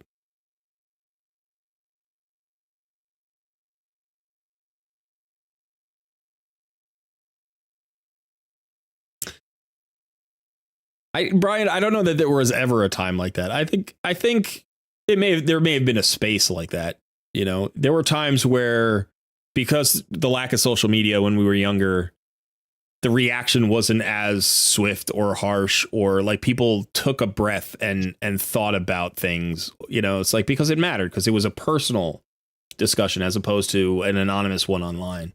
So yeah, I guess you're right. There was more of that. There was more of that, but I don't think it was that we didn't care. I think it was that people just didn't rage as much, or as quickly, or they didn't have an outlet for that rage. I think one of the dangers of social media, when it comes to like anything political or personal, you know, that feels like a hot button topic, is that there's no delay, right? There's no, like, you have no filters between yourself and expressing your outrage. Like, the only filter is how quickly you can type on your phone with your thumbs. Like, that's literally all it is, right? So, you know, it used to be you had to look somebody in the face and disagree with them. You don't have to do that anymore. Or it used to be like, if you were talking about it, reading a newspaper article or watching a TV show, if you wanted to write a letter, you had to really hold on to that anger for a while, write the letter, mail it to them, you know, like go down to the post office with a stamp. Like, nobody does that anymore. Now all you have to do is be like, I hate your guts, and click, and it's done 5 seconds later. So you don't have even a minute to settle down and think about it. You don't even have the natural, like, dissuading scenario of knowing that you could hurt somebody's feelings and have them, like, see the emotion on their face when you do, you know, like, that's not even there. And again, for some people that might be satisfying, you know, like, I want it to hurt, maybe. But so I think there is that, but I don't know that people care less. I think, in fact, or cared less back then. I just think the outlets were different, I guess. That's what I'm saying.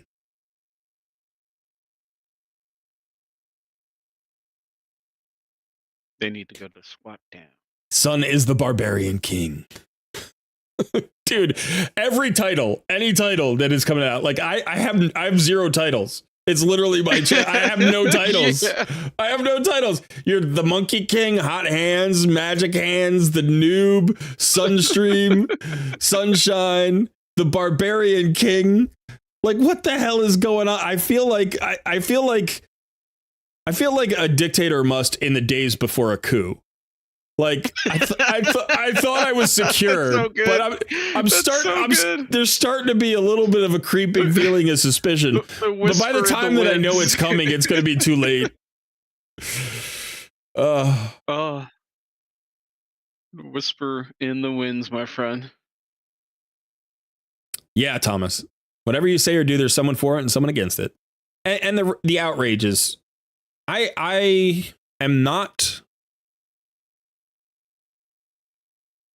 Can you hide yourself for a quick second, Cole? Somebody wanted to see the monkey.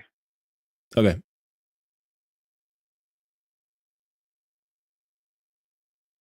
There you go. He's my arena nuker.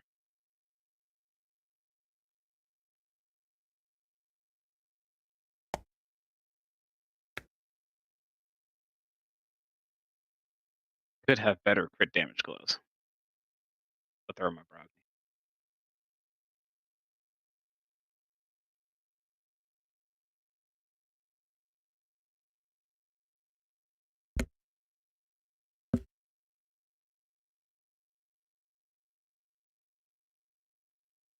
Yeah, so I really need better ring.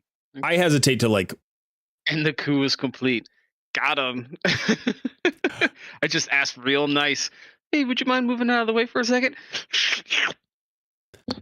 I hesitate personally to ascribe any kind of evolution, like the point in where we are, to any particular thing. You know what I mean?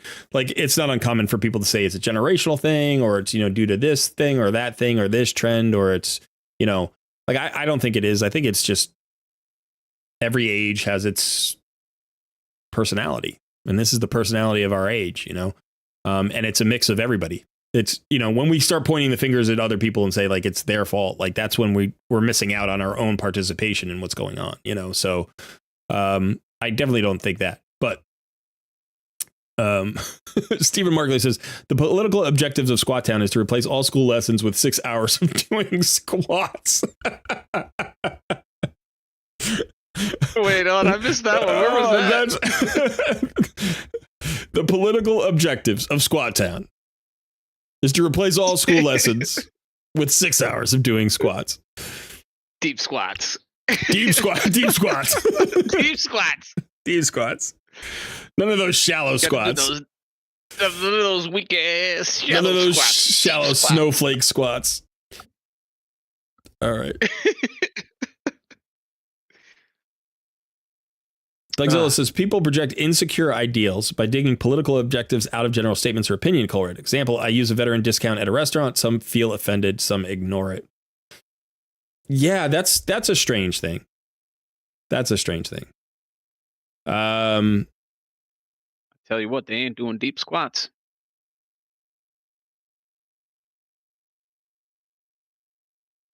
I don't know. I mean,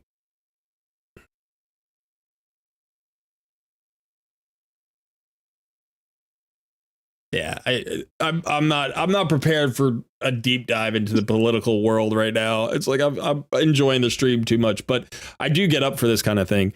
I don't know that this is the place for it. But what I would say is most people's outrage comes from a relatively shallow place. I don't mean shallow as in they're shallow people. I mean, it's close to the surface. The outrage comes from a reaction, right? Their emotional response to it, whether it's outrage or not, whether they're embarrassed or ashamed or angry or frustrated or whatever, that's usually not a deeply considered response, right? And sometimes, in fact, it's our responses to those kinds of things are not even consistent with the principles that we live by. It's not uncommon for people to act in contradictory ways when they're being kind of reflexive like that. And they think they're not, they think, okay, this is consistent with who I am. This just always irritates me. And it's like, well, that's not what you actually believe. So I think that unfortunately, the internet, social media kind of mechanism allows for people to express that before they've had a moment, before they've had a breath. But it does happen in other places, and it can become like a habit. It can become a habit. In fact, you even see it to the point where, like, and this is I always talk about this when I talk with my students. I'm like, there are all sorts of bad messages in movies. Like, if you watch TV or you watch movies, there are good movies and good TV shows that have good writing that have bad messages in small ways that you don't even notice.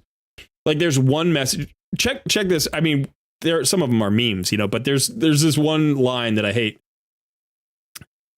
In every movie or every TV show where there's a conflict and something goes wrong, there's some character goes, "Hey, it's not your fault." Like, that line comes out all the time. And most of the time, I want to say, yeah, it is. It's exactly, of course it's their fault. It's their fault. If at the very least they share responsibility for it. Why? Because they did a thing and there was a repercussion and it was predictable. So it's your fault. It's kind of your fault. And as a result, you have a whole industry that's sending messages to everybody. It's like, oh, things they're never your fault. They're always somebody else's fault. That's the message. Literally, everything is always everybody else's fault. And isn't it though? It's never helpful to live that way. Even when it's true, it's not helpful to live that way. There is one person whose actions you can control. That's your action.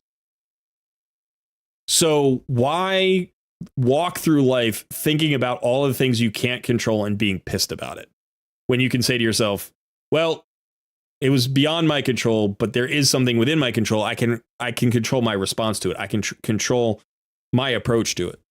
It's like, to constantly disavow any responsibility for any action that is impacting your life is just absurd. And media just is constantly pushing the idea. It's not your fault. Hey, it's not your fault. Yes, it is. At least a little bit. But we like black and white in our movies. We like heroes and villains, so that's how TV operates. And it's like, but that's not real life. That's not real life.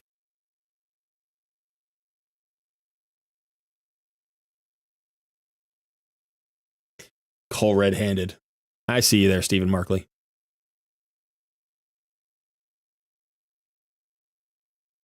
Michael says, I went against Suns team in Classic Arena yesterday. Monkey smashed right through my bolster set and one-shotted me. I know. I wanted to see if I could find it.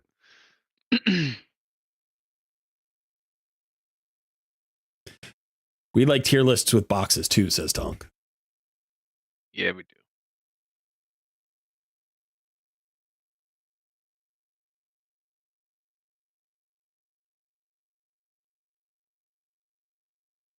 Oh, that's not good. It has stopped snowing.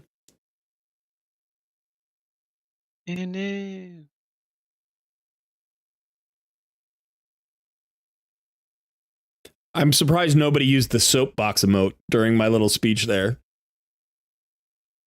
I'm surprised you didn't prompt some soapbox emotes. I mean, we have an entire emoji for it, and nobody used the soapbox. I was simply here living the soapbox. Mm-hmm. I was basking down in Squat Town. I was becoming one with the soapbox. Plethorius says Colred's fan club can be the Cole train. I kind of like that. Cole Red is Pole Red. You guys are clever today. The viewer participation has been good today. Let's soap, more squats, deep voice. Oh, oh that's man. What I was gonna do. Deep squats. Less soap, more squats. Oh yeah, sorry, Michael. It's long gone. Monkey smashed right through the bolster One shot. That's unfortunate. But at the same time, makes me very happy. Sorry, not sorry.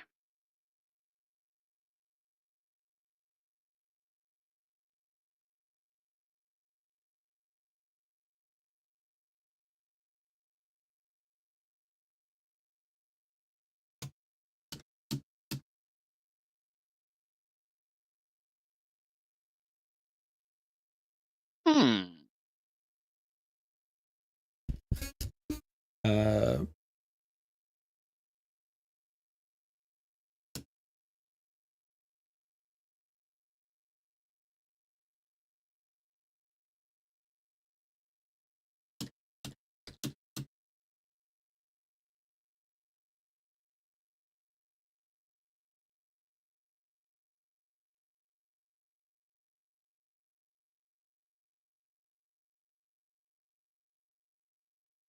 What was that thing you were saying before?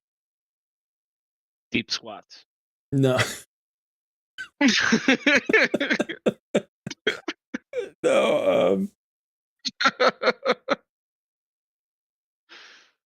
Beverly said it though.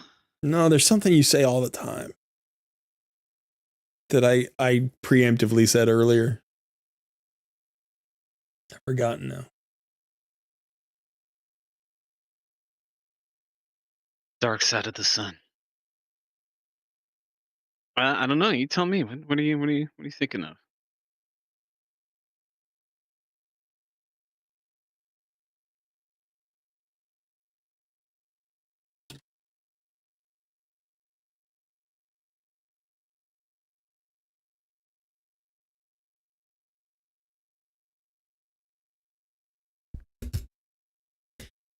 I think what this stream needs is more polls. I don't think we do enough polls on the stream. I heard you like polls with your polls.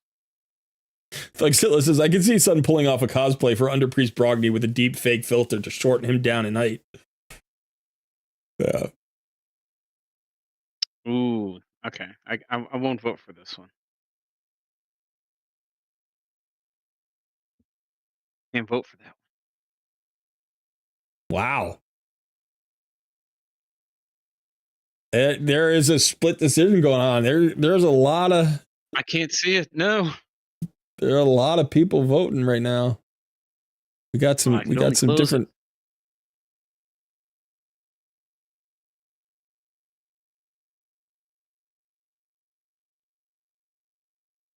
Yeah, I think that's what it was, Karen. Gotta respect it. Gotta respect it.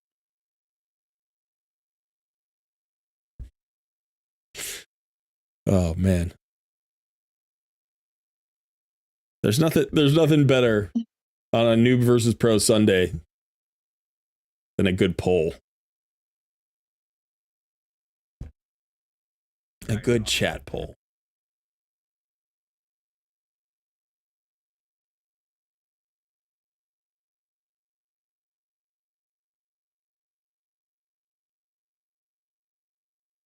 Yeah, I'm tempted to just like 6-star somebody else just to get up Doom Tower. But it would have to be Rock of Iletide. I do have the chickens. I could do it. Is there a champion training going on right now? I think there is, right? But I kind of want to hold everybody for the fusion because it's going to be tough to complete the fusion. But I don't know if I don't know if I can actually do it. Not because the account can't do it. The account can absolutely do it.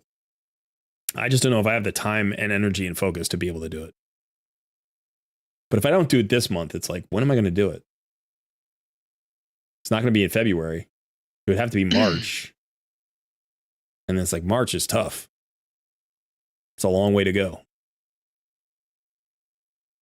Thori said there needs to be an all the quotes option. I fully agree. I can only put 4 options up there. I'm sorry. There can only be so many boxes. He lies. There are an infinite number of boxes. He simply won't give them to you. We must revolt.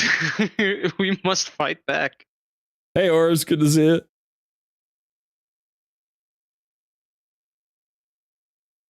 Yeah, there is a champion training. Okay.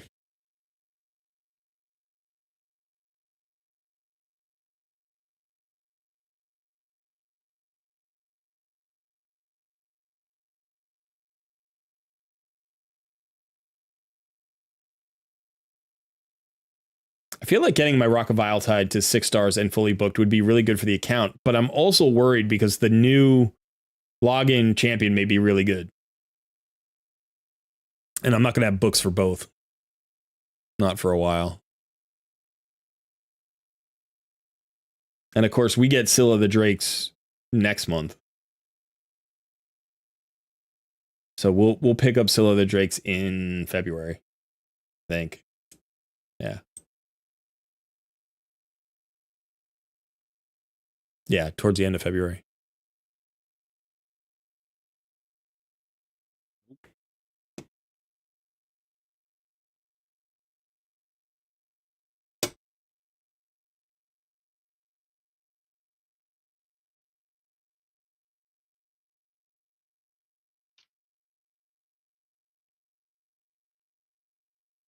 I don't know what's happening recently, but I am gathering mystery shards hand over fist. I have like 850 mystery shards right now.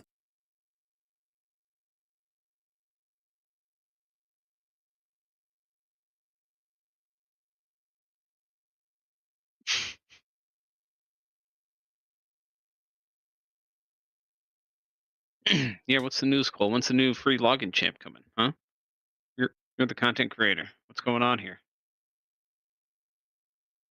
What is with you today? What the hell is going on, dude?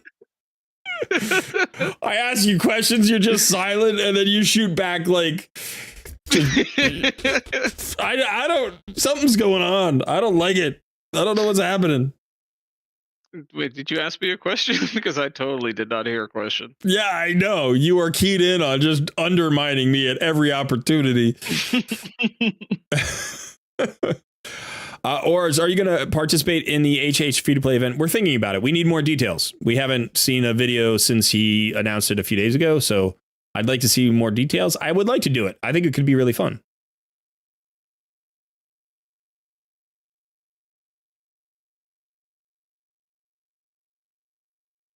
I think there's supposed to be an update tomorrow, or yeah, I think on Monday there's supposed to be an update on in terms of announcing that. That's what I heard. I think I recall. I don't know. I am not the news guy. I'm like not the news I just don't have the time to stay abreast of all of the information and constantly like filter it and communicate it. I'm sorry that I'm not that guy. But I do try to keep. Hey, I ain't that guy, pal. I do try to give my impressions of the news when I become aware of it. You know, so it's like.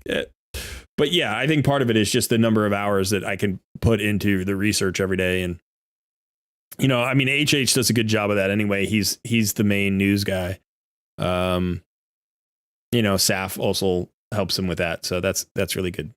So yeah, I read the Raid Digest when it gets published, just like you guys do. So, buddy, I ain't your pal. All right, friend, I ain't your guy. All right, guy, I ain't your buddy. All right, Ace. That's enough out of you. Morse just said Sun is the no life part of this duo. I don't know what that's supposed to mean.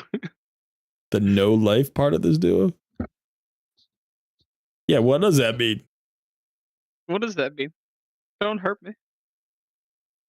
Talk to me nice. Steven, I agree. I think 2 months is probably too short.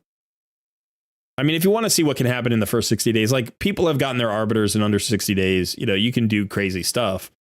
But then literally it's like, well, let's just rush to arbiter, you know, so whatever. I think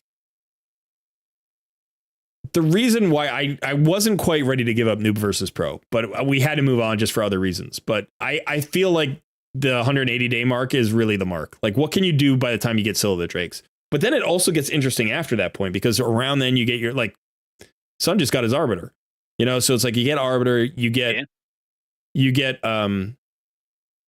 Scylla the Drakes. A couple of months later, you get, well, it's 90 days later, you get Vizix. At that point, you're in a really interesting place, right? Like, so I think in a weird way, I don't want to say this for like the newer players because I don't want to like diminish the early game, but in a weird way for some players, the game starts at 6 months. It's like up until this point, you've been learning, you've been gathering resources, you've been figuring out solutions and stuff. And now you start building towards something. Now you start getting into the breadth of the game. And again, it depends how quickly you've been moving. I think Sun's a little bit ahead of the curve here, but so it can be really interesting at the 6 month mark. Right around 5, 6, 7 months is where the game takes a turn. And I think a lot of players bail out before that point, or they bail out even at that point.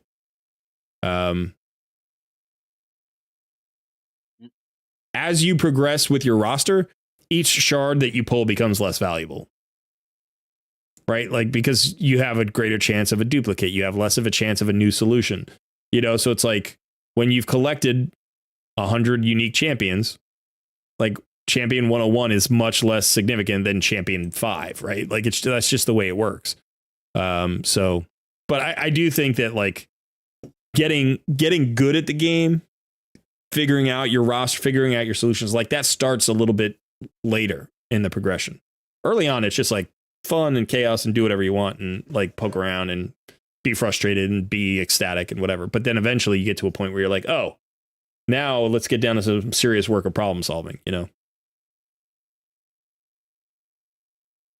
Somebody just told me to use Geo. Yeah. What am I doing with my life? Have you not been using Geo? No, I tried Geo before and I couldn't get it. So I wanted to try something different, but yeah, I did better when I had Geo, so I'm going to go back to that.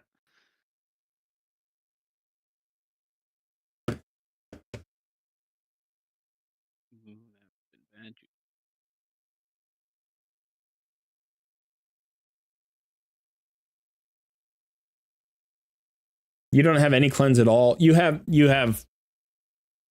debuff reductions. That's it. Right? My cleanse is laying dead on the floor. Oh, Spirit Host. Yeah, she had a good old time.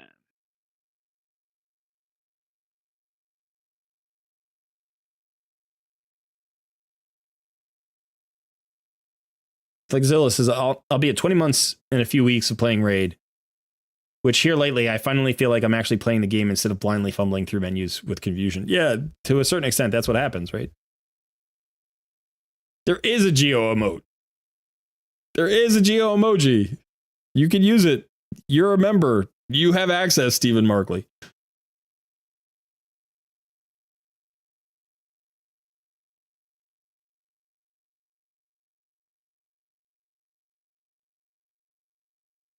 There you go. Or says, are you familiar with No Life? I don't know, probably. And Sun is doing that with Raid, constantly checking videos for news and stuff like that. And I consider Colred Plays as a duo of you. You're the content creator. I'm the sidekick. Now we're finally getting somewhere. Yeah, that's Geo. It's not a robot.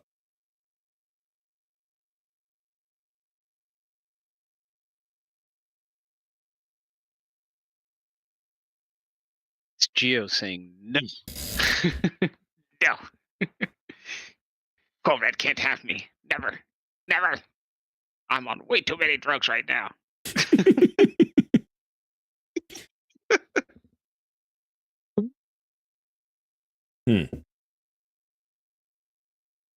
Did something happen to my chair? I feel like I'm lower in the screen than I usually am. Nope. Ah.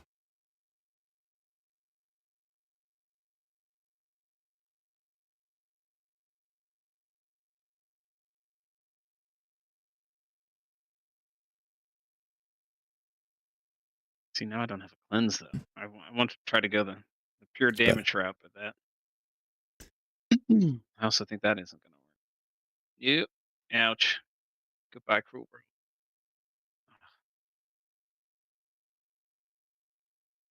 See, so we're at the same point in Doom Tower, same point in the dungeons, similar places in faction crypts. I'm getting closer to you in faction crypts. It's really really clan boss. We're same place in the arena now. So it's really clan boss where you have an advantage. That being awesome. Ah, got him.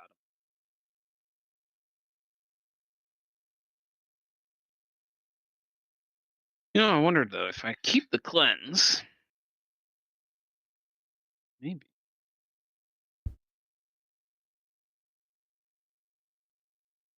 Honestly, I would get rid of the tanks.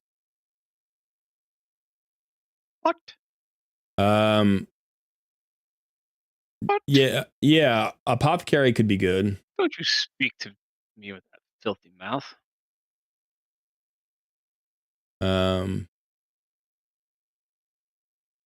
Bring in Whisper or Feign.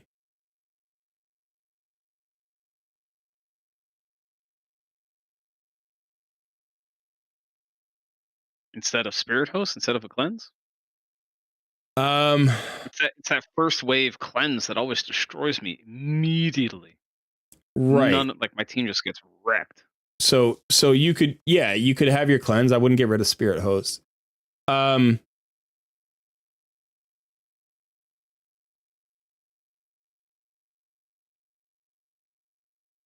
Yeah, I might ditch Brogni. I mean, his shield might be useful, but I think you need to get. I mean, what if I don't kill the spider? Yeah, just don't touch the spiders. You can't strip their buffs.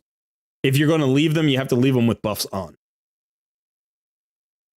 Yeah, but then I would just use the A1 and the A2 on the monkey. Yeah, I mean, the monkey does the most damage.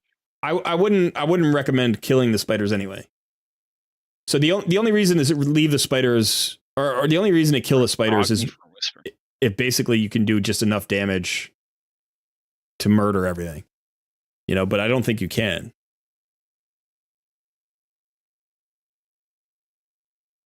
We'll try it. All right. Well, then I'm just gonna clear these waves fast.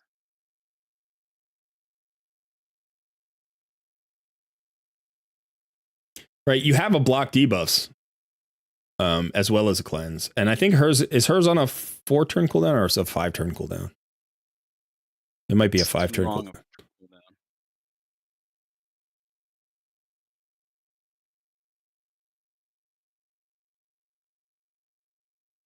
Oh, everybody's gonna go before. Oh, what? She was fast enough before. Did you have a speed aura before? Did I? Oh, bet I didn't do the speed thing, huh? Is that where I missed it?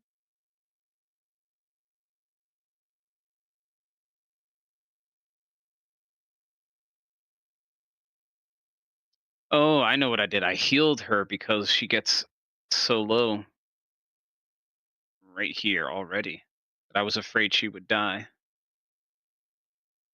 Well, let's just see.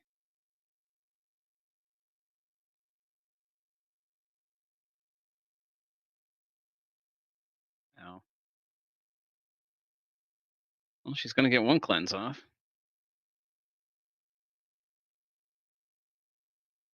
I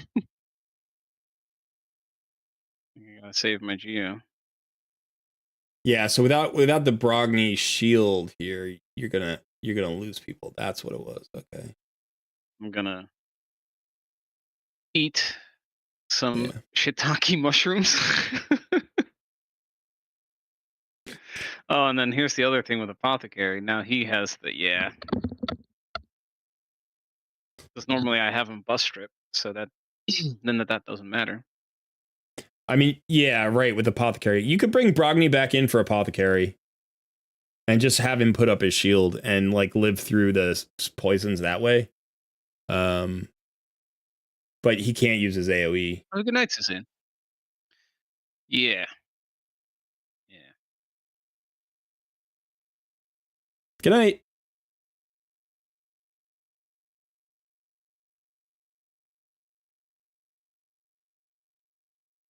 Thagzilla's asking a question. Reward management versus resources spent is where I still struggle. For example, do I only go for 3 epic books from 3 events or up to 2 legendary books from 2 events?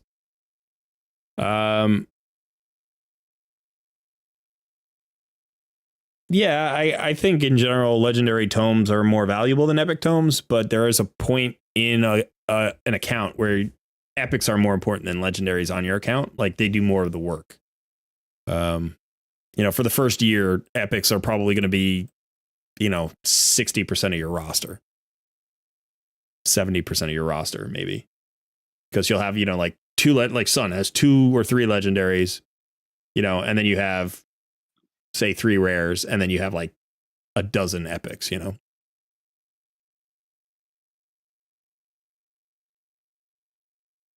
every champ, regardless of rarity, gets better when it's booked, with very few exceptions.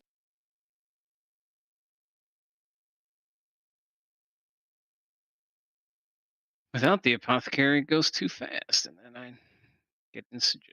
You know what?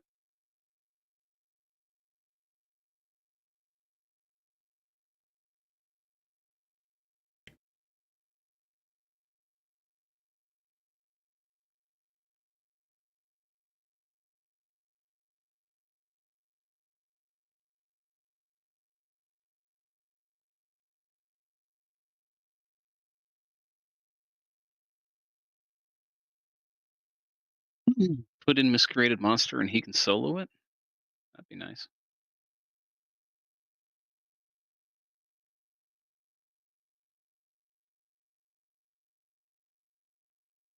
Yeah, Miscreated could be a solution. He's got a self-heal. Taragi's also got a self-heal.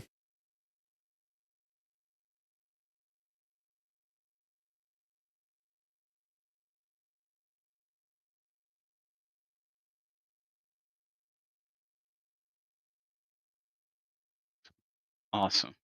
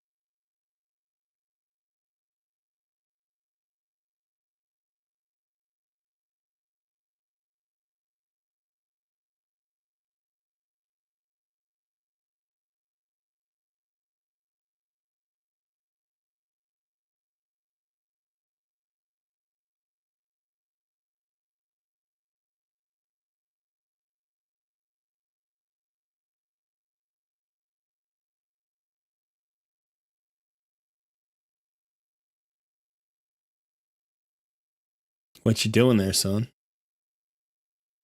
I'm thinking, and I'm moving, and I'm grooving along to music. You know what I'm saying? Okay. Yeah,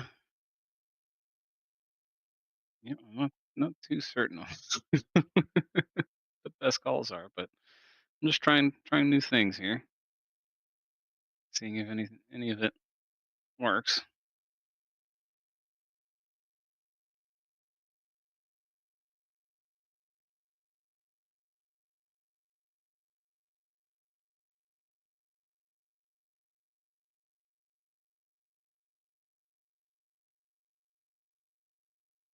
McPhee says Paragon would work.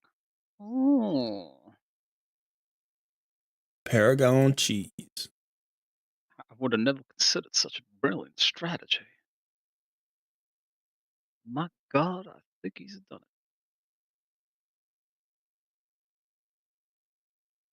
Oh, forgot about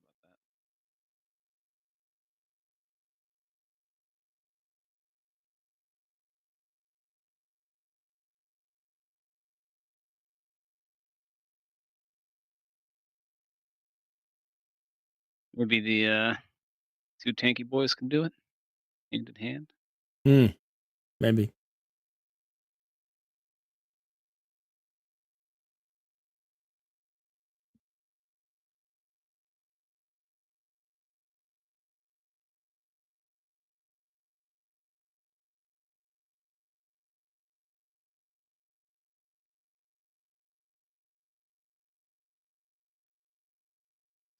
Looking a little sketchy.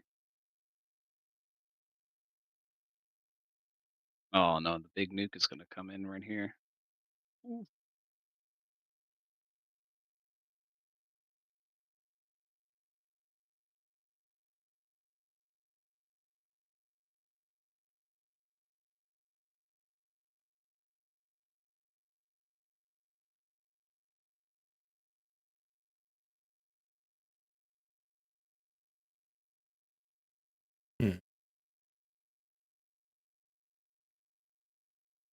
Come on, you can hit a decrease attack one of these days.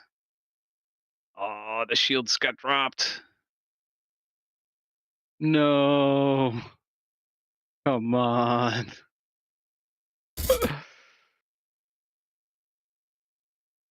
Oh, you hate to see it. That's probably the best run so far, though.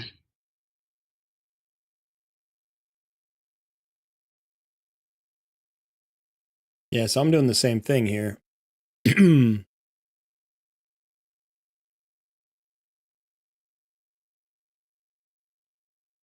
Now, I do have a second cleanser I could bring in.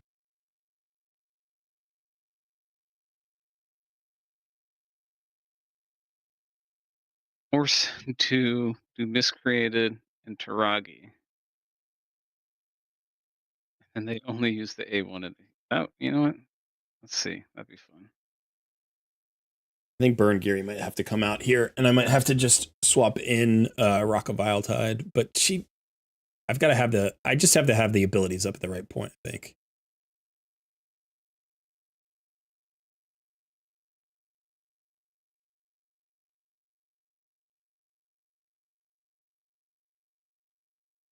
I mean, the other option is to bring in Doom Priest.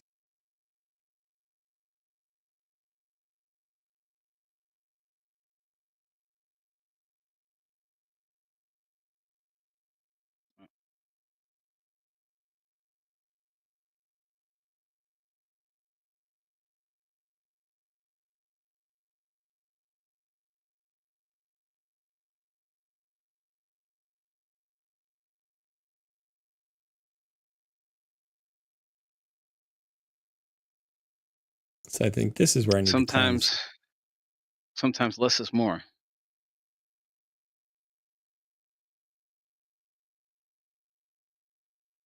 All right, we'll give it a try.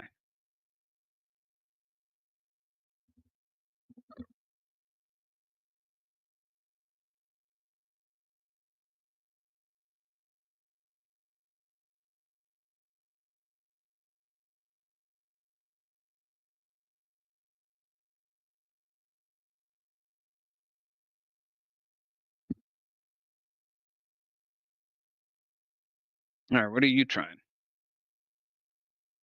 Got the Taragi, the Burn Geary, Stag Knight, Runekeeper. Yeah. Okay. Respectable. I think the Burn Geary here is a mistake. I think it could work. My Burn Geary is in regen set. This is the solo Bommel Burn Geary. So like he could potentially survive for quite a while. But I think maybe either bringing in Doom Priest or Rock of Viletide, which would give me a second cleanse. Because the thing that's likely to kill me is the nuke. Right? So it's the not this one. Where is it? This one. Tide of Toxin.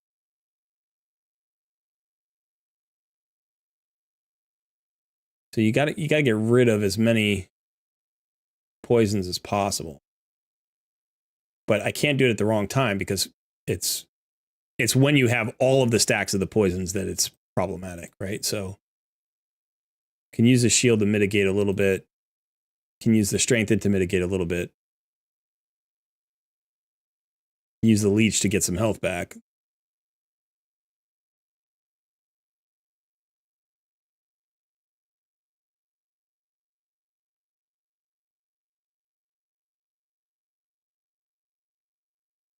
So I think this is, with all these stacks, this is where I need to do the cleanse. So now that when the boss goes, I don't have all those stacks. That right there normally hits really, really hard if you have all the stacks because it activates all the poisons. I'll be back in 1 second. So by not letting the poisons be activated, I don't think I take that much damage. So Burn Geary might work just fine here, but I think having a second cleanser would make it easier. Or maybe even a damage dealer. I don't know.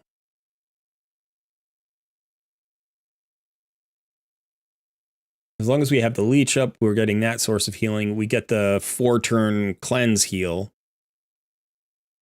We've got the shield from Taragi.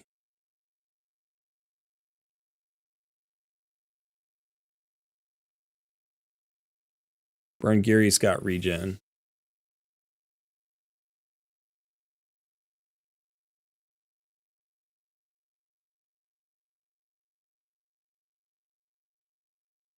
All right, this is where we're getting all the poisons out. So now we're going to need to cleanse again.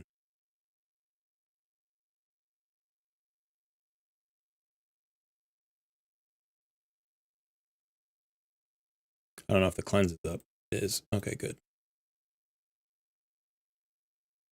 All right, so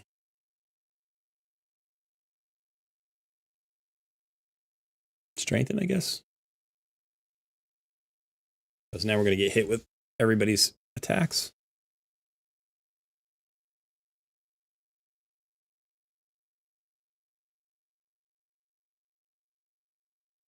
I think we're going to die to this next nuke.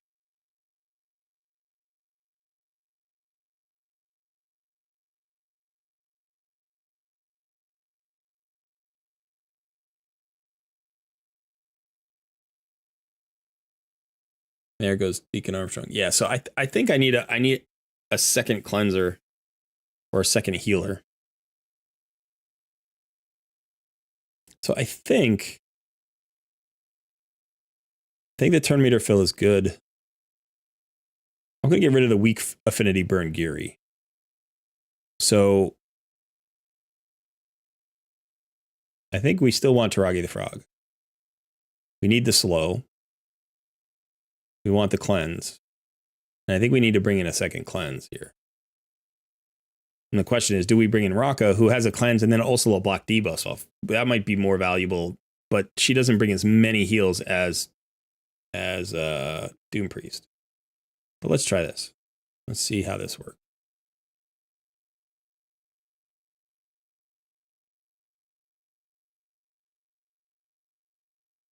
All right, so I have a feeling this might work. Last time, I think I ran this team and Raka died, but I think I can keep Raka alive.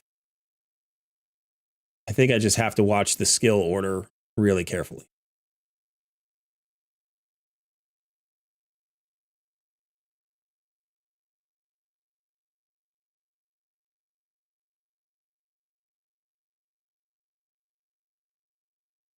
All right, so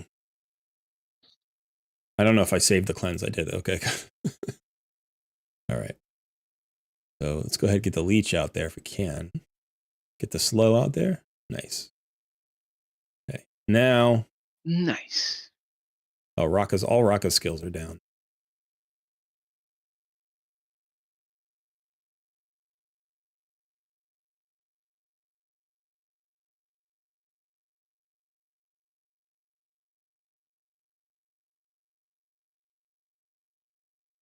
Get that shield up.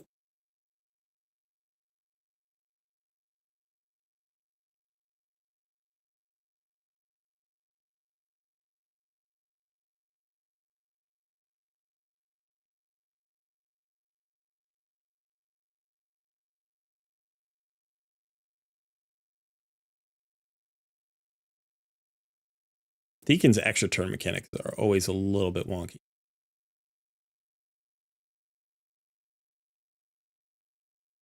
All right, I think we're going to go one more round here.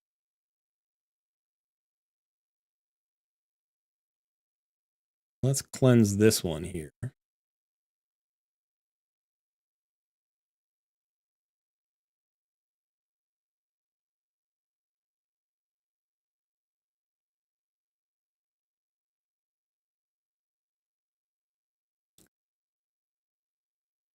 And let's place a block debuffs or a cleanse, because we're going to get hit again. Let's cleanse.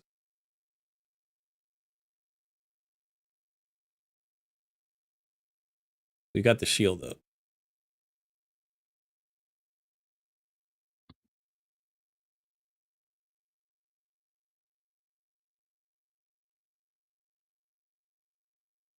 Do it.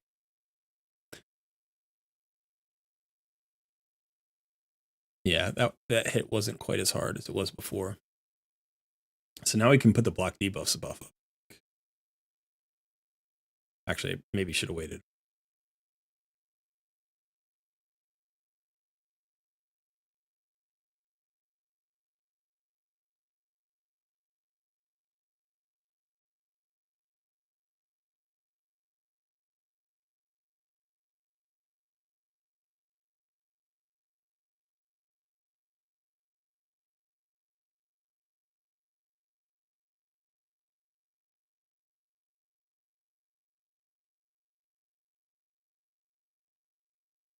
So that's the skill that we're worried about.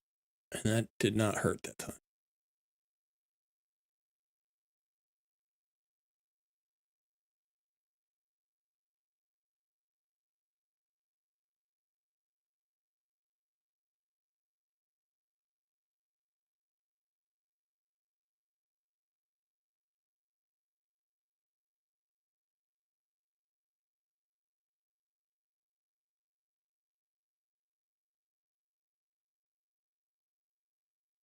There we go.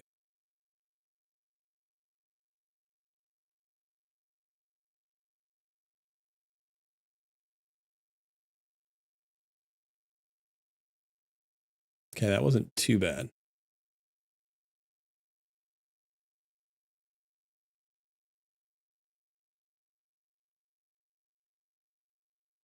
It's the problem without Rocka booked. This is the problem I came across before. Without Rocka booked, I can get into a bad cycle.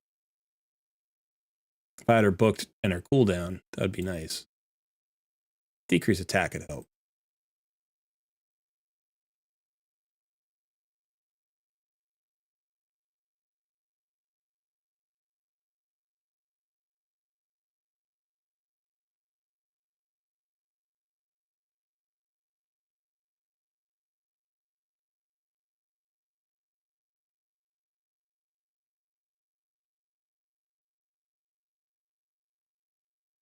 Yeah, this is going to be like a 15-minute fight. If I put up the block debuffs now,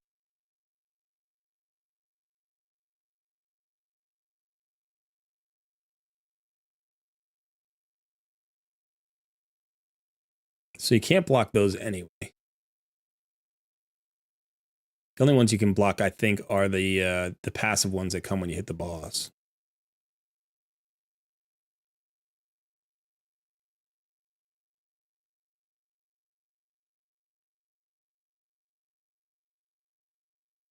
Cleanse.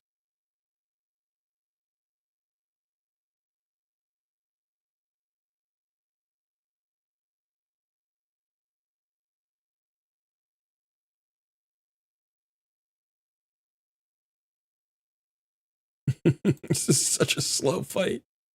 No damage dealers at all.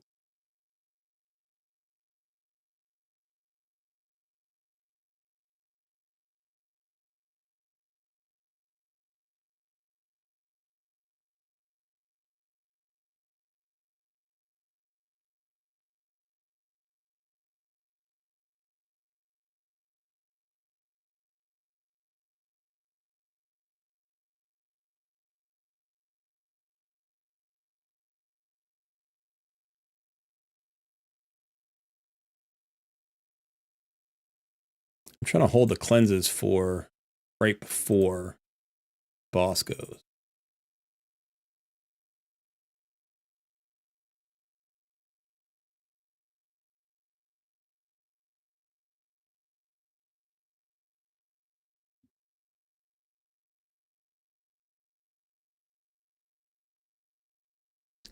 So it doesn't deal too much damage. Oh, now we need another cleanse. But I think Rocco's cleanse should be up. It is. So yeah, having the double cleanser is really nice. I think you could get away with like one cleanser and a healer if the cleanse was on a 3-turn cooldown. The cleanse is on a 4-turn cooldown. It's hard to get away with one cleanser.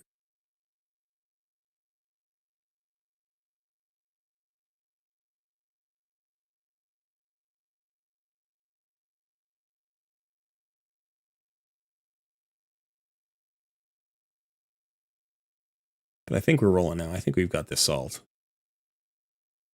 long as I don't mess it up.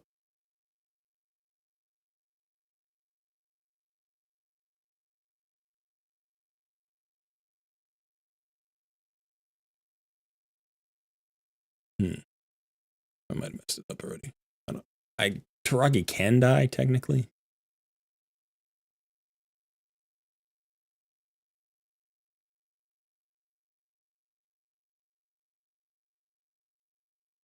Because I do have Rocket to bring him back. But that's also the block debuffs buff. So if he dies at the wrong time and I don't have it up, that could be a problem. All right, so we'll cleanse here. Boss goes, no problem. Think we're gonna do it, son.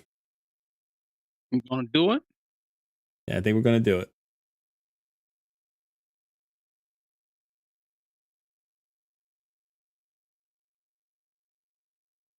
Proud of you. You go and dare and do it. Thanks. Ooh. Maybe not. That just barely lived. That was close.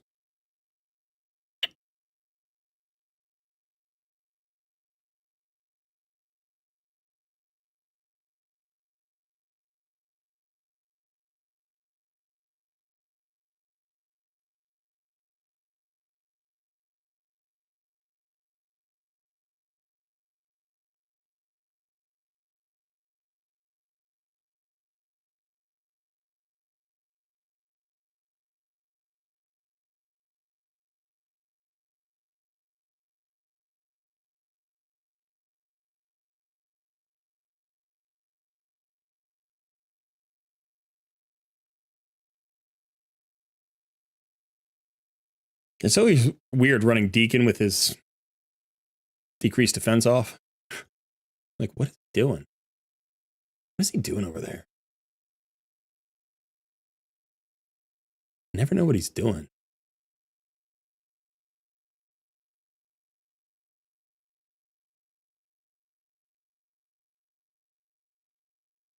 What is he? I don't know. But all of a sudden I want some meatloaf. What? There might be right. might be somebody in the channel who got that reference. I never know what he's doing over there. Ma, meatloaf, now.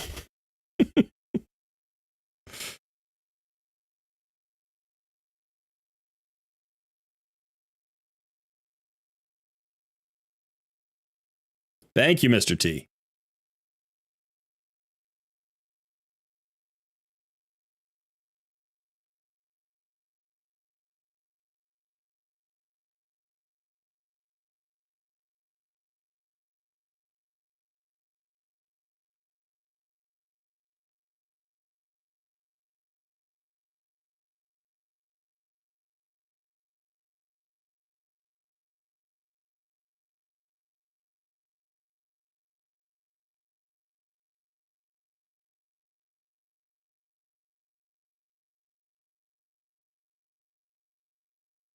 Cleanse Bosco. Oh, interesting. So when the boss does that, obviously, yeah, okay. Doesn't do his main hit.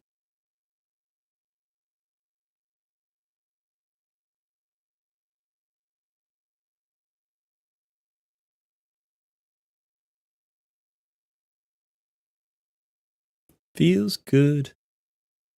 Yeah.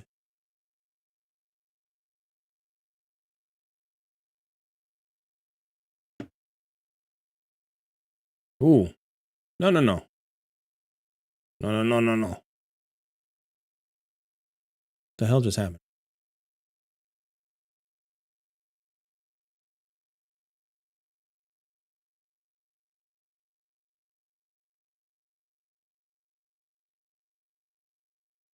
That would suck to play this for 12 minutes, get 75% of the way there, and then just lose because I wasn't paying attention.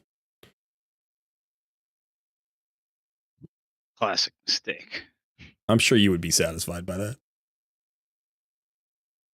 Oh, the satisfaction.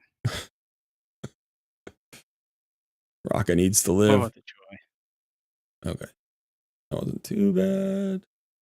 Raka, live.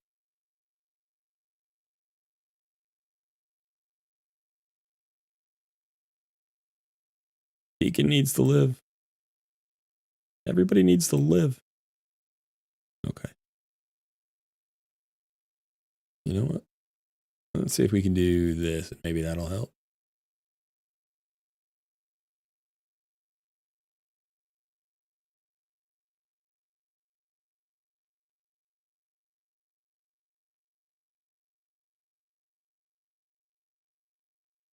Getting close. Getting close. So I guess maybe none of these are blockable. If that's true, then your Brogny's not doing all that much.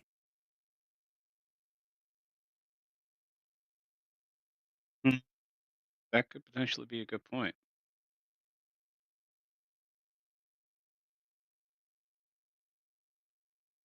I mean, the shield is a shield, and shield is not insignificant because poisons hit the shield first. So, no, damn it.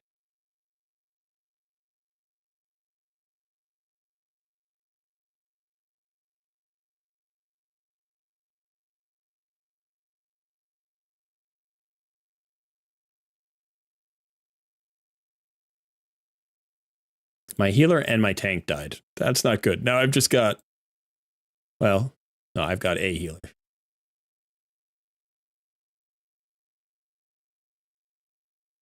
We're close. We're so close.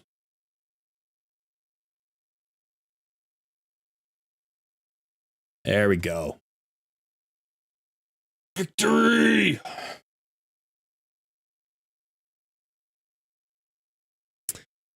And the spider goes down. Very nice. How you doing, noob? You know, doing all right. Doing all right. I was defeated by the mighty spider. Spider. Spider time. Oh. All right. Yeah, climb. Let's climb some stairs.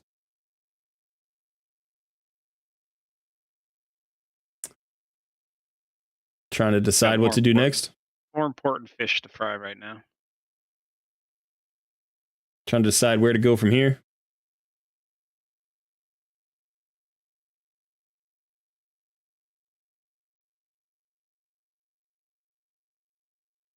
The most highbrow comedy there is, Mr. T says. Just you.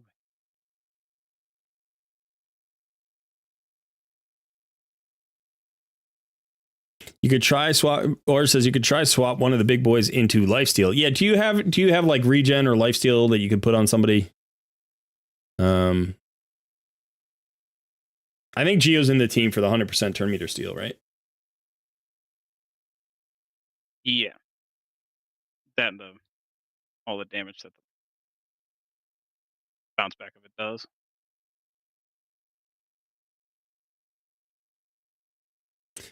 Or's maybe trolling me. We love a good troll.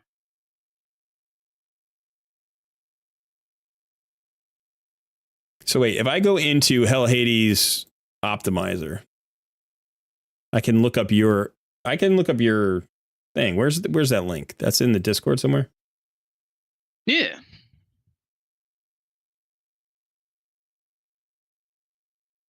Okay, Oris, what are you saying?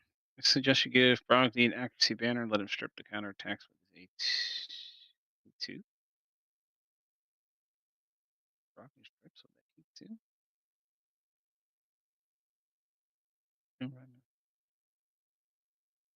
True.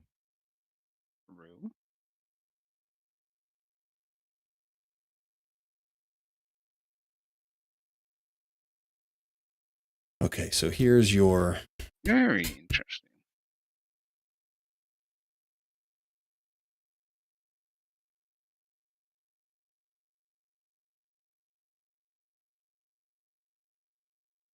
Yeah, Victor, I could use Whisper, but my Whisper is like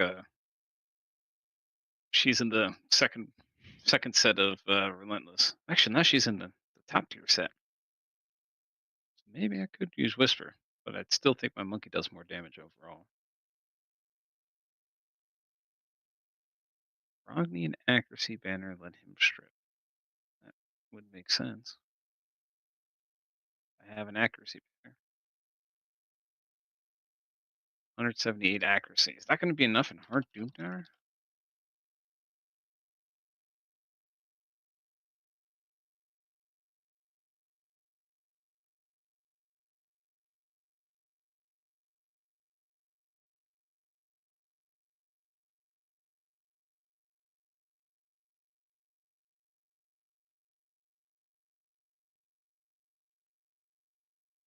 There we go. Okay.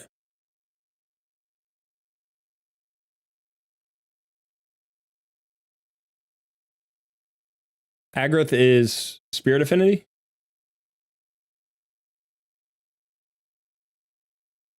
Could be. Okay. They will increase his accuracy at least.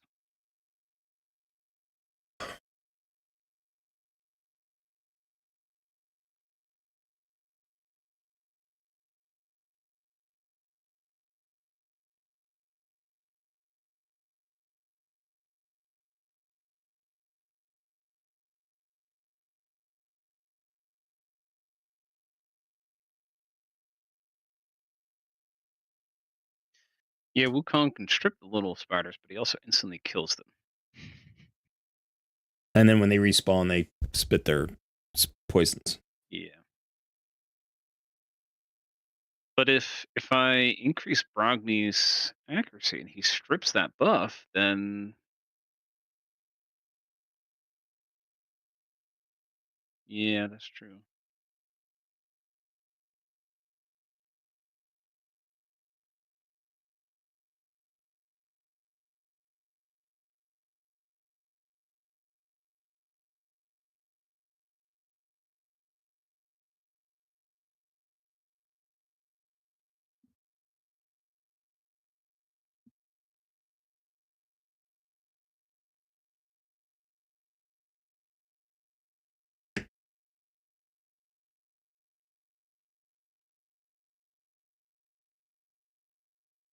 I'm going to try something on my main account here to see if it works.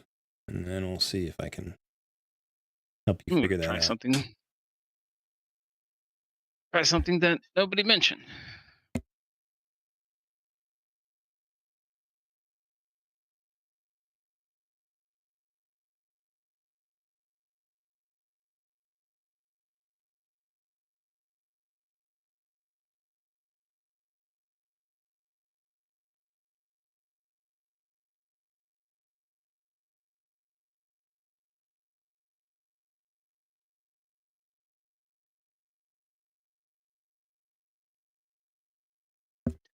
Yeah, I have the Royal Guard, but he's not well built, which is the problem for him. I have the Whisper, but I don't think she's going to survive. We can try her after this. What I wanted to try was using the Leech.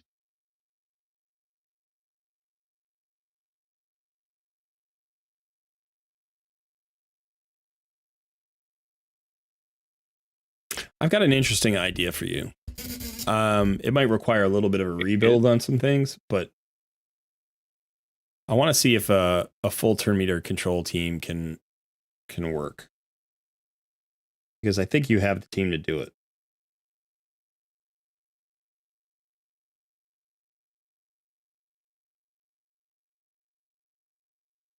So let's say we did.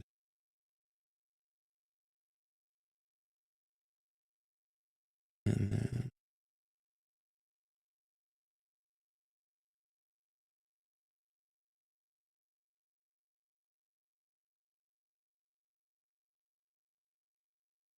Oh, it does work.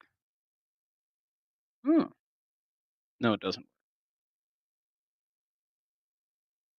Oh. Well, that's mighty unfortunate.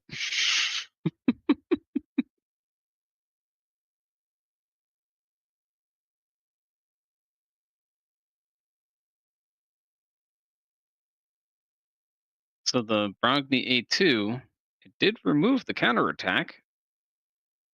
They counterattacked after the counterattack was removed. Yeah, that's irritating. That happens in some removals and others it doesn't. It's not a universal thing. Yeah, that's slightly unfortunate. Now they're gonna die, I guess.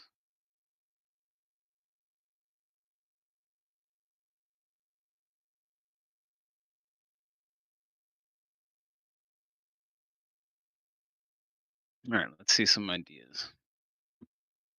All right, so looking at your roster, I'm thinking about turn meter decrease, right? So you have turn meter decrease on Geomancer, Fane, Deacon Armstrong. You have it on Sylar, Royal Guard, Haikatoon, Armiger, and also Biggin. Right? So can we find a combination of those champions that can potentially kill the, like, so you would need to survive the initial poisons when you spawn in.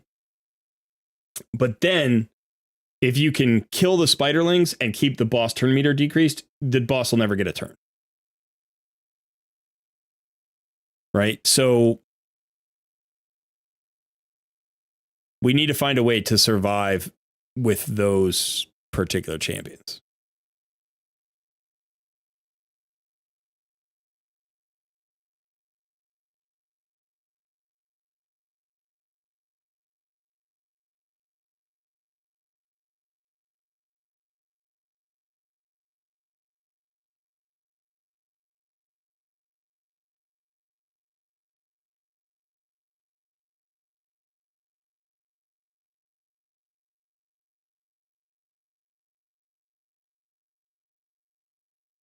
Yeah, I don't really know. So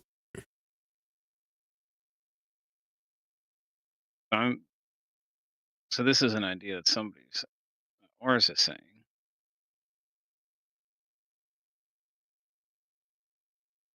Would it be Theotragi, Masqueraded, Wukong, and Brogni? just go full shields. Yeah, which I know where we're going there. I know it won't work. Well, I haven't tried just ignoring the spider, so maybe.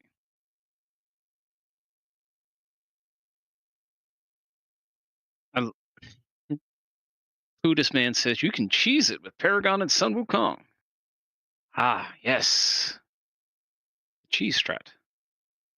The one I have available to me. Why did I not think to use it? The fool I am. Do you not have I don't Paragon? have a Paragon. No, of course not. Otherwise, somebody used it already. What a fool.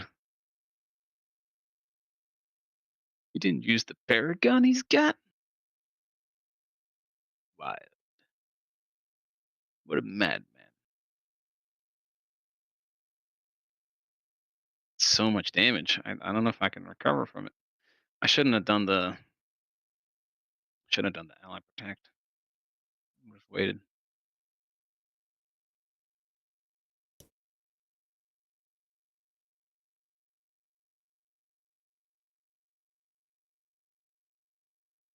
Let's see if they can survive it without the ally protect. That'd be good.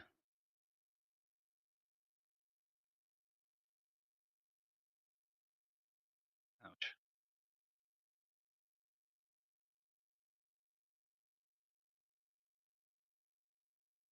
That's a big yikes for me, dog.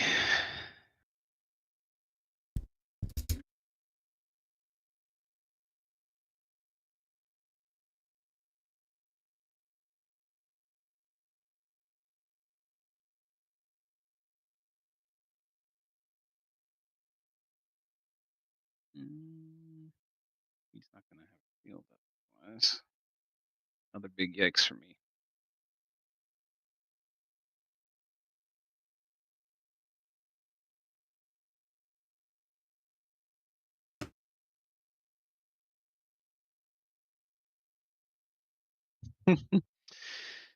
Here's going to be the next problem. I can't run Geomancer here, because Geomancer is going to have to use his A1, and it's going to trigger all of these little guys because it's an AoE. Unless I do the bus strip thing, which then triggers. that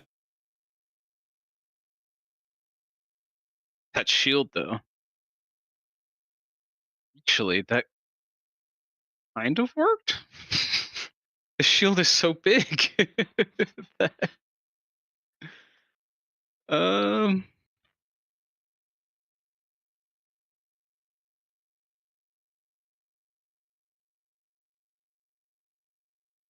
Man, they're dead.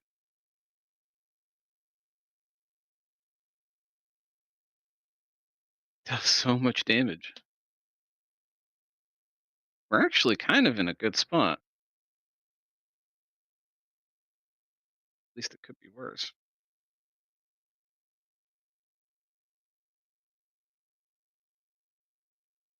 I wonder what happens if we try to do that cycle again.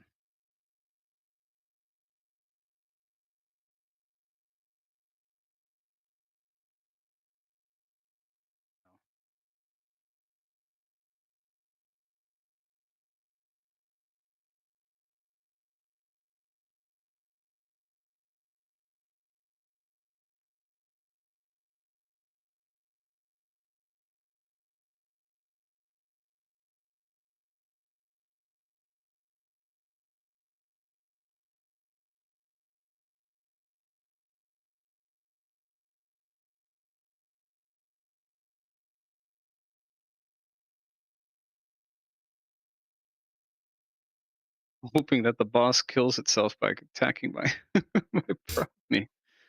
But he's got the big giant shield. This plan might work. I'm going to be a little shocked. A little more than a little. Yeah, that should be up again.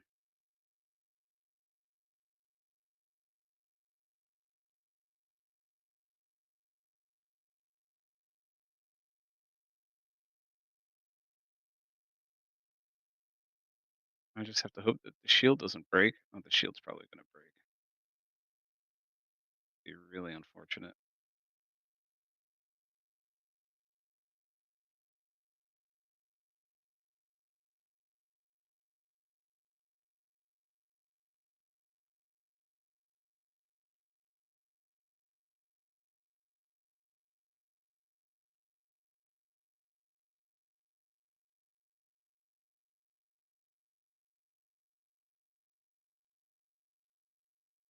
Why is this working?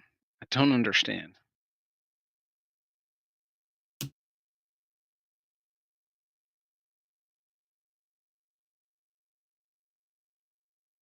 Nice. Congrats.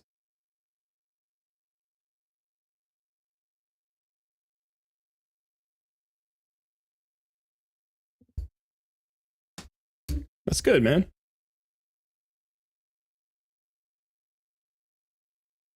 Fast too. I still don't really understand. Not slow at all. I still don't really understand how that worked.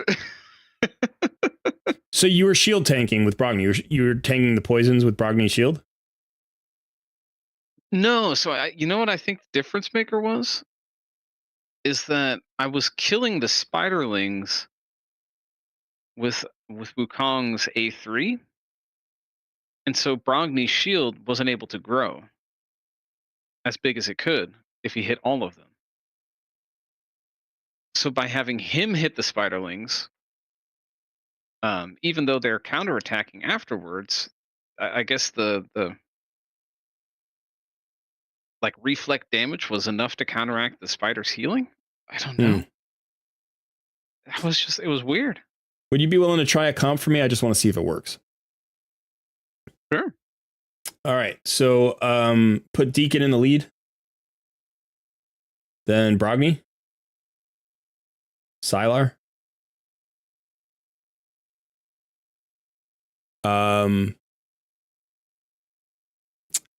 Geo. and Royal Guard. Okay. See, he's missing gloves. Is that a problem? Yeah, probably. Could you put any kind of? Do you have trash gloves that can fill the set just to get the extra speed? Actually, HP would be fine. Yeah, he had crit rate gloves. Yeah, but I don't. His crit rate is like that's fine, but we don't need him for his crit rate. Like it's not a speed race here. Yeah. Everybody else is built. Everybody else should be built.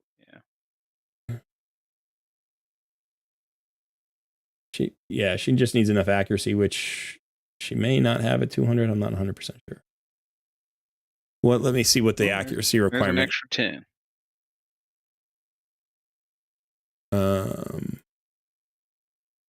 That is Sebastian. Welcome. So we are in Doom Tower. What rotation are we? This is Sarath, right? Yep.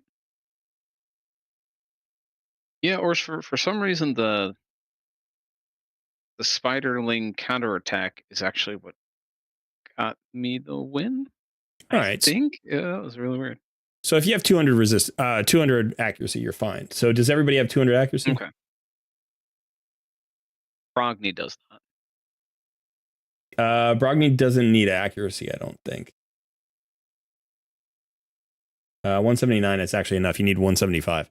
What about okay. Royal Guard? His accuracy. Yeah, okay. Great. So try this. And you're gonna have to A1 cycle the second wave.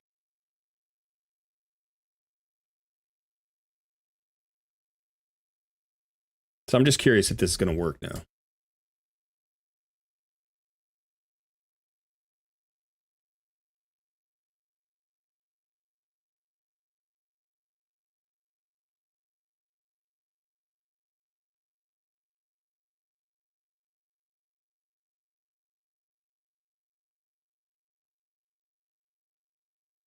Yeah, what's the plan for when I get there?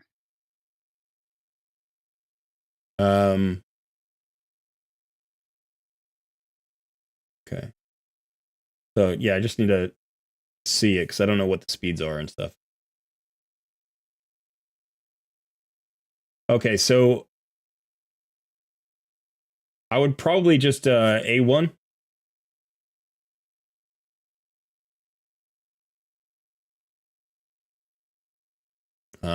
That could be a problem. He's the second fastest. Okay, in that case, just A1.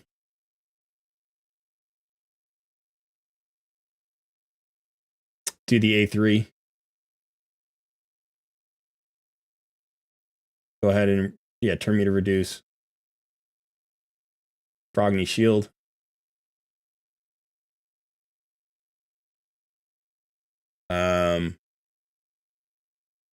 Oh, wait a second. All right, yeah, go A1 again.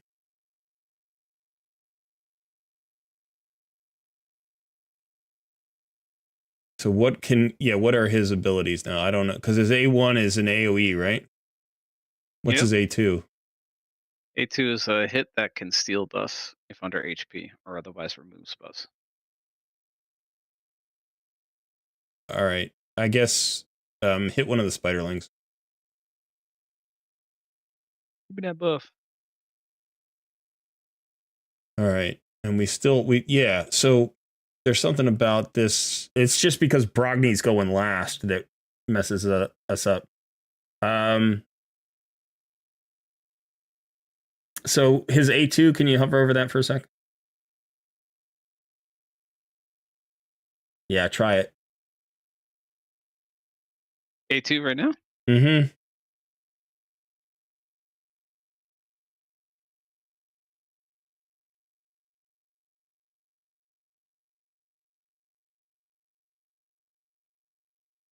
Yeah, so unfortunately the speeds are they're backwards. We need Brogni at the top of the turn order because what we need to do is we need to kill the spiderlings.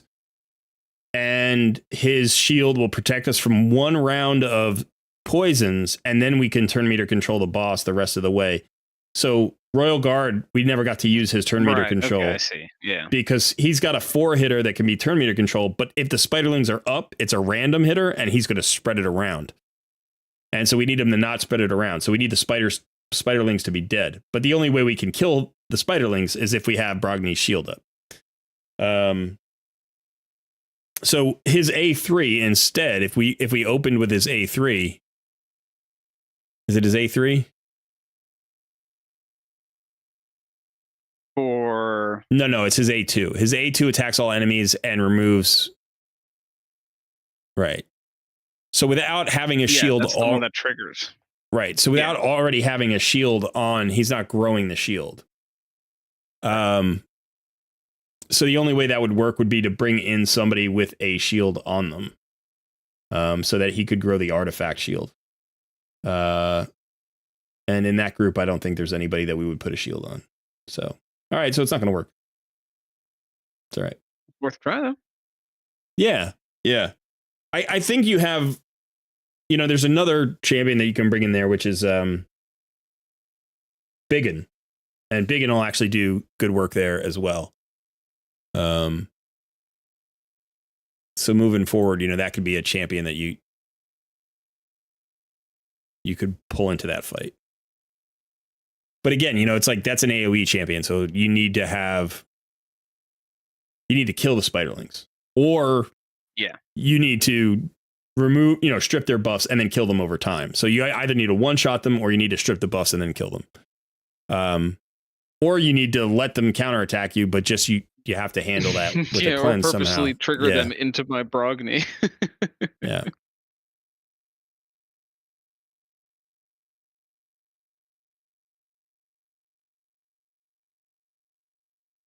Yep. There you go, Orson. It did work. It did not work in any way as expected, but it did work. And isn't that what counts? Isn't that what matters? Biggin in the Sunset is awesome.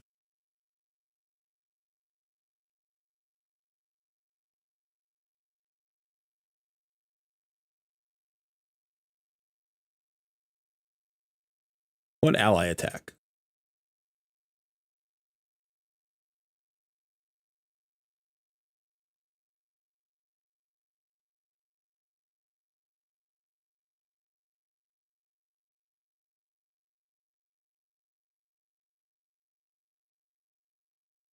Full tournament. You're talking about the counterattack from the boss?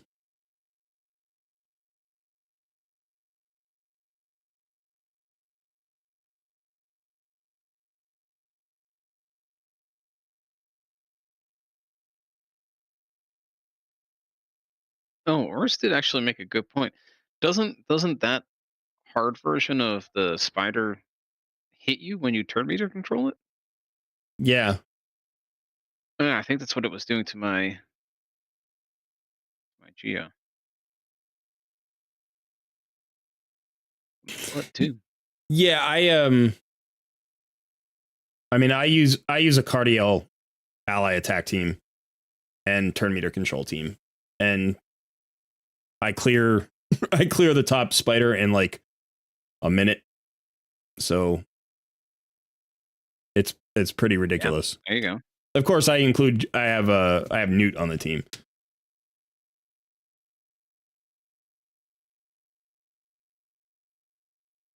Nuding it up, huh? Yeah, I could let's see. Sounds like a very squat down thing to do. Dude. Let's see.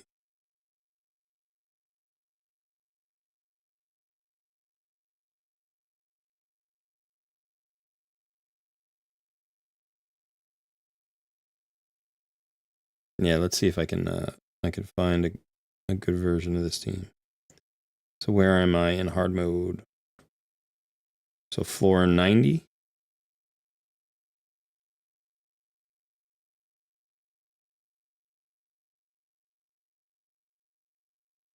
Yeah, I don't even think I have this in the AI. I think I just run it.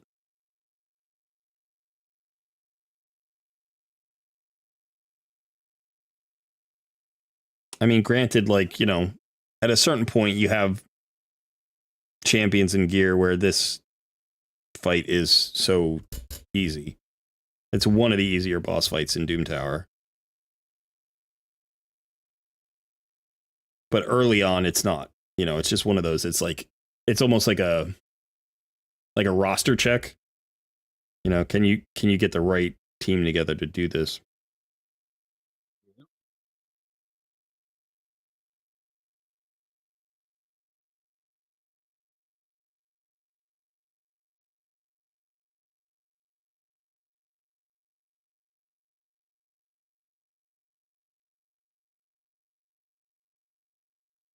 No, because my Cardiel went in the wrong order. Okay, so I guess I do have to plug that into the AI.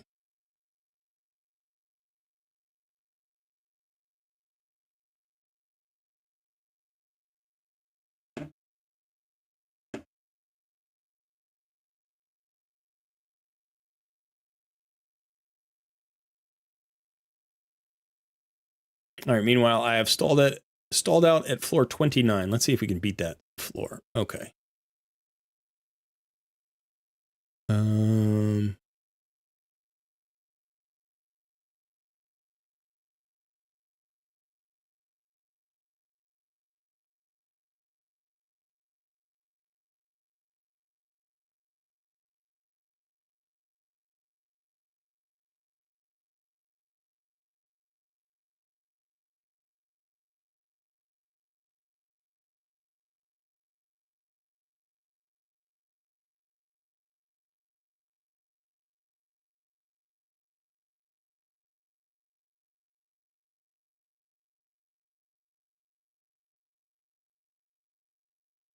I love when Wukong is weak affinity to a fight and he just gets targeted. You're like, yeah, hit the Wukong. Hit him again. Go ahead, please.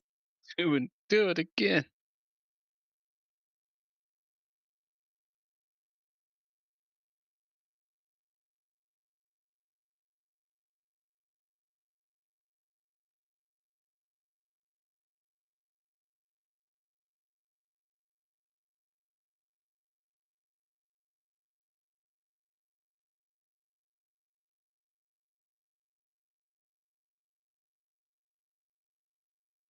I'm doing so little damage at this level.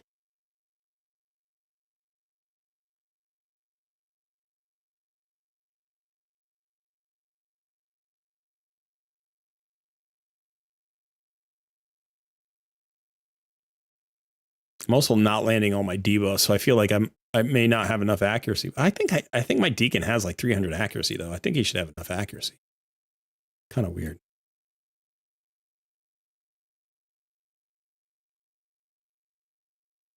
Okay, so this one is for the chat.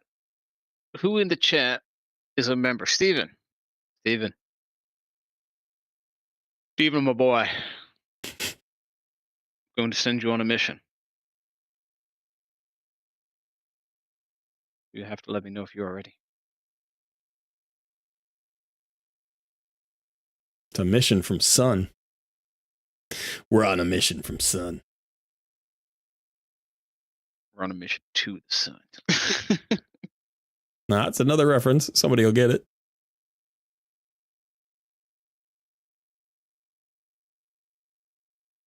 Yes, Sun. What mission? Okay. See, listen to me carefully here. Very important. Very big. Very important. Go ahead and just refresh the stream. And then look in the emojis.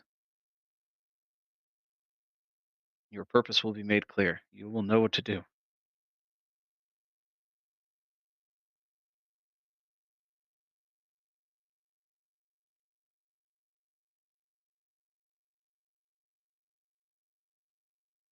That is your mission.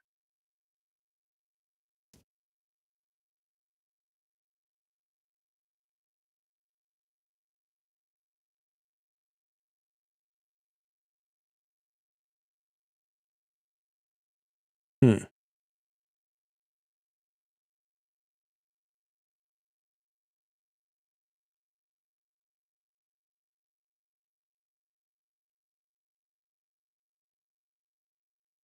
Hey, wicked. With the deep squats. Steven with the deep squats.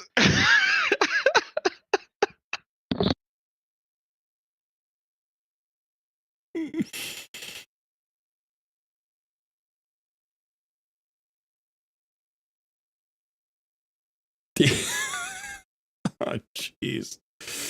Oh man, was that so worth it? Was that so worth it? That build up was so worth it. Look at those deep squats. Yeah. Deal with it. Who's the man eater, deal with it. Deal with it. Who's destroying my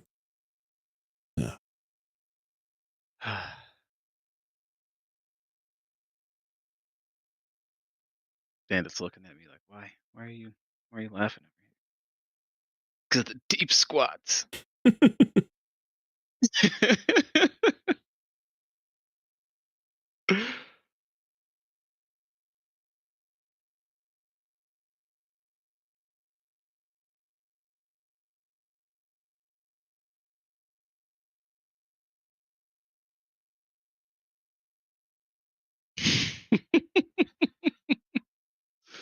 That was worth it. I'm glad. Definitely halfway through that spider fight, I was not in gameplay. Deep squat. How do I make this readable in an emoji sense? That guy's got to get that. There we go. That's all I had to know. Towering Titan or whatever your name is. So worth it. Deep squats.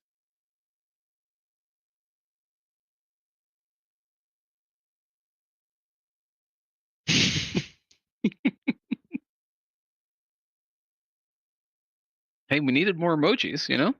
We did. We still do. For the people. I'm a man of the people.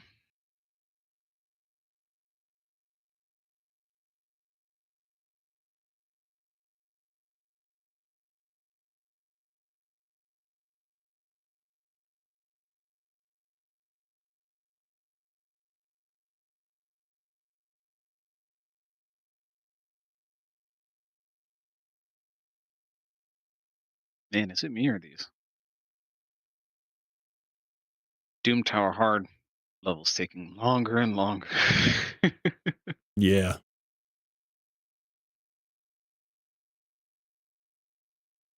Which one are you on right now? I'm on floor 30. Or 29, rather. Oh. So I was able to climb from 20 to 29, just auto climb. But now, now I stalled out. You done goofed? Yeah, No, just the best of us. The auto team just didn't make it through the floor. Big old gooferino. Dude.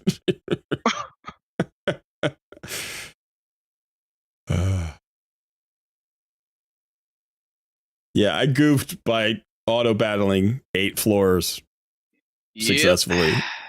Yep. Look, it happens to everybody. Listen. Sometimes you just make a goof, you know? Sometimes you auto battle 9 floors, but sometimes you only get 8, I mean, that's the way it works. Yeah. Okay. All right, call me later. Bye-bye. All right, buddy. Good to see you.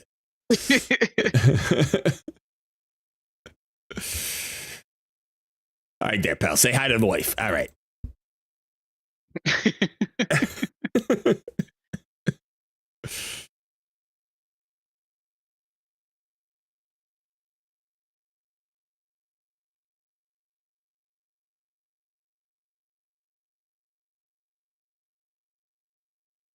Oh, that's disappointing.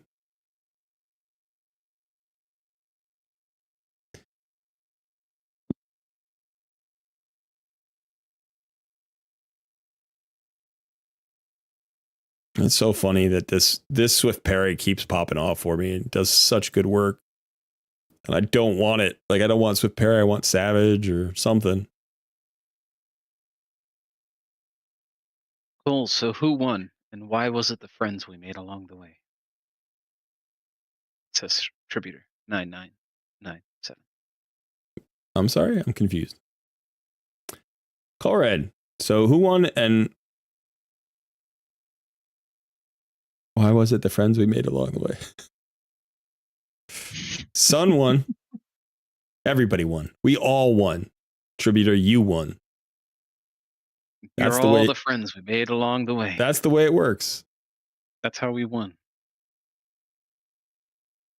We all won by the community, by the laughs, by the laughter. The laughter was important. Yes. But mostly Sun won based on points. Yep. That's the way it had to happen. I agree. The laughter is what gets you through the crippling depression. When you're in squat down. What is going on? What the hell is going on right now? Why is squat down depressing all of a sudden? You don't know the lore. You don't know. I don't know the lore. You're in the jungle, baby. You gonna die. Hey, now that's my era. You're in the jungle. In my lore, squat down is in a jungle. Oh, thank you, man. I appreciate that. Ugh. Oh dear, the race that everyone gets a medal for just participation. It was a race of 2 people. Yeah. The moral of the story is you got to do more deep squats. Got to hit him with that deep gravelly voice. Squats.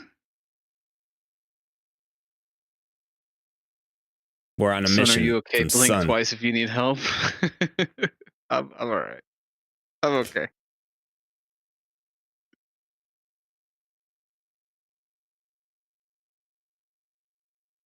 All right, let's go do a little arena. Let's get in here. See if we can't make some more. Oh, that's so satisfying. Win that speed race. Boom, boom, boom, boom.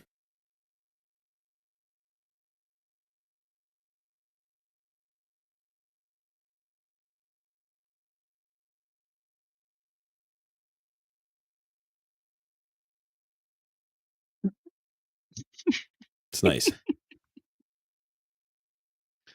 Sebastian says, I have no idea what you're talking about, but it seems fun. See? There you go. That's the attitude. That's the way to do it. That's how I felt for 13 years. Yeah. I have no idea what the hell he's talking about most of the time, but it's fun. That's the way it should be. We will just be sitting quietly in Discord, each focusing on our own game, and then he'll say something. And it'll register, but kind of slowly because I'm paying attention to something. And then like 10 seconds later, I'll start laughing my ass off. He doesn't even know what he said. I mean, I think that's how Squats Out came about. I know that people trying to find me came from that. I know that's happened. I was just sitting there and he's like, oh yeah, man, I'm so broke. People trying to find me. And I'm like, I'm just playing my game. And I was like, wait, what happened? He's like, well, I'm out of silver. I'm like, yeah, but what did you say? It's like, well, I'm out of silver. So I'm like, I'm so broke, people are trying to find me. I'm like, well, okay. I was like, that's not the original quote exactly, but it's close to that. It's the PG-13 version. Who's trying to find you? The people who want money. The people who want money. I don't have any money, so they're trying to find me. I'm like, oh, all right. Oh man.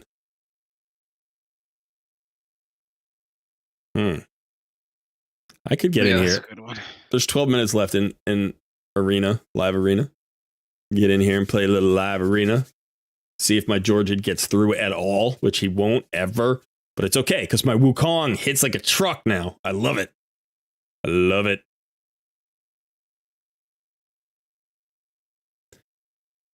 Somebody want to jump into Live Arena and play me?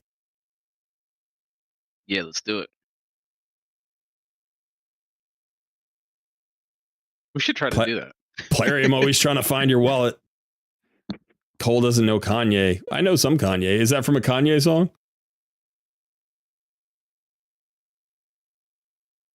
We are all winners. Stephen Markley.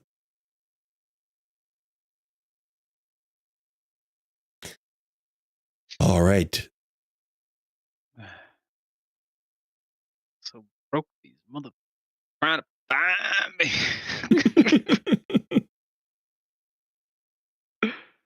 Somebody seems to indicate that's from a Kanye song. Is that where you got it?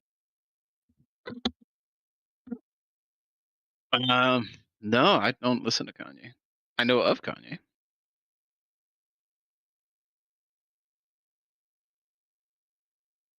All right, we got an arbiter going on here.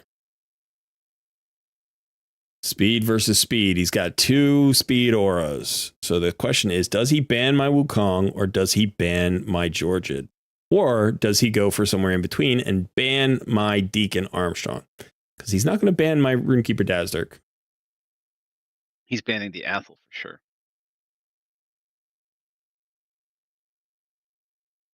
If he's banning the Athel, then he's a bot.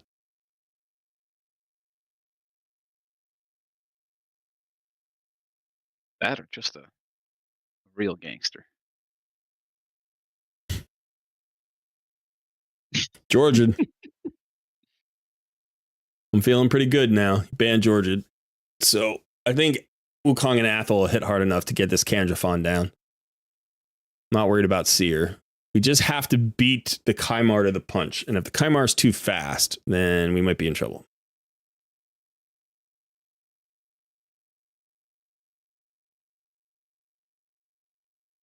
All right, cool. After this one, we're going to try to find each other in the live arena. Okay. I feel like this person has a slow connection.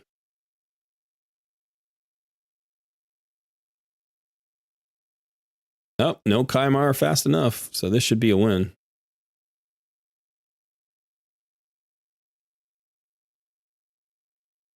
Damn.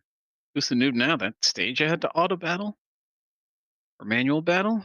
Full auto. Yeah. No problem. Oh, never mind. We have 9 minutes left on the live arena. We get one shot at this.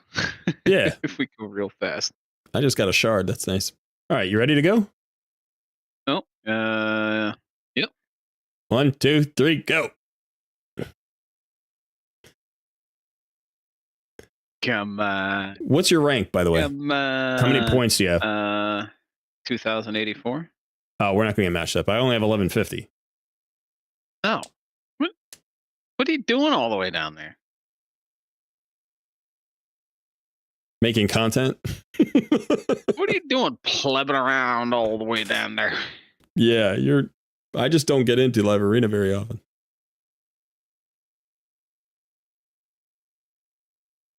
But when people ban Georgia, that's good for me.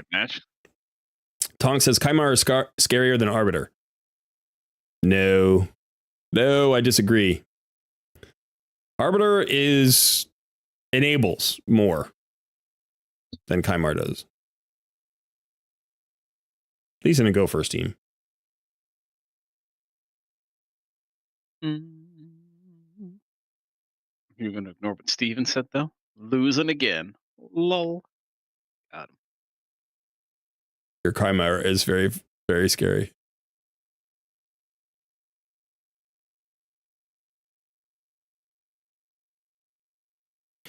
Very defensive team.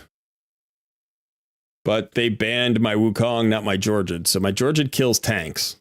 And they're a tanky team. The question is, can I kill all of them? Because there's a chance, maybe. Let's see how this works. So let's go ahead and try to execute UDK. Not quite. Close, but not quite.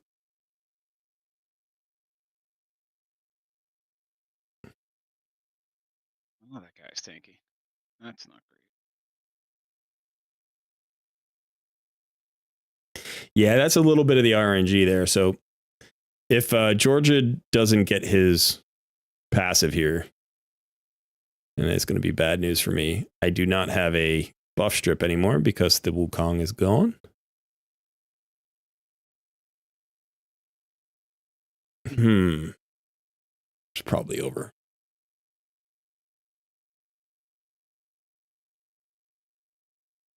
Yeah, I can. There's only 8 minutes left. We can get out of that. If my Georgia had executed their UDK, then I probably win that. But without that, it's very bad. Very bad. Big unfortunate. Big sad.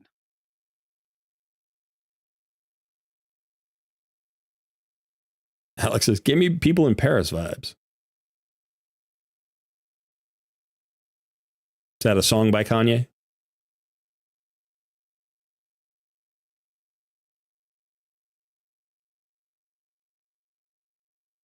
Now I'm up against a level 99 player. This is where I don't like this. I'm like, it's just not.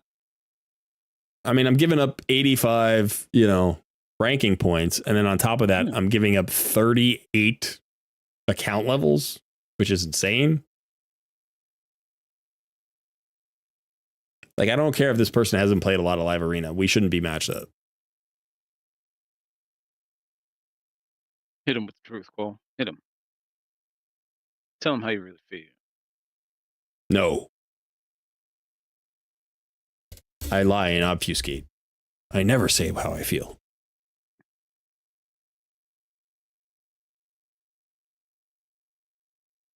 All right, so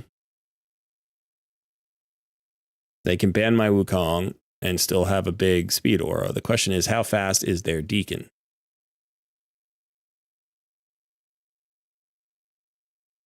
There we go. And is their Python in Stone Skin?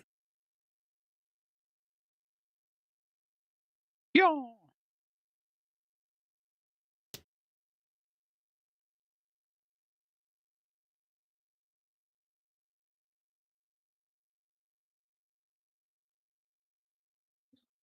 That's an interesting 6-star occult brawler.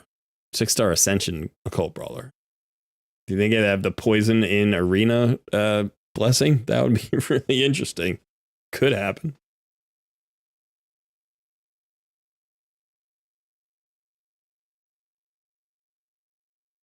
Accidentally disconnected or something?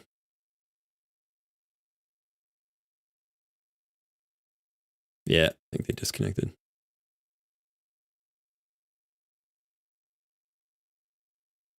Or just went AFK.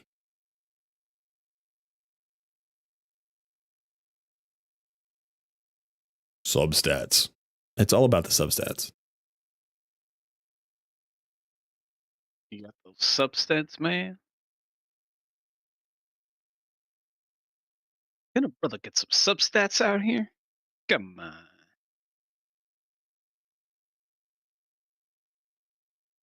Really? I got cut? That's really disappointing.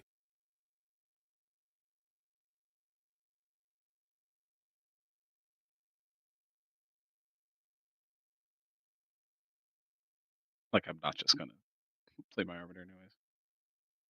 Oh, he banned the Geomancer. A bold move. A bold choice.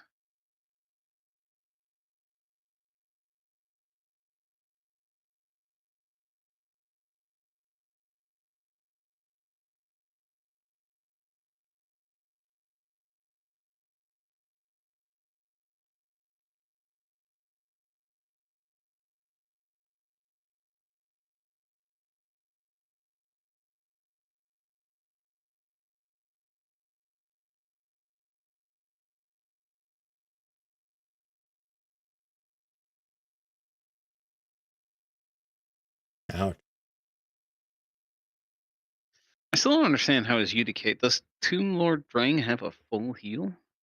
Yep. Tomb Lord Drang has a health matching heal. So everybody gets brought up to the health level of the highest health total. So if somebody's at full health, everybody gets brought up to full health.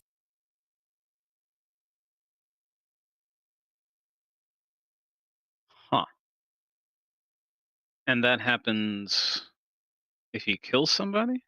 No, it's just a heal. It's an attack that heals. Oh, it's an attack that heals. Okay. I respect it.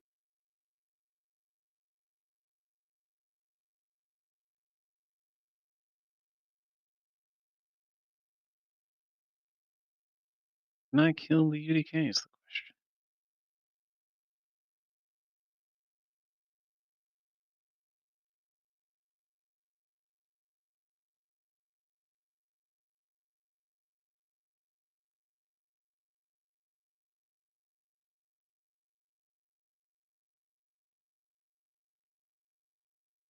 Yeah.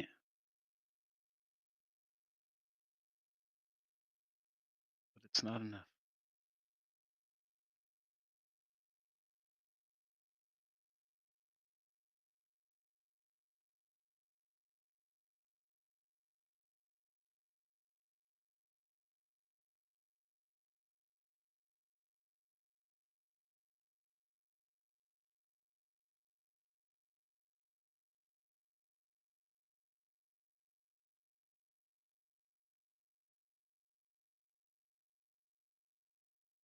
Active for 23 seconds. I got in there. I snuck one in. Yeah, I'm hoping I match up. I got a match before that. So yeah, there we go. Lunar Wolf. All right. I feel like I fought Lunar Wolf before. I don't know how it went.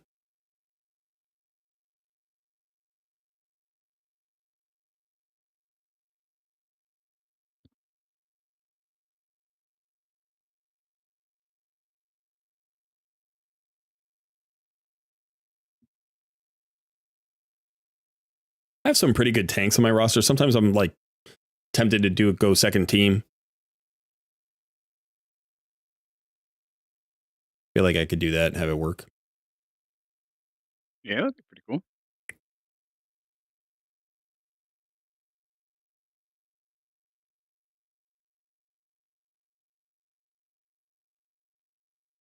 I haven't worked it out yet though. Well, They've got Hegemon. mighty unfortunate.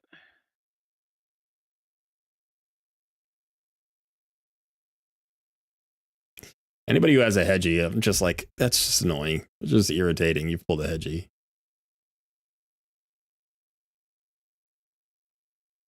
It's like on a go first team, you can't, I mean, this is what I did. Look.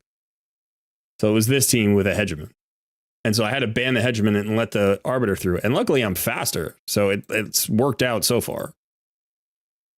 But it's really, really irritating. Question is, who do I kill? Let's see if I can kill either Mithrala or Arbiter. Yeah, I had a feeling I should have gone for... Nah, I lost. I could have gone for Nishak, but... This is not going to work out for me.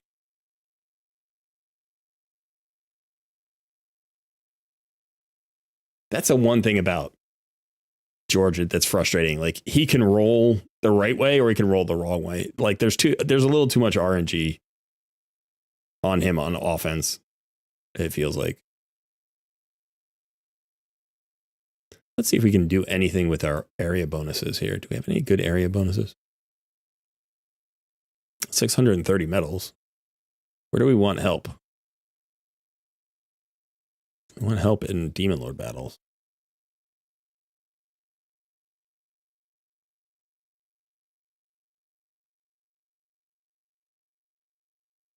Silence says, just get you. Yeah, that's always nice.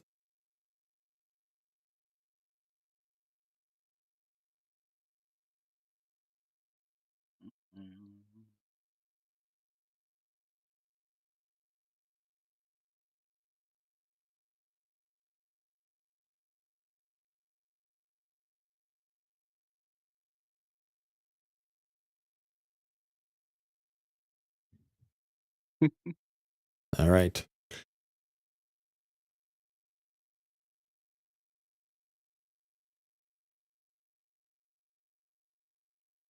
Here. All right. 5 p.m. on a Sunday. The last Noob versus Sunday Pro. fun day. Level 70 account here. The man is on a tear. So, yeah. I think this is it. It's time to close this down. Time to close the chapter on Noob versus Pro. We've got our winner.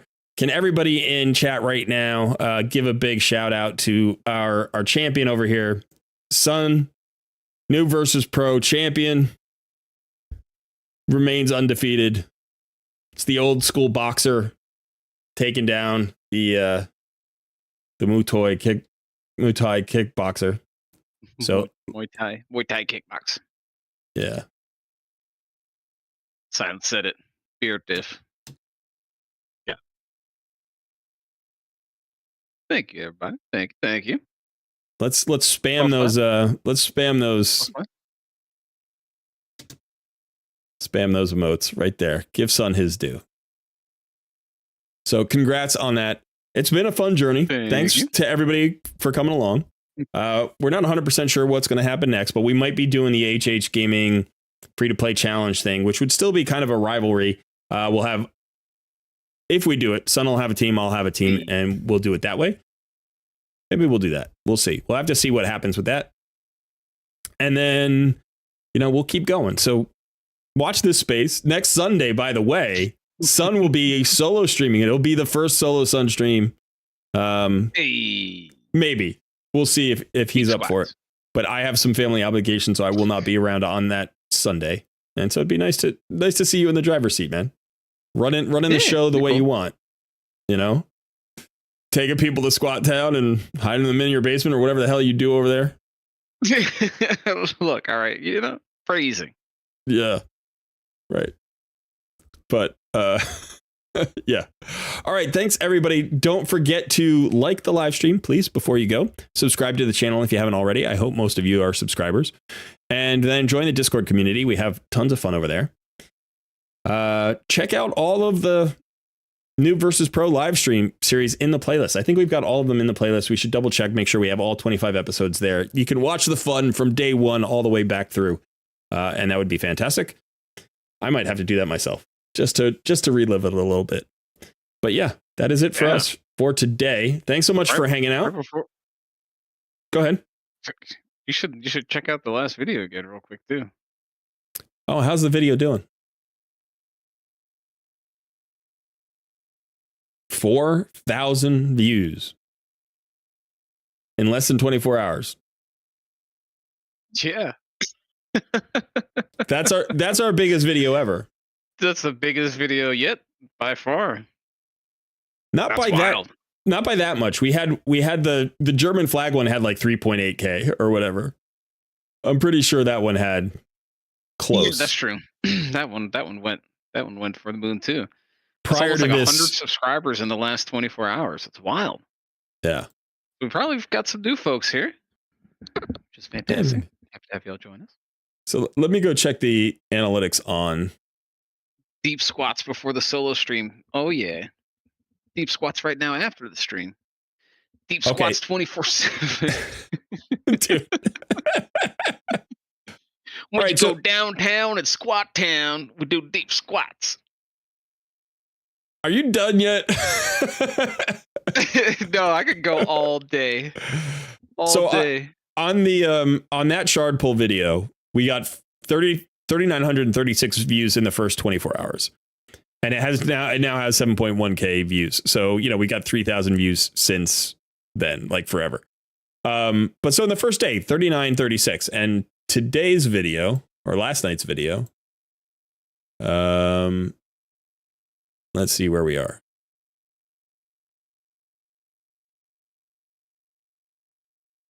Where is it?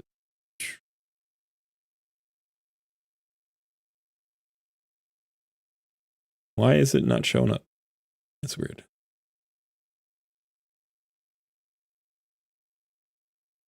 We've got 4,235 views in 19 hours and 56 minutes. So in 20 hours, we've done 250 views better. So that's pretty good. 58 subscribers off of that video so far.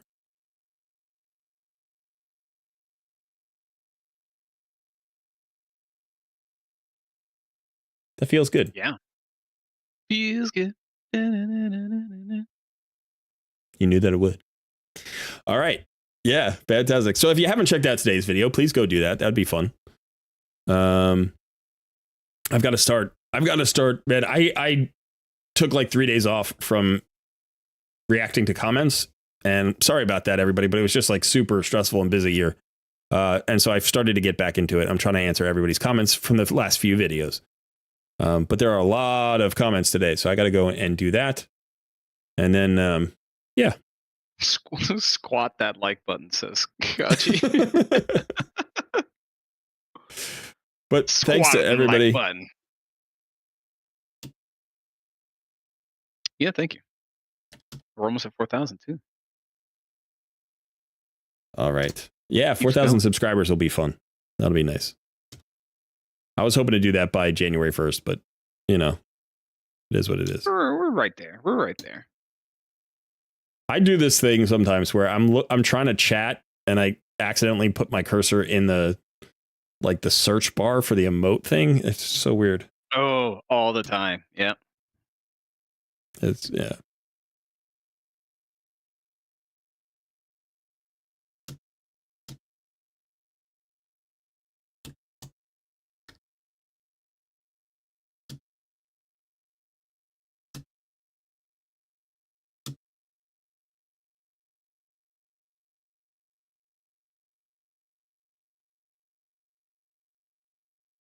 Trying to figure out what you're doing. Just sending a message. All right, thanks everybody. That was such a quiet way to end. Okay, we're done. Thanks. Y'all have a good night. Bye-bye. And now Deep Thoughts by Jack Handy. All right, everybody. You have a good night, and we'll see you on Tuesday for Tuesday takeovers at 2 p.m. Eastern Time. Thursday's still our variety stream. Next Sunday is the first ever Sun stream extraordinaire here. Sunday Fun Day. In the meantime, stay out of the basement because you don't know what's down there. All right. Have a good one, everybody. Say goodbye, son. Have a good one, everybody.